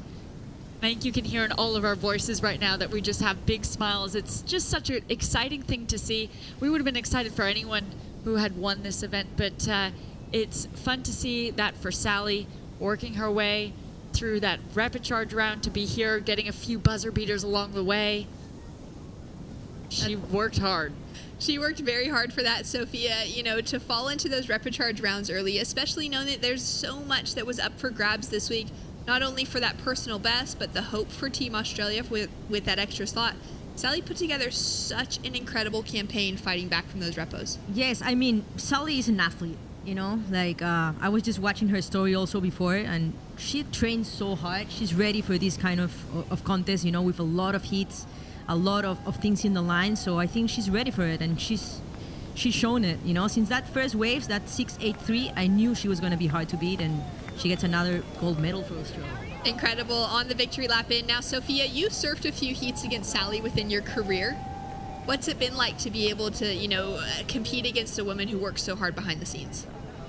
It was super hard to beat Sally, honestly. Like, every time I would get a hit with her, I would be like, oh no, I have Sally. She's such an amazing competitor. Like, she's really smart too with her decisions. And yeah, she's good in every single wave, you know, like rights, lefts, beach breaks, point breaks. She's ready for it. She wants it too. She's really driven for wins. She is so driven for wins. She's been so successful for that within the ISA World Surfing Games. But turning our conversation now to highlight Team Brazil. Off of Tatiana's second place finish in Australia, taking away the win now in the women's field, Brazil has secured themselves with a third spot for their country heading into Tahiti. They took the lead over Team Australia by a mere 35 points in total at the end of this event. It was that close between Team Australia, between Team Brazil, coming down to where that next person in line would have fallen out in the event. A single heat win here and there has affected it all. Even just those placings of third and fourth coming down to Brazil getting that team victory, but it's Sally Fitzgibbons walking away with her fourth ISA gold medal. Yeah, well, Sally, in accordance to Australia and her team, as a team member, she did absolutely everything she could, taking it all the way to the top. And we see the Irakanjis meeting her at the beach. There's Morgan Siblick as well. So that's just a really fun thing to be able to be greeted with your team. She puts the Australian hat on. Aussie through and through. The Aussie through and through. The Irakanjis bringing the sting. We have seen that throughout this week of competition. You can see Fernando Aguirre down there just excited to be in the mix with an incredible team, and Sally now flying the flag. What a special moment. Sophia, you've had that chair up a couple times here at the World Surfing Games. You took away a World Surfing Games gold medal in 2004 and in 2019. How cool is it to be able to have a win like that you're also honoring your nation with, not just yourself? It's amazing. It's an amazing moment, you know, being carried by your teammates on the way out of the ocean, you know, carrying your flag. And also when you are like in the podium, you know, singing your song, you know, your country song, is just an amazing experience. Well, it's been an absolute pleasure. Shannon, Rachel, and Sophia here to be able to call the action and just to see how this entire event has unfolded. It's been an absolute marathon, Rachel, heading into finals day. Yeah, it absolutely was. And there's so many narratives throughout this entire week, thinking back, the Olympic spots that were given, the ISA gold, the third Olympic spot, the overall team gold. There's just been so much to get excited about this week, and I can't believe we've already reached day 9, but it feels like it's gone by so fast. And this event seems like, for the World Surfing Games, maybe the event for the World Surfing Games with the most on the line, Sophia. Knowing that there was these Olympic qualifications, there were these team scenarios, that we had all of the surfers that had already qualified, whether it was through the WSL tour from the championship tour or through the different events along the way, the Pan American Games, the World Surfing Games in the run up to this. The field for this event was absolutely unbelievable to be able to see the level of progression, level of performances coming through. Yeah, it was packed. We've had such a show every day, you know, all the athletes like giving their best, lots of passion. So I think it has been an unbelievable event, and I'm just really happy to be here. And now we see the road to the Olympic Games opening up once again. Sophia, you're an Olympian yourself. You got to compete in Tokyo for the Peruvian flag. How exciting is it to see surfing now reach that level once again with Tahiti just in front of us? It's crazy. I still cannot believe like surfing is in the Olympics. It's such a good opportunity for the sport, and how I said it before, having it at Chopo, it's even better. It's crazy, Rachel, to think that that's the wave that's been elected to be running the Olympics in for Paris 2024. Yeah, definitely. I mean, for the second ever showing of the Olympics, surfing in the Olympics, I think putting surfing on that world stage of the Olympic Games, it's just another stratosphere, right? And I think all the people that are going to be watching surfing taking place at Te Hopo they're going to be blown away by the surfing that's about to take place. That's right. It's not just this special moment for the athletes themselves, for those of us that are surfing fans that are just through and through want to see the world's best surfers charging the world's best waves, but also for a very global audience that's a lot bigger than what we even experience as the surfing community. But the Olympic Games takes these performances to the next level, Sophia. Of course, you know, surfing is going to be in the eyes of the world. You know, they're going to see how amazing is this sport, how connected to nature it is. And I think Chopo is the best scenario to do that, you know, to show that connection that surfers have with nature. Absolutely incredible. Well, Sally Fitzgibbons just took out her 4th ISA World Surfing Games gold medal. You can see all the energy down there.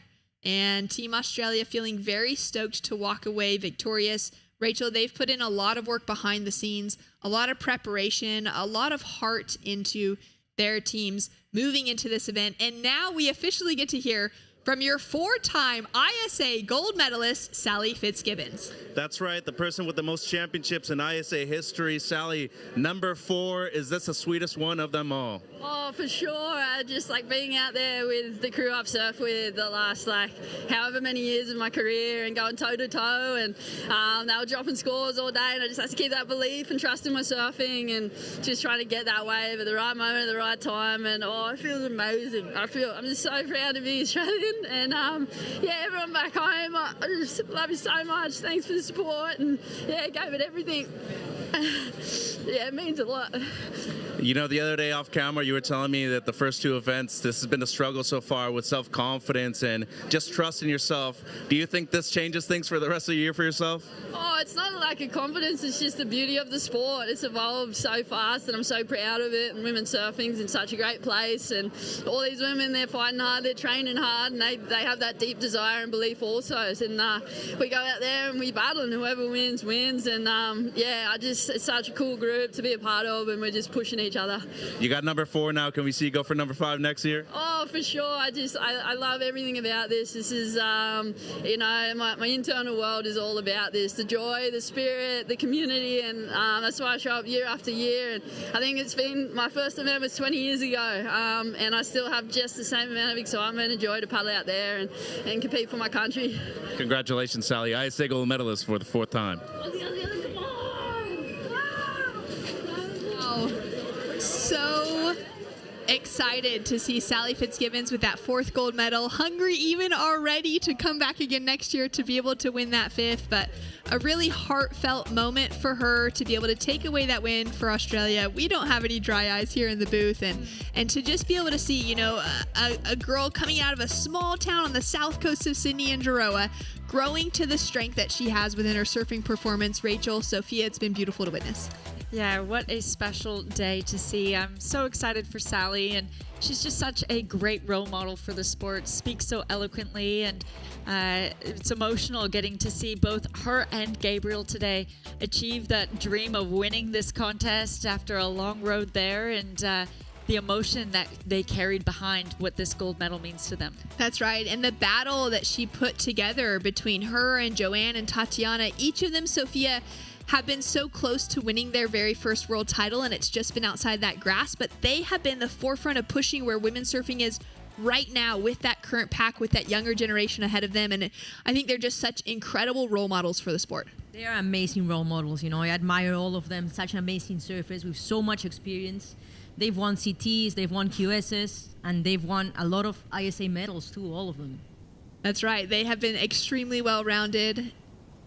Well, it's been an incredible week of competition. Thank you so much, Rachel. Thank you so much, Sophia, for joining me in the booth to call the action on the women's final. Gabriel Medina, your men's gold medalist. Sally Fitzgibbons, your women's gold medalist. We've got even more to come today. Our closing ceremonies will be coming shortly, so be sure to stay tuned. For now, though, let's enjoy the highlights, because today was just absolutely mind-blowing from a surfing perspective. We're just going to sit here and watch some more surfing.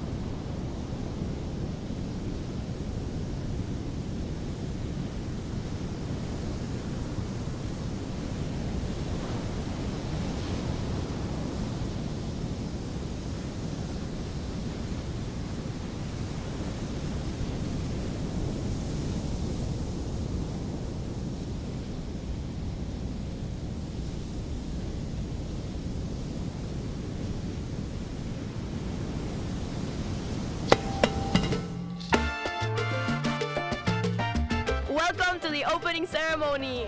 ¡Bienvenido a Puerto Rico! We are, today and every day, the United Nations of Surfing.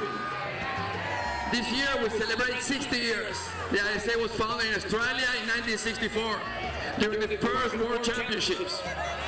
Our credo, you probably heard it before, a better world through surfing. All of us are ambassadors of the ocean. When this event is over, we're going to be ambassadors of Puerto Rico as well, as ambassadors from the ocean. Some of you will take home medals. Some of you will take home Olympic slots, but all of you are champions for being here for this week. Good luck in the competition. I officially declare open the ISA World Surfing Games 2024 in Puerto Rico!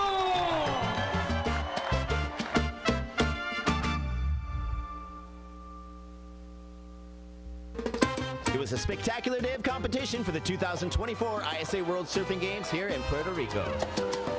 Team France's Calivast earns himself a 7.5 for one of the best barrels of the day. Gabriel Medina links up a series of strong backhand turns for a 7.5 for Team Brazil. I'm focused on my mission, you know. I think I gotta make hits. I'm gonna try to do my best. And Team Brazil's Yago Dora gets the highest score of the day in the men's main round 1, an 8.0. Team Australia's Molly Picklum gets an 8.67, the highest single wave score of the event so far. Daniela Rosas gets an 8.17 for Team Peru.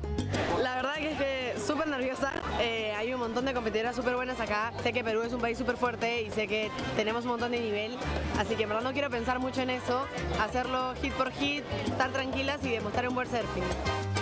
Tokyo 2020 Olympic gold medalist Carissa Moore earns herself an 8.10 for Team USA. Tune in tomorrow for more action.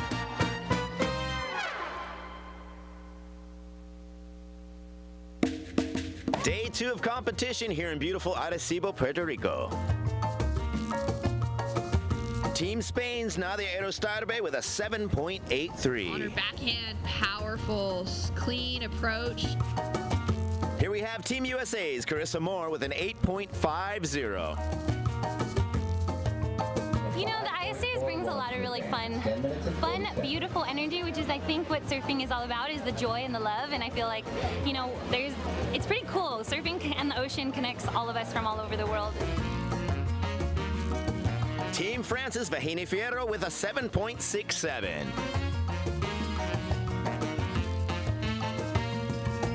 Ramsey Boukhiam earns an 8.33 for Team Morocco.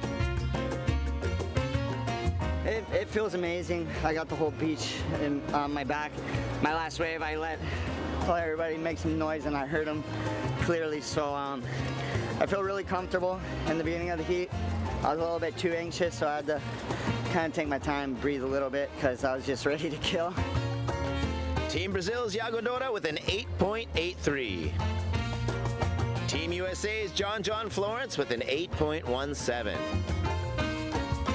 Tune in tomorrow for day 3 of competition.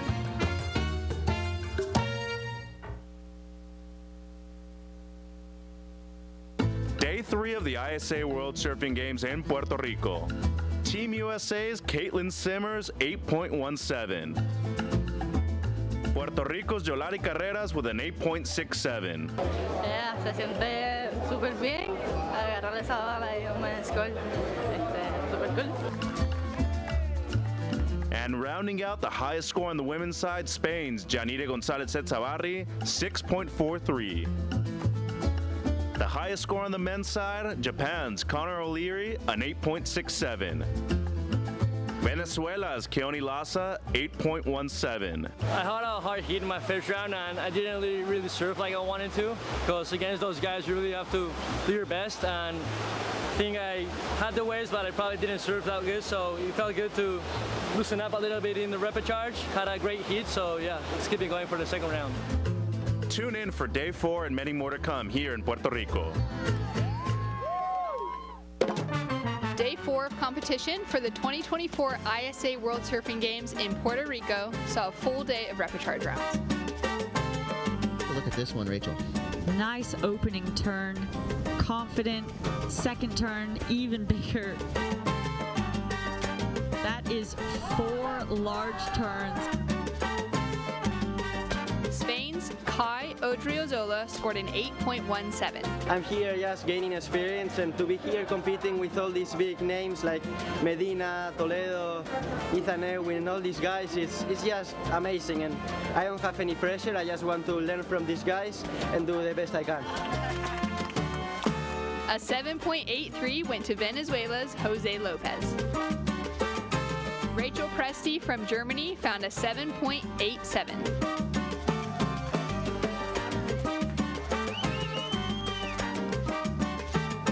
Canada's Sanoa Olin scored a 9.17, which so far is the highest score in the women's event. The waves were really fun this morning. I was definitely super happy to find the waves I did and kind of just get in the rhythm. And like those are the heats that are so fun when you're able to just kind of like free surf.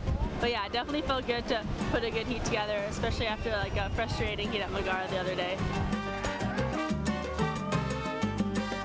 A 7.67 was the high score for Chelsea Ruitt from Barbados. Tune in tomorrow for more action with both the men's and women's main rounds and repechage hitting the water.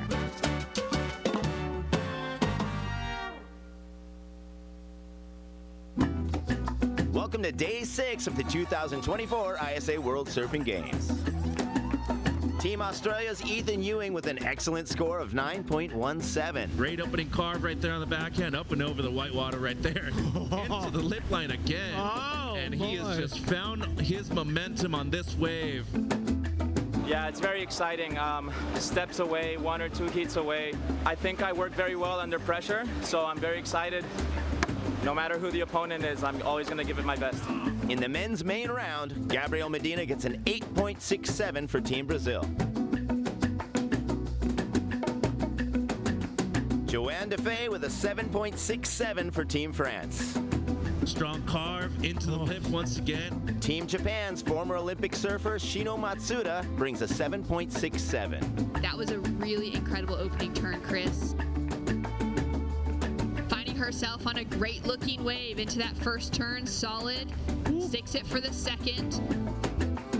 Every heat gets worse, I think. The pressure keeps on giving, but I'm just like try to listen to the music and try to control what I can control and just be myself. Tune in tomorrow for Day 7 of competition for this 2024 ISA World Surfing Games.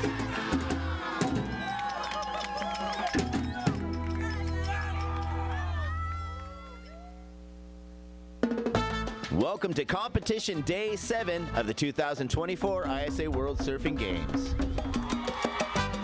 Yago Dora with the highest score of the competition, 9.50 for Team Brazil for a giant full rotation frontside air reverse. Yeah, I'm glad we had a second chance in the repechage. I had a hard heat yesterday. I couldn't find a good rhythm, but today's a new day, and I'm happy with the opportunity. I know I have to surf more heats, but I'm excited about it.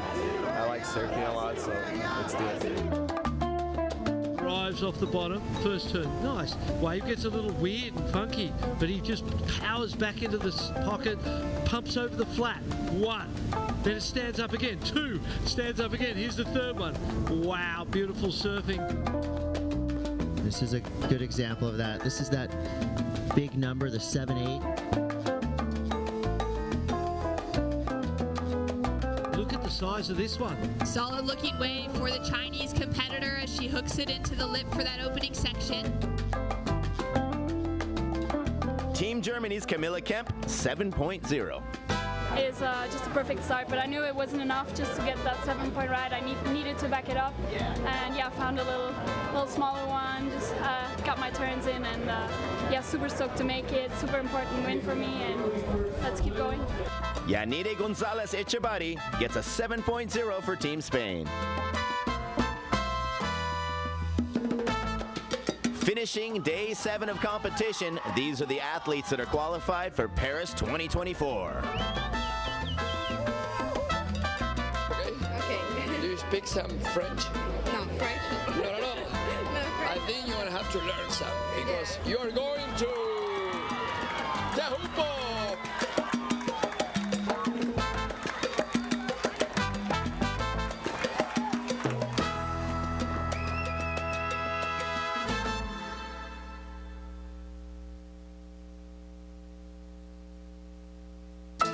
Welcome to day 8 of competition for the 2024 ISA World Surfing Games.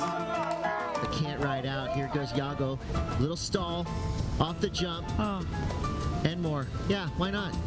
Team Brazil's Gabriel Medina with a 9.23. Let's look again at the slow-mo replay of Gabriel. Now look at how he lands towards the front of that whitewash. Doesn't land on top and then switch around and ride down.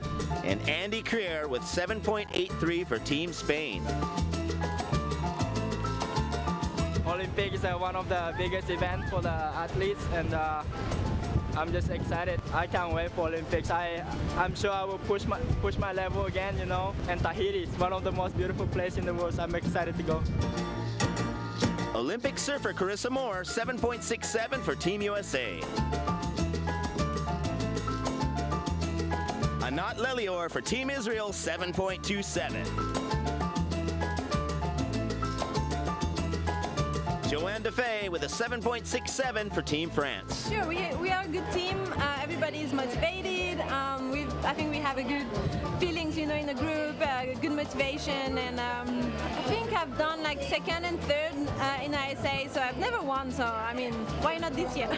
That wraps up day 8 of competition. These are the athletes that are qualified for Paris 2024.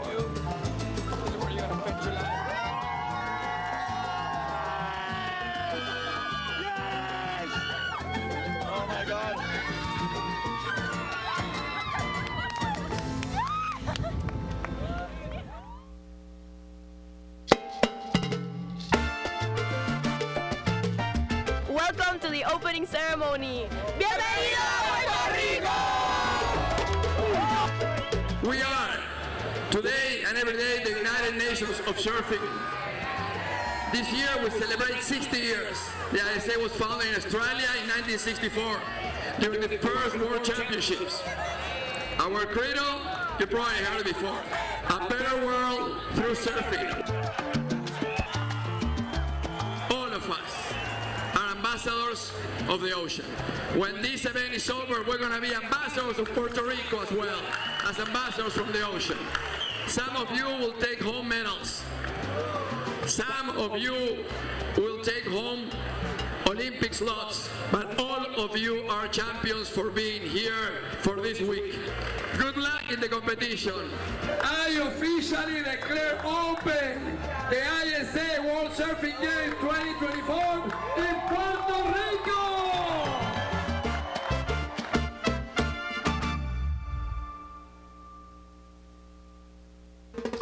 It was a spectacular day of competition for the 2024 ISA World Surfing Games here in Puerto Rico. Team France's Calivast earns himself a 7.5 for one of the best barrels of the day. Gabriel Medina links up a series of strong backhand turns for a 7.5 for Team Brazil. I'm focused on my mission, you know. I think I gotta make hits. I'm gonna try to do my best. And Team Brazil's Yago Dora gets the highest score of the day in the men's main round 1, an 8.0. Team Australia's Molly Picklum gets an 8.67, the highest single wave score of the event so far.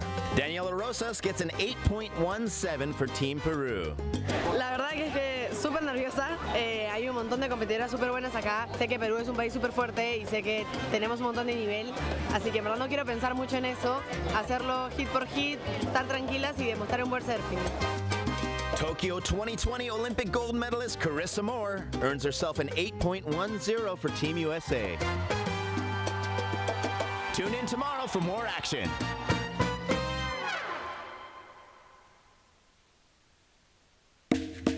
Day 2 of competition here in beautiful Arecibo, Puerto Rico.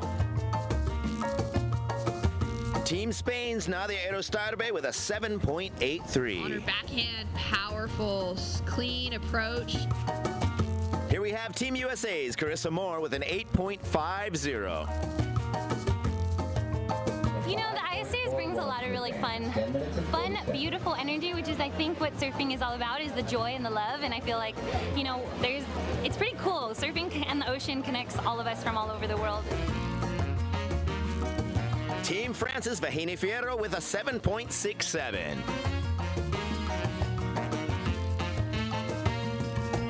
Ramsey Boukhiam earns an 8.33 for Team Morocco. It feels amazing. I got the whole beach on my back. My last wave, I let everybody make some noise and I heard them clearly. So I feel really comfortable in the beginning of the heat. I was a little bit too anxious, so I had to kind of take my time, breathe a little bit, because I was just ready to kill. Team Brazil's Yago Dora with an 8.83. Team USA's John Florence with an 8.17.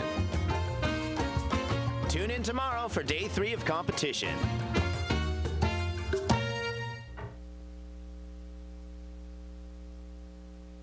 Day 3 of the ISA World Surfing Games in Puerto Rico. Team USA's Caitlin Simmers, 8.17. Puerto Rico's Yolari Carreras with an 8.67. Yeah, se siente súper bien agarrar esa bala y un score súper cool. And rounding out the highest score on the women's side, Spain's Janire González-Etzabarri, 6.43. The highest score on the men's side, Japan's Connor O'Leary, an 8.67. Venezuela's Keone Lassa, 8.17. I had a hard heat in my first round, and I didn't really surf like I wanted to, because against those guys you really have to do your best, and I think I had the waves, but I probably didn't surf that good, so it felt good to loosen up a little bit in the repechage. Had a great heat, so yeah, let's keep it going for the second round. Tune in for day 4 and many more to come here in Puerto Rico. Day 4 of competition for the 2024 ISA World Surfing Games in Puerto Rico saw a full day of repechage rounds. Look at this one, Rachel. Nice opening turn, confident. Second turn, even bigger. That is 4 large turns. Spain's Kai Odriozola scored an 8.17. I'm here just gaining experience, and to be here competing with all these big names like Medina, Toledo, Ethan and all these guys, it's just amazing, and I don't have any pressure. I just want to learn from these guys and do the best I can. A 7.83 went to Venezuela's Jose Lopez. Rachel Presti from Germany found a 7.87.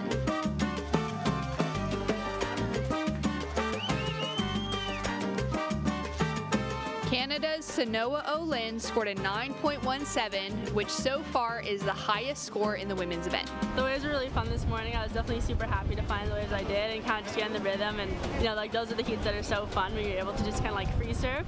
But yeah, it definitely felt good to put a good heat together, especially after like a frustrating heat at Megara the other day.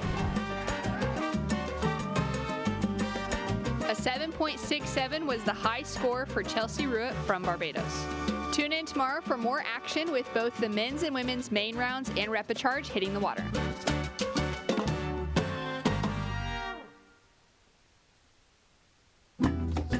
Welcome to Day 6 of the 2024 ISA World Surfing Games.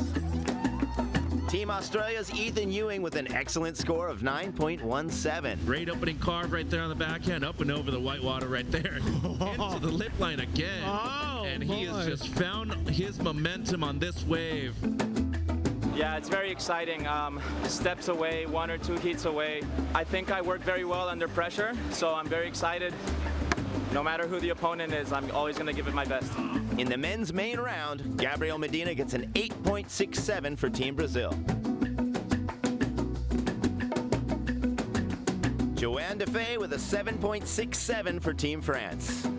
Strong carve into the lip once again. Team Japan's former Olympic surfer Shino Matsuda brings a 7.67. That was a really incredible opening turn, Chris. Finding herself on a great looking wave into that first turn, solid. Sticks it for the second. Every heat gets worse, I think. The pressure keeps on giving, but I'm just like try to listen to the music and try to control what I can control and just be myself. Tune in tomorrow for day 7 of competition for this 2024 ISA World Surfing Games.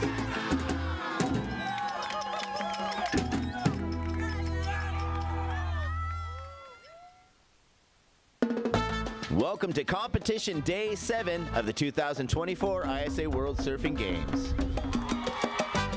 Yago Dora with the highest score of the competition, 9.50 for Team Brazil for a giant full rotation frontside air reverse. Yeah, I'm glad we had a second chance in the repechage. I had a hard heat yesterday. I couldn't find a good rhythm, but today's a new day, and I'm happy with the opportunity. I know I have to surf more heats, but I'm excited about it. I like surfing a lot, so let's do it. Drives off the bottom, first turn, nice. Wave gets a little weird and funky, but he just powers back into the pocket, pumps over the flat, 1. Then it stands up again, 2, stands up again, here's the third one. Wow, beautiful surfing. This is a good example of that. This is that big number, the 7-8. Look at the size of this one. Solid looking wave for the Chinese competitor as she hooks it into the lip for that opening section. Team Germany's Camilla Kemp, 7.0. It's just a perfect start, but I knew it wasn't enough just to get that 7-point ride. I needed to back it up, and yeah, found a little smaller one. Just got my turns in, and yeah, super stoked to make it. Super important win for me, and let's keep going. Yanire Gonzalez Echevarri gets a 7.0 for Team Spain. Finishing day 7 of competition, these are the athletes that are qualified for Paris 2024. Do you speak some French? No, French. No. I think you're going to have to learn some because you are going to Tehupo.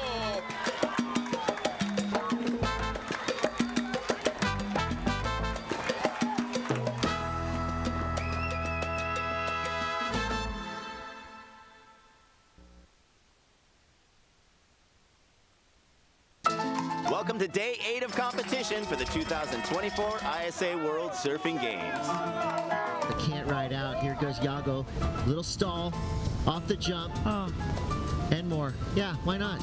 Team Brazil's Gabriel Medina with a 9.23. Let's look again at the slow-mo replay of Gabriel. Now look at how he lands towards the front of that whitewash. Doesn't land on top and then switch around and ride down. And Andy Creer with 7.83 for Team Spain. Olympics is one of the biggest events for the athletes, and I'm just excited. I can't wait for Olympics. I'm sure I will push my level again, you know. And Tahiti is one of the most beautiful places in the world, so I'm excited to go. Olympic surfer Carissa Moore, 7.67 for Team USA. Anat Lelior for Team Israel, 7.27. Joanne Defay with a 7.67 for Team France. Sure, we are a good team.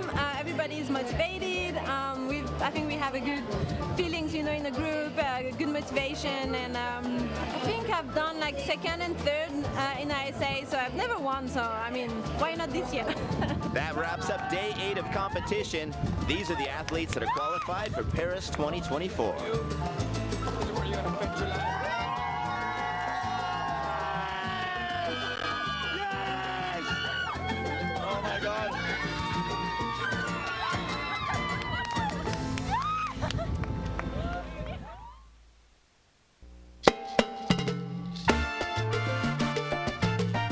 Welcome to the opening ceremony.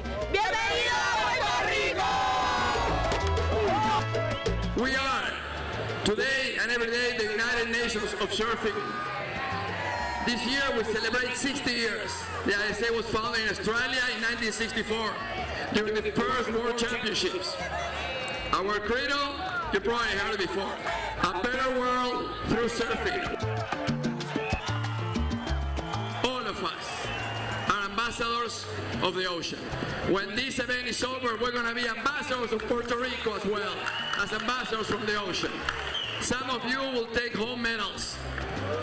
Some of you will take home Olympic slots, but all of you are champions for being here for this week. Good luck in the competition.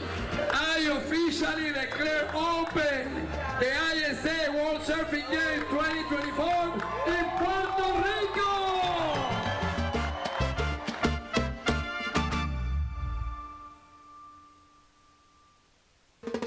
It was a spectacular day of competition for the 2024 ISA World Surfing Games here in Puerto Rico. Team France's Calivast earns himself a 7.5 for one of the best barrels of the day. Gabriel Medina links up a series of strong backhand turns for a 7.5 for Team Brazil.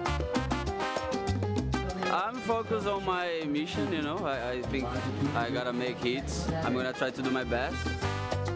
And Team Brazil's Yago Dora gets the highest score of the day in the men's main round 1, an 8.0.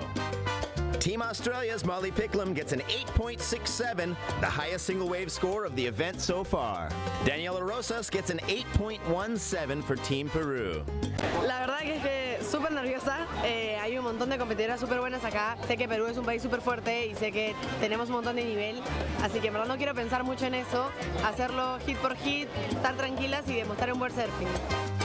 Tokyo 2020 Olympic gold medalist Carissa Moore earns herself an 8.10 for Team USA. Tune in tomorrow for more action.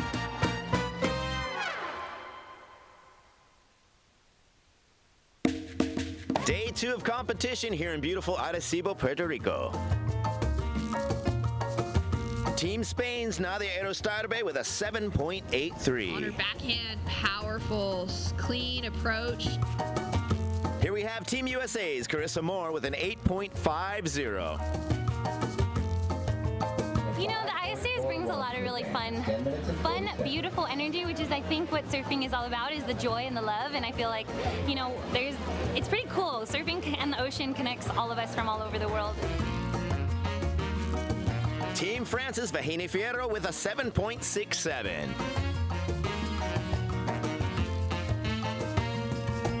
Ramsey Boukhiam earns an 8.33 for Team Morocco. It feels amazing. I got the whole beach on my back. My last wave, I let everybody make some noise and I heard them clearly. So I feel really comfortable in the beginning of the heat. I was a little bit too anxious, so I had to kind of take my time, breathe a little bit, because I was just ready to kill. Team Brazil's Yago Dora with an 8.83. Team USA's John Florence with an 8.17.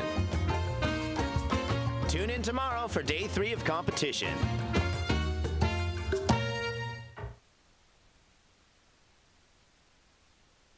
Day 3 of the ISA World Surfing Games in Puerto Rico. Team USA's Caitlin Simmers, 8.17.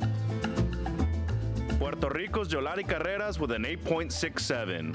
Yeah, se siente súper bien agarrar esa bala y un buen score. Súper cool. And rounding out the highest score on the women's side, Spain's Janire González Etzabarri, 6.43. The highest score on the men's side, Japan's Connor O'Leary, an 8.67. Venezuela's Keone Lassa, 8.17. I had a hard heat in my first round and I didn't really surf like I wanted to, because against those guys you really have to do your best, and I think I had the waves but I probably didn't surf that good, so it felt good to loosen up a little bit in the repechage. Had a great heat, so yeah, let's keep it going for the second round. Tune in for Day 4 and many more to come here in Puerto Rico. Day 4 of competition for the 2024 ISA World Surfing Games in Puerto Rico saw a full day of repechage rounds. Look at this one, Rachel. Nice opening turn, confident. Second turn, even bigger. That is 4 large turns. Spain Philippines, Kai Odriozola scored an 8.17. I'm here just gaining experience, and to be here competing with all these big names like Medina, Toledo, Ethan Ewing, and all these guys, it's just amazing, and I don't have any pressure. I just want to learn from these guys and do the best I can. A 7.83 went to Venezuela's Jose Lopez. Rachel Presti from Germany found a 7.87.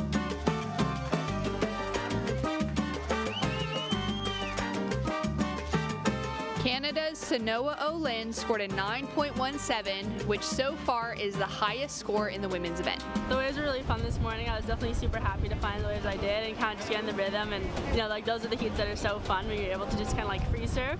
But yeah, it definitely felt good to put a good heat together, especially after like a frustrating heat at Megara the other day. A 7.67 was the high score for Chelsea Ruitt from Barbados. Tune in tomorrow for more action with both the men's and women's main rounds and repechage hitting the water.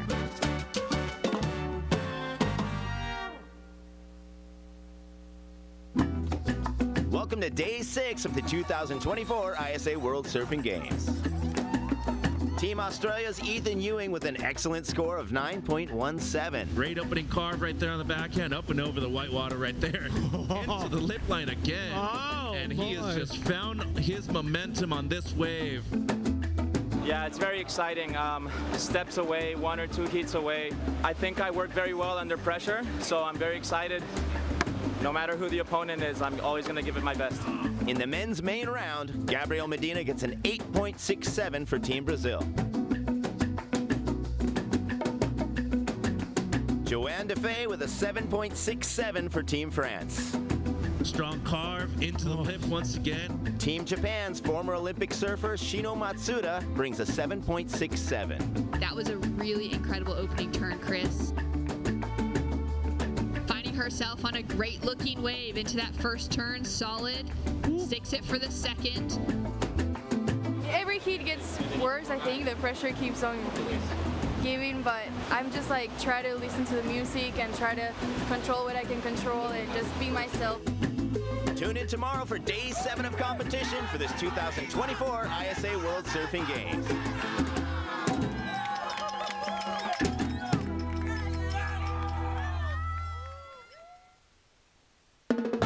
Welcome to competition Day 7 of the 2024 ISA World Surfing Games.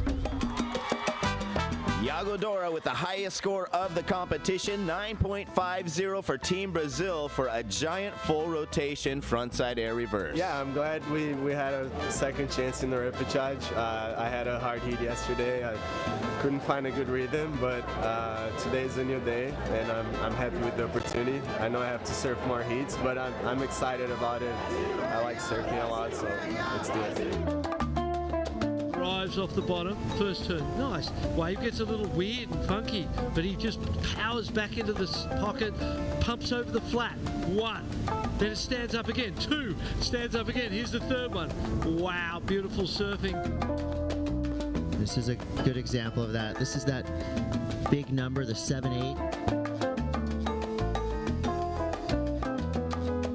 Look at the size of this one. Solid looking wave for the Chinese competitor as she hooks it into the lip for that opening section.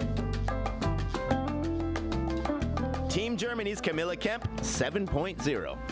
It's just a perfect start, but I knew it wasn't enough just to get that 7-point ride. I needed to back it up, and yeah, found a little smaller one. Just got my turns in, and yeah, super stoked to make it. Super important win for me, and let's keep going. Yanire Gonzalez Echevarri gets a 7.0 for Team Spain. Finishing Day 7 of competition, these are the athletes that are qualified for Paris 2024. Okay. Do you speak some French? No, French. No. I think you're gonna have to learn some because you're going to Tehupo.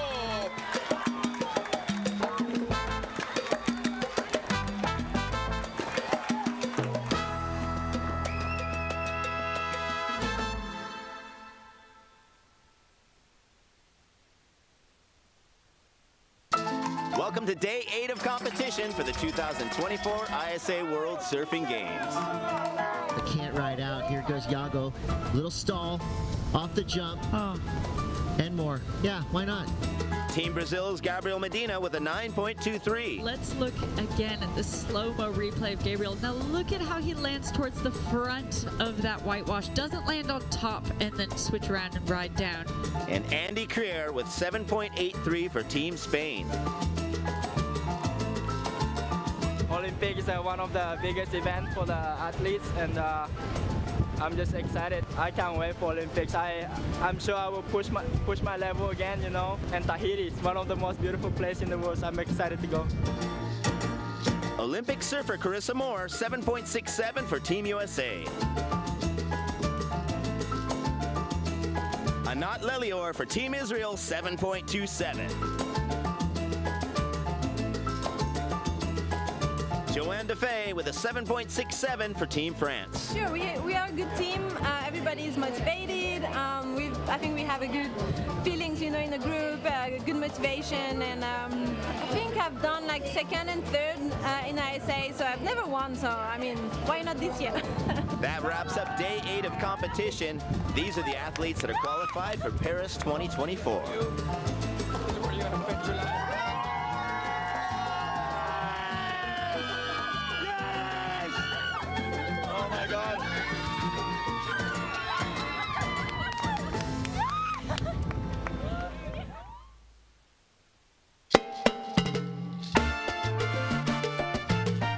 Welcome to the opening ceremony. Bienvenido a Puerto Rico! We are today and every day the United Nations of Surfing. This year we celebrate 60 years. The ISA was founded in Australia in 1964 during the first World Championships. Our credo, you probably heard it before, a better world through surfing. All of us are ambassadors of the ocean. When this event is over, we're going to be ambassadors of Puerto Rico as well, as ambassadors from the ocean. Some of you will take home medals. Some of you will take home Olympic slots, but all of you are champions for being here for this week.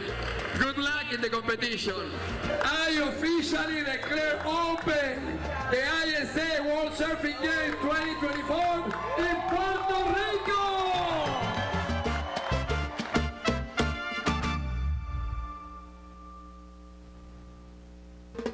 It was a spectacular day of competition for the 2024 ISA World Surfing Games here in Puerto Rico.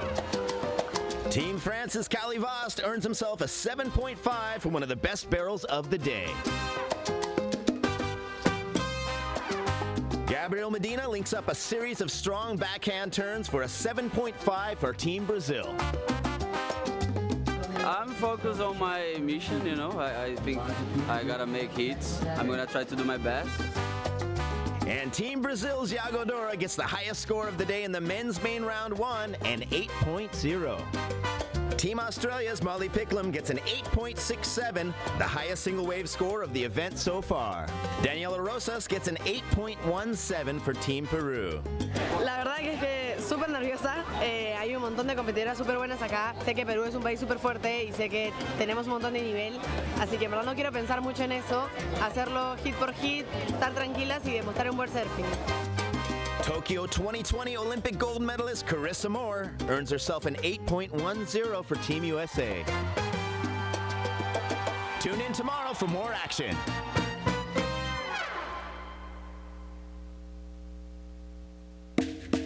Day 2 of competition here in beautiful Arecibo, Puerto Rico. Team Spain's Nadia Erostarbe with a 7.83. On her backhand, powerful, clean approach.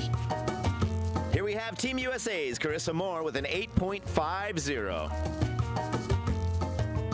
You know, the ISAs brings a lot of really fun, beautiful energy, which is, I think, what surfing is all about, is the joy and the love. And I feel like, you know, it's pretty cool. Surfing and the ocean connects all of us from all over the world.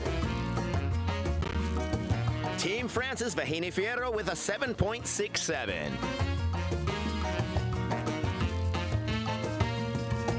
Ramsey Boukhiam earns an 8.33 for Team Morocco.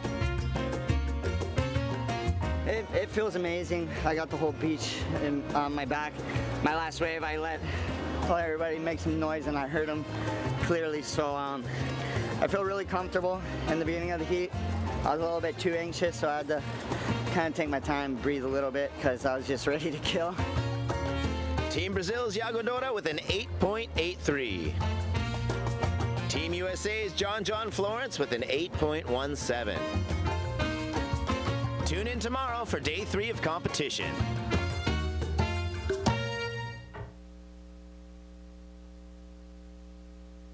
Day 3 of the ISA World Surfing Games in Puerto Rico. Team USA's Caitlin Simmers, 8.17. Puerto Rico's Yolari Carreras with an 8.67. Yeah, se siente súper bien. Agarrar esa bala y un score. Súper cool. And rounding out the highest score on the women's side, Spain's Janire Gonzalez Etzabarri, 6.43. The highest score on the men's side, Japan's Connor O'Leary, an 8.67. Venezuela's Keone Lassa, 8.17. I had a hard heat in my first round and I didn't really surf like I wanted to, because against those guys you really have to do your best, and I think I had the waves but I probably didn't surf that good, so it felt good to loosen up a little bit in the rapid charge. Had a great heat, so yeah, let's keep it going for the second round. Tune in for day 4 and many more to come here in Puerto Rico. Day 4 of competition for the 2024 ISA World Surfing Games in Puerto Rico saw a full day of rapid charge rounds. Look at this one, Rachel. Nice opening turn, confident, second turn, even bigger. That is 4 large turns. Spain's Kai Odriozola scored an 8.17. I'm here just gaining experience, and to be here competing with all these big names like Medina, Toledo, ISAsurfing, and all these guys, it's just amazing, and I don't have any pressure. I just want to learn from these guys and do the best I can. A 7.83 went to Venezuela's Jose Lopez. Rachel Presti from Germany found a 7.87.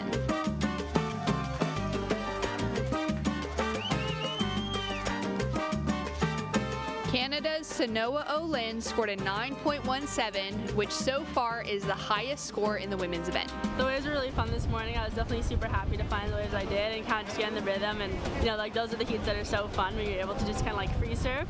But yeah, it definitely felt good to put a good heat together, especially after like a frustrating heat at Megara the other day.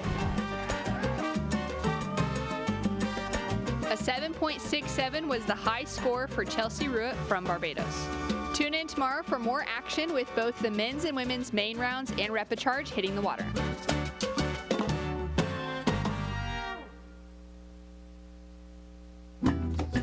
Welcome to day 6 of the 2024 ISA World Surfing Games.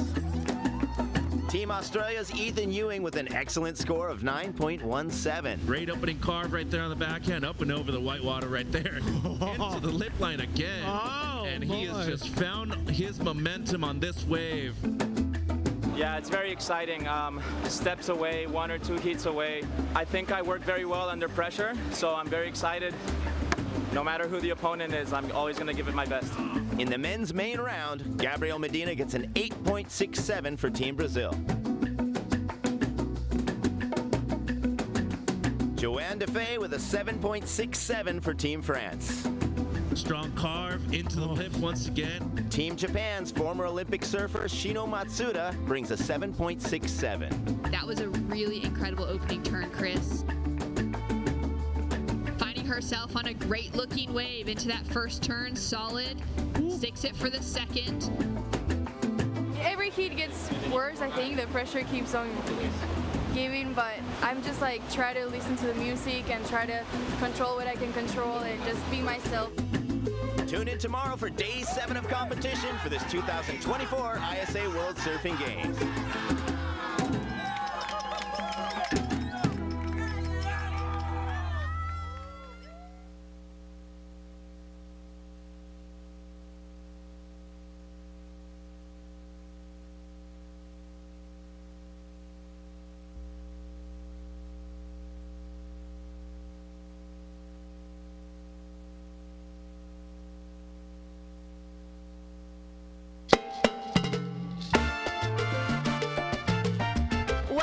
the opening ceremony. ¡Bienvenido a Puerto Rico! We are, today and every day, the United Nations of Surfing. This year we celebrate 60 years. The ISA was founded in Australia in 1964 during the first World Championships. Our credo, you probably heard it before, a better world through surfing. All of us are ambassadors of the ocean. When this event is over, we're going to be ambassadors of Puerto Rico as well, as ambassadors from the ocean. Some of you will take home medals. Some of you will take home Olympic slots, but all of you are champions for being here for this week. Good luck in the competition. I officially declare open the ISA World Surfing Games 2024 in Puerto Rico!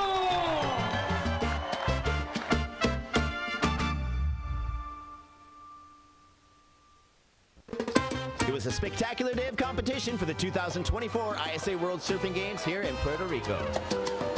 Team France's Calivast earns himself a 7.5 for one of the best barrels of the day. Gabriel Medina links up a series of strong backhand turns for a 7.5 for Team Brazil.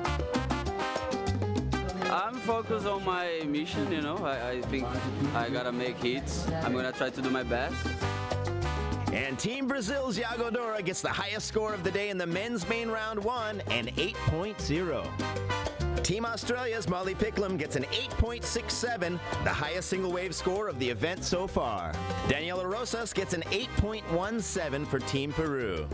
La verdad que es que súper nerviosa, hay un montón de competidoras súper buenas acá, sé que Perú es un país súper fuerte y sé que tenemos un montón de nivel, así que en verdad no quiero pensar mucho en eso, hacerlo hit por hit, estar tranquilas y demostrar un buen surfing. Tokyo 2020 Olympic gold medalist Carissa Moore earns herself an 8.10 for Team USA. Tune in tomorrow for more action.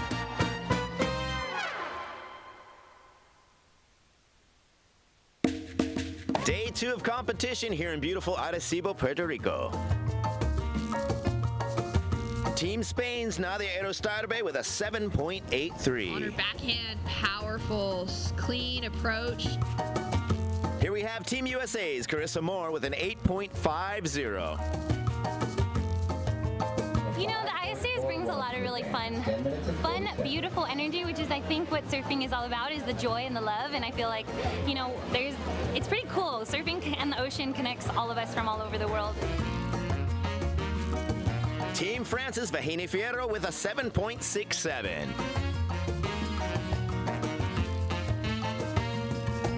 Ramsey Boukhiam earns an 8.33 for Team Morocco. It feels amazing. I got the whole beach on my back. My last wave, I let everybody make some noise and I heard them clearly. So I feel really comfortable in the beginning of the heat. I was a little bit too anxious, so I had to kind of take my time, breathe a little bit, because I was just ready to kill. Team Brazil's Yago Dora with an 8.83. Team USA's John Florence with an 8.17. Tune in tomorrow for Day 3 of competition.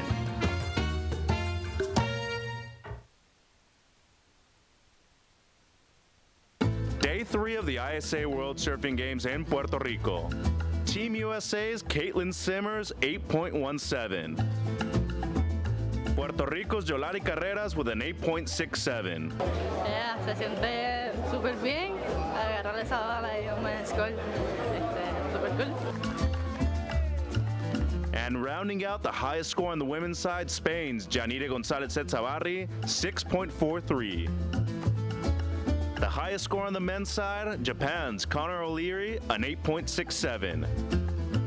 Venezuela's Keone Lassa, 8.17. I had a hard heat in my first round and I didn't really surf like I wanted to, because against those guys you really have to do your best, and I think I had the waves but I probably didn't surf that good, so it felt good to loosen up a little bit in the repecharge. Had a great heat, so yeah, let's keep it going for the second round. Tune in for Day 4 and many more to come here in Puerto Rico.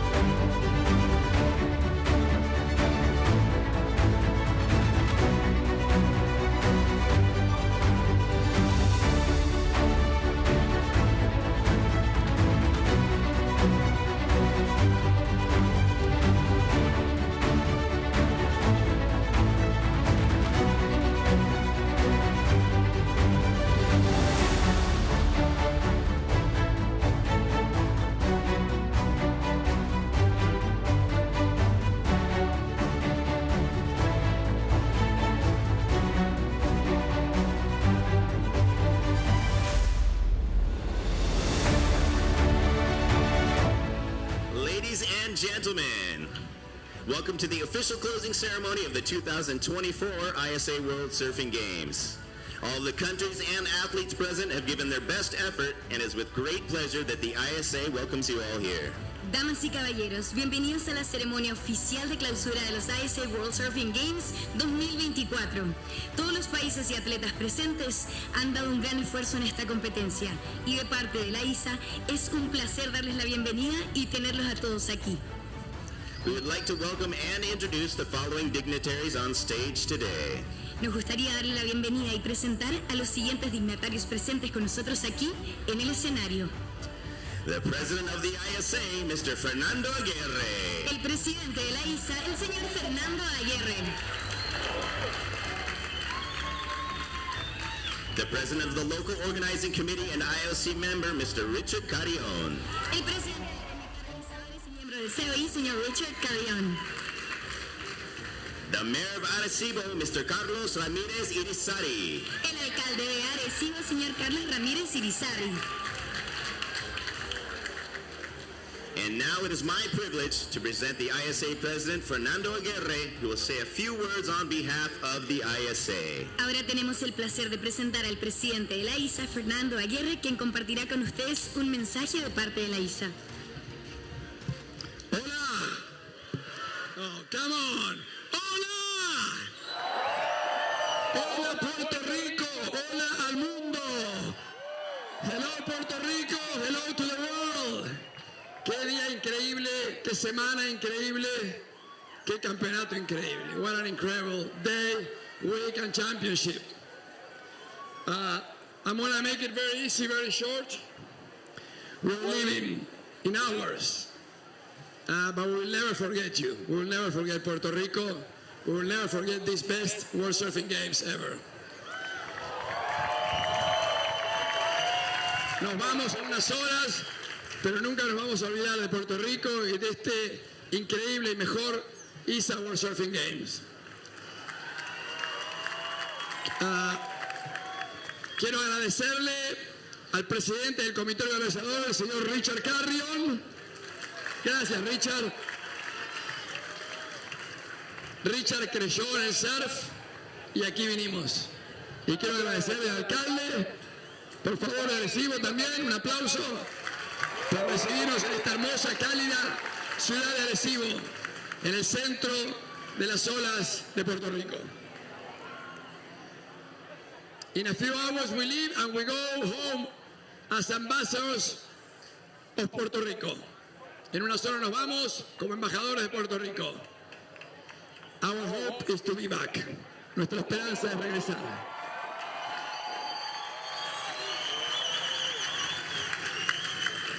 Felicitaciones a todos los atletas. Congratulations to all the athletes, to all the delegations.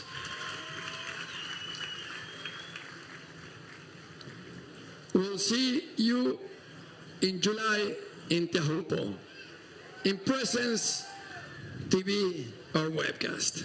Nos vemos en julio en Teahupo en los segundos Juegos Olímpicos con surf. Muchas gracias a todos. Thank you very much.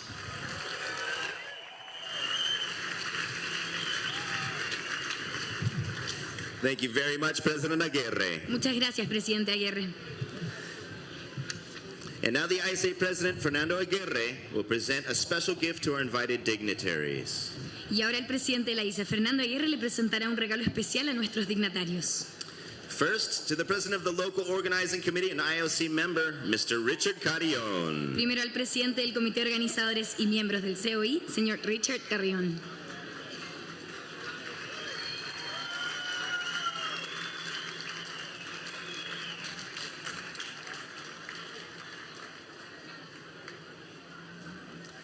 And now to the Mayor of Arecibo, Mr. Carlos Ramirez Irizarry. Ahora el alcalde de Arecibo, señor Carlos Ramírez Irizarry.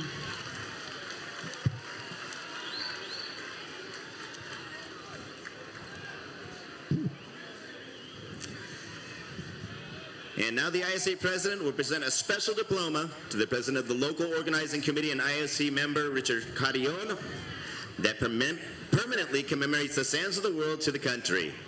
It is the ISA's hope that with this diploma, the Sands of the World takes a visible and prominent place in Puerto Rico as a legacy to this historic competition. Mr. Carrion, please come forward. Y ahora el presidente de la ISA presentará al presidente del comité organizadores y miembro del COI, Richard Carrion, un diploma especial que conmemora permanentemente las arenas del mundo al país. Es la esperanza de ISA que con este diploma las arenas del mundo ocupen un lugar visible y destacado en Puerto Rico. Como legado de esta histórica competencia, señor Carrion.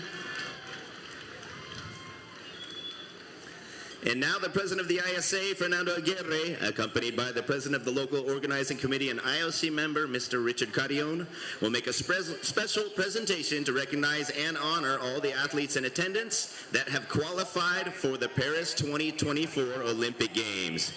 The Olympic qualified athletes will now join us on stage. Y ahora el presidente de la ISA, Fernando Aguirre, y el presidente del comité organizadores y miembro del COI, señor Richard Carrion, hará una presentación especial para reconocer y dar homenaje a todos los atletas asistentes que han clasificado para los Juegos Olímpicos de París 2024. Los atletas clasificados olímpicos se unirán a nosotros en el escenario. So for Team Australia, we have Ethan Ewing, Jack Robinson, Molly Picklum, and Tyler Wright. For Team Brazil, Felipe Toledo, Joao Chianca, Tatiana Weston-Webb, and Taina Hinkle. For Team Canada, Sanoa Demphley Olin. For Team China, Suchi Yang. Team Costa Rica, Brisa Hennessy. Team France, Joan Dudu, Joan Defay, Caldi Vast, and Vahida Fierro. Team Germany's Camilla Kemp and Tim Elter. Team Indonesia, Rio Waida. Team Israel, Anat Lelior. Team Italy, Leo Fioravanti. Team Japan, Kano Igarashi, Reo Inaba, and Shino Matsuda. Team Morocco's Ramsey Boukhiam. Team Mexico, Alan Cleland. Team New Zealand's Billy Stearman and Safi Vet. Team Peru, Alonso Correa, Luca Messinas, and Sol Aguirre. Team Portugal, Teresa Bombalo and Yolanda Sequeira. Team Spain's Andy Creer, Yanire Gonzalez Echevarri, and Nadia Erostarbe. South Africa's Jordy Smith, Matthew McGillivray, and Sarah Baum. And Team USA, Carissa Moore, Caroline Marks, Griffin Colapinto, and John Floyd.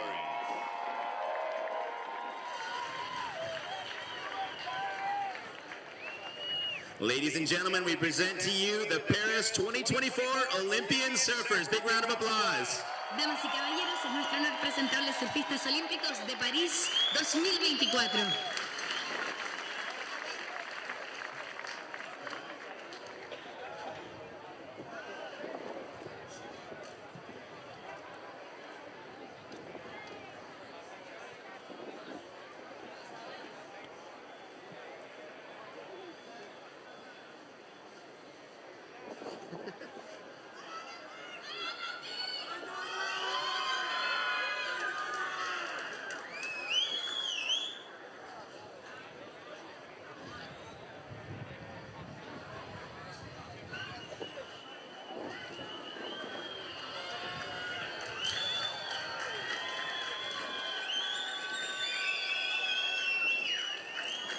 Big round of applause for our Paris 2024 Olympian surfers. Un fuerte aplauso para nuestros atletas olímpicos París 2024. Don't let anybody convince you that there is something impossible, because everything is possible if you want it. We won our Olympic surfing, we have it. You guys want it, you have it. Gracias Puerto Rico, gracias a los atletas olímpicos.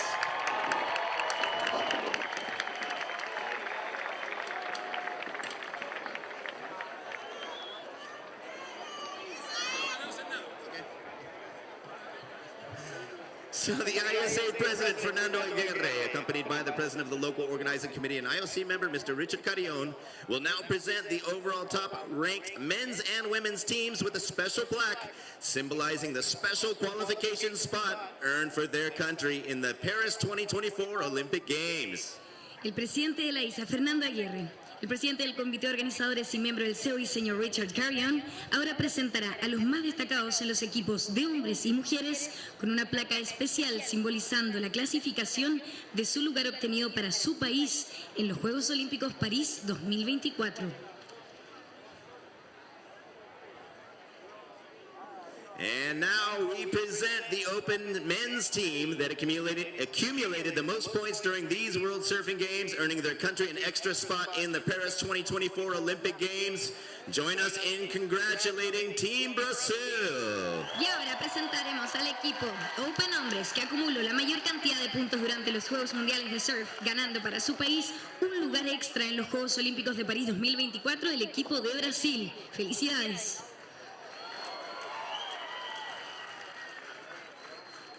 Congratulations, Team Brazil. Muchas felicidades al equipo de Brasil. And now we present the open women's team that accumulated the most points during these World Surfing Games, earning their country. It's done. Okay, well, we got it done. There's your extra slots, Team Brazil. One more time, big round of applause for Team Brazil. Para el equipo de Brasil que gana un cupo extra en la Open femenina.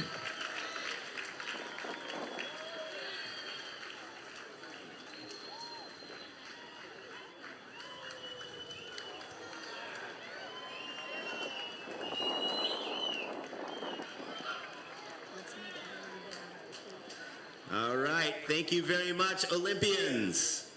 Muchas gracias a todos los atletas olímpicos.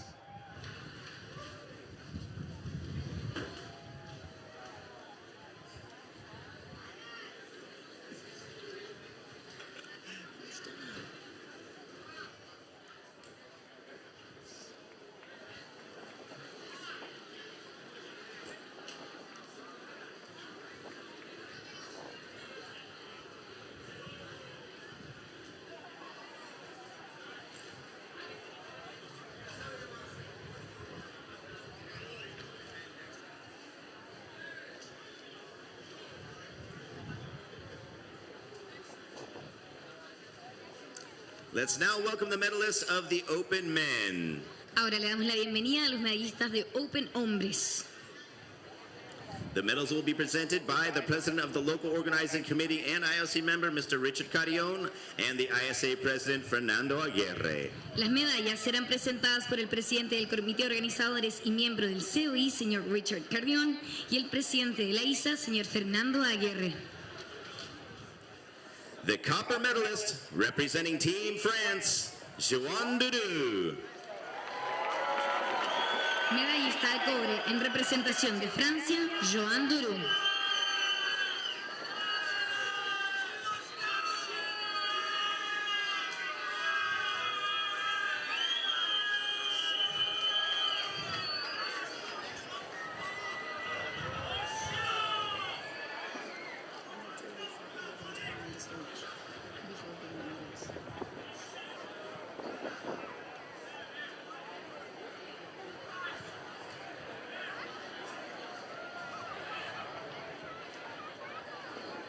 Jumped the gun. He's like, come on, come on.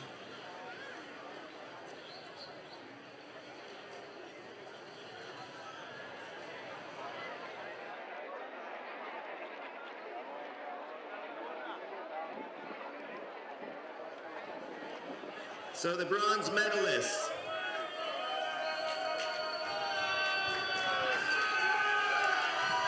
Once again, Joan Danu, Team France, big round of applause. Una vez más, medallista de bronce en representación de cobre en representación de Francia, Joan Dora.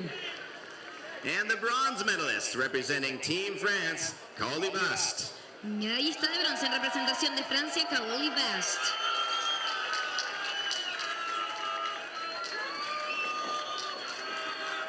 The silver medalist representing Team Morocco, Ramsey Boukhiam. Medallista de plata en representación de Marruecos, Ramsey Boukhiam.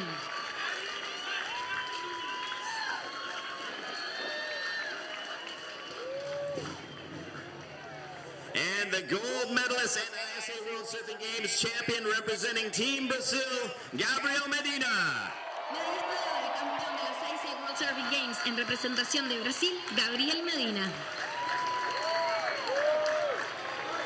Ladies and gentlemen, the national anthem of Brazil. Señoras y señores, el himno nacional de Brasil.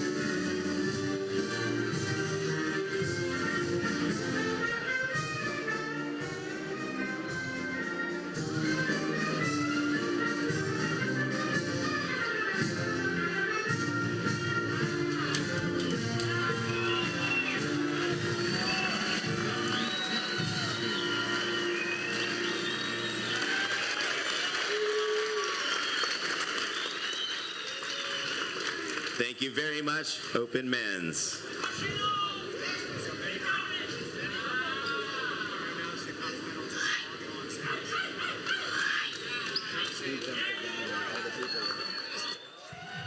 The medalists.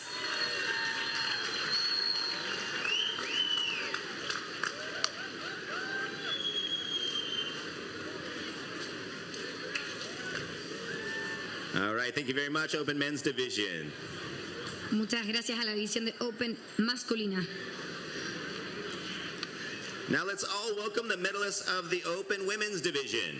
Ahora le damos la bienvenida a las medallistas de Open mujeres. The medals will be presented by the Mayor of Arecibo, Mr. Carlos Ramirez Irizarry, and the ISA President, Fernando Aguirre. Las medallas serán presentadas por el alcalde de Arecibo, señor Carlos Ramírez Irizarry, y el presidente de la ISA, señor Fernando Aguirre. The copper medalist representing Team Spain, Nadia Erostarbe. Medallista de cobre en representación de España, Nadia Erostarbe. Un fuerte aplauso.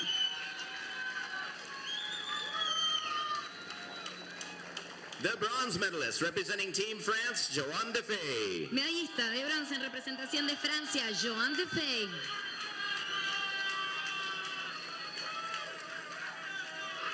The silver medalist representing Team Brazil, Tatiana Weston Webb. Medallista de plata en representación de Brasil, Tatiana Weston Webb.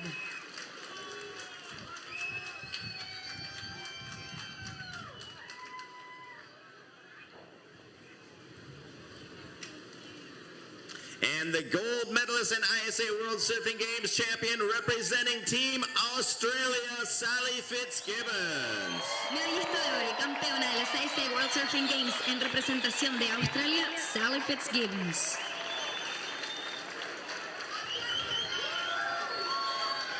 Ladies and gentlemen, the national anthem of Australia. Señoras y señores, el himno nacional de Australia.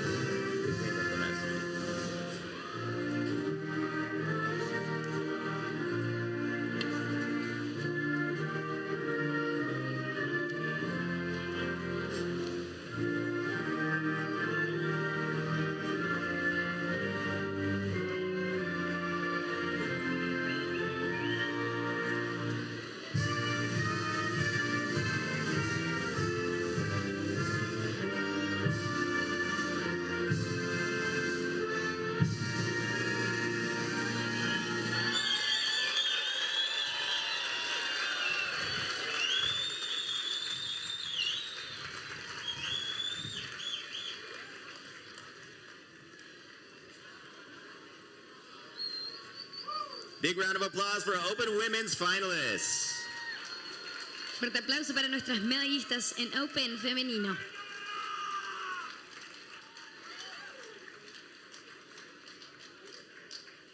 Thank you very much.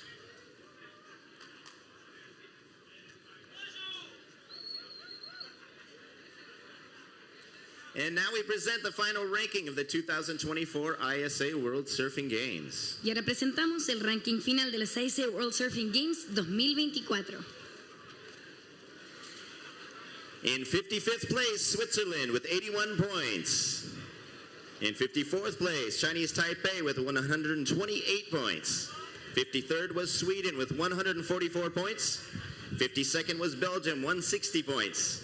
51, Finland, 165 points. In 50th place, Latvia with 173 points. In a tie for 48th place, we have British Virgin Islands and Fiji with 225 points. In 47th place, Bahamas with 234 points. 46th place, Slovakia with 266 points. El Salvador came in 45th with 304 points. 44th place, U.S. Virgin Islands with 315 points. 43rd place was Guam with 321 points. 42nd place, Colombia with 376 points. In 41st place, we had Ukraine with 380 points. 40th place was Norway, 425 points. In 39th place, Dominican Republic with 476 points. The Czech Republic, 38th place with 495 points. In 37th place, Team Jamaica with 527 points. 36th was Greece, 584 points. 35th, Nicaragua, 609 points. Team South Korea came in 34th with 622 points. 33rd was American Samoa with 703 points. 32nd place was Ireland with 731 points. 31, Guatemala with 795 points. 30th place, Poland with 821 points. 29th place, Panama with 889 points. 28th was Uruguay with 969 points. 27th place, Venezuela with 995 points. 26th was Team China with 997 points. 25th, South Africa, 1,221 points. 24th place, Argentina, 1,258 points. 23rd place, Netherlands, 1,267 points. 21st was Barbados, 1,276 points. In 21st place, Ecuador, 1,290 points. 20th place was Team Indonesia, 1,295 points. In 18th place, in a tie for 18th, we had Morocco and Chile with 1,492 points. Puerto Rico, 17th place.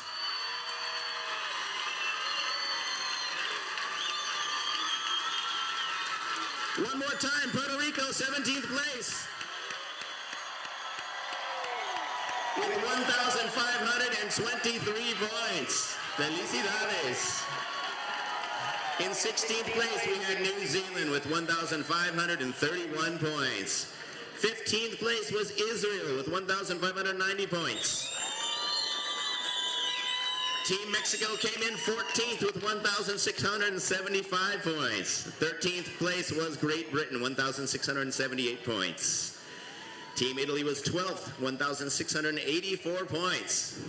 Team Japan, 11th place, 1,780 points.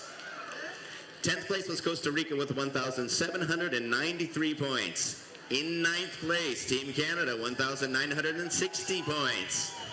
The United States of America, 8th place with 2,163 points. 7th place, Team Portugal, 2,174 points. Team Germany was 6th with 2,275 points. And in 5th place, Team Peru with 2,620 points.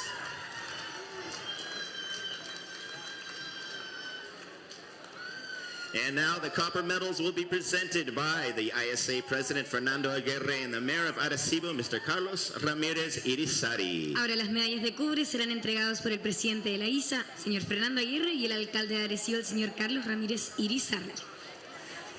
And the winners of the copper medal with 2,813 points, Team Spain, please come up to the stage. Ganadores de la medalla de cobre con 2.813 puntos, el equipo de España. Por favor, subir al escenario.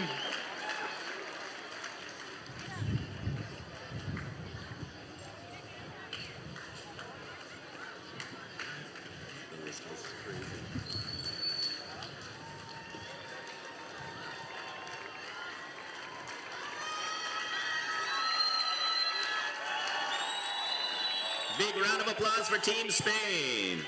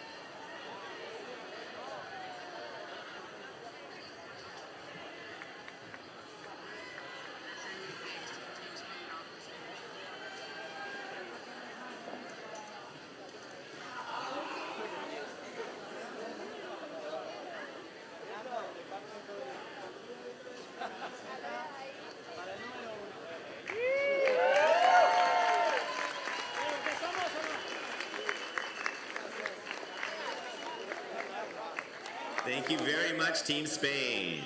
Muchas gracias, el equipo de España.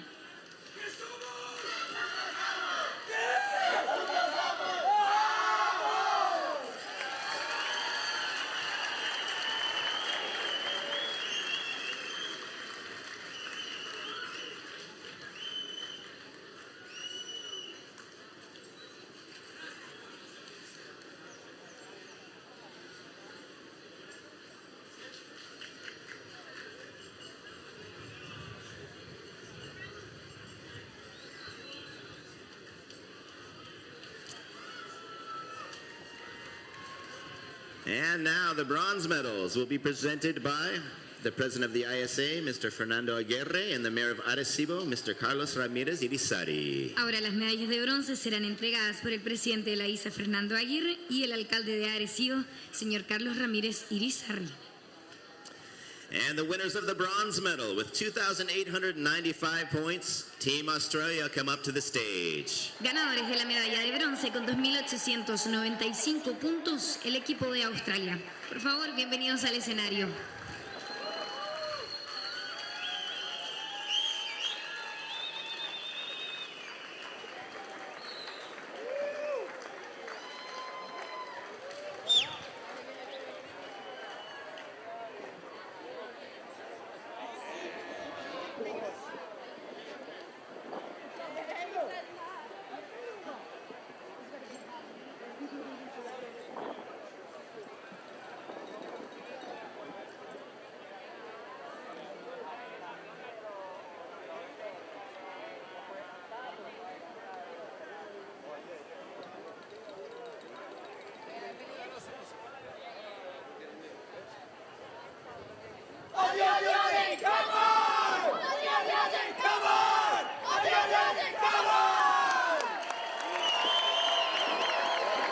Big round of applause for Team Australia. Aplauso para el equipo de Australia. And now the silver medals will be presented by the President of the Local Organizing Committee and IOC member, Mr. Richard Carrion, and the ISA President, Fernando Aguirre. Las medallas de plata serán entregadas por el presidente del Comité Organizadores y miembro del COI, señor Richard Carrion, y el presidente de la ISA, señor Fernando Aguirre. The winners of the silver medal with 3,360 points, Team France, please come up on stage. Ganadores de la medalla de plata con 3.360 puntos, el equipo de Francia.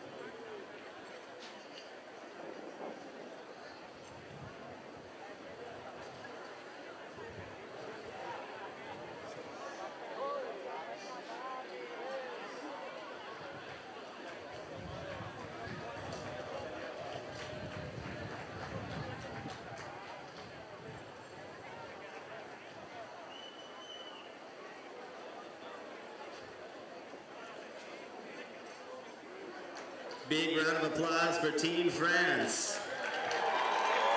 Fuerte aplauso para el equipo de Francia.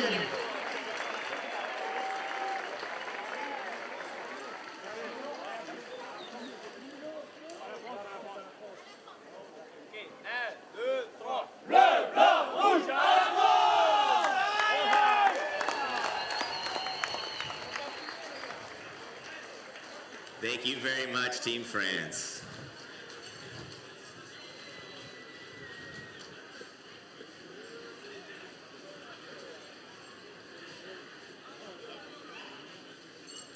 And now, the gold medals and the Fernando Aguirre World Team Trophy will be presented by the President of the Local Organizing Committee and IOC member, Mr. Richard Carrion, and the ISA President, Fernando Aguirre.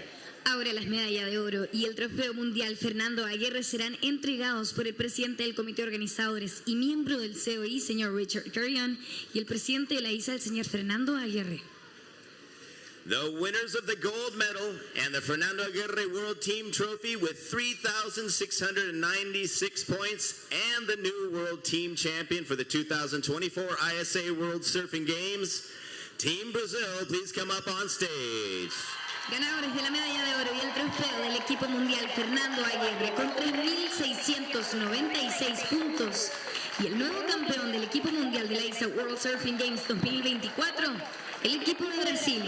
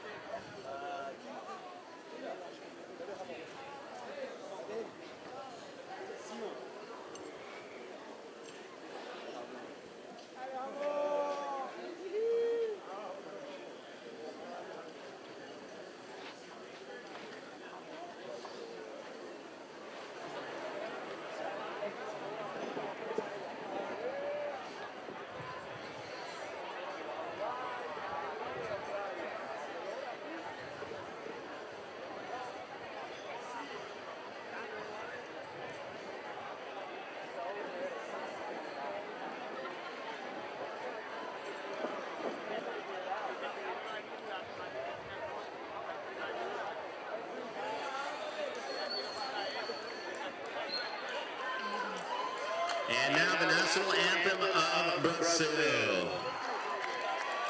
Y ahora el himno nacional de Brasil.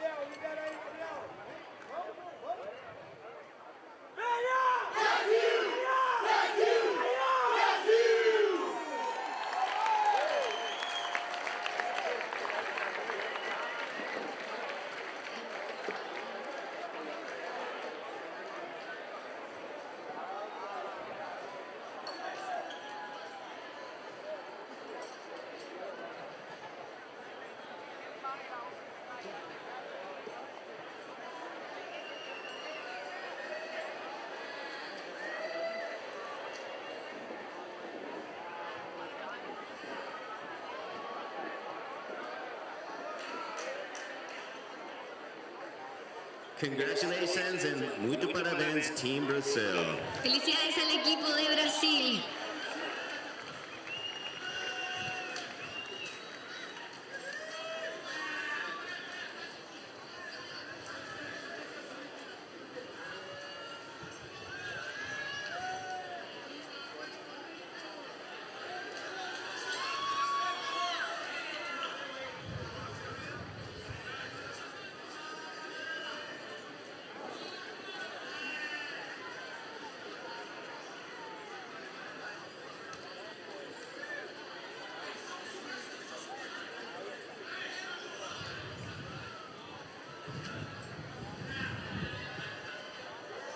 Thank you, Team Brazil. Muito obrigado.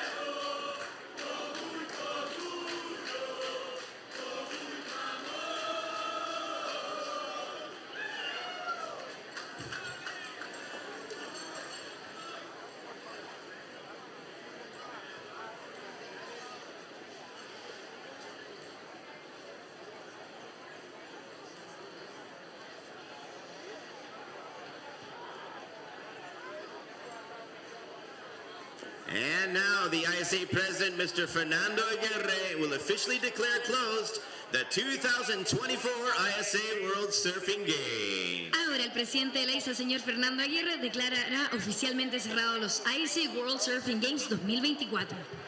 Well, it's been many days in Puerto Rico. Han sido unos días hermosos en Puerto Rico, but all good things, sometimes they come to an end. So, gracias Puerto Rico. Oficialmente declaro concluidos los ISA World Surfing Games 2024 en Puerto Rico. ¡Muchas gracias! ¡Viva Puerto Rico!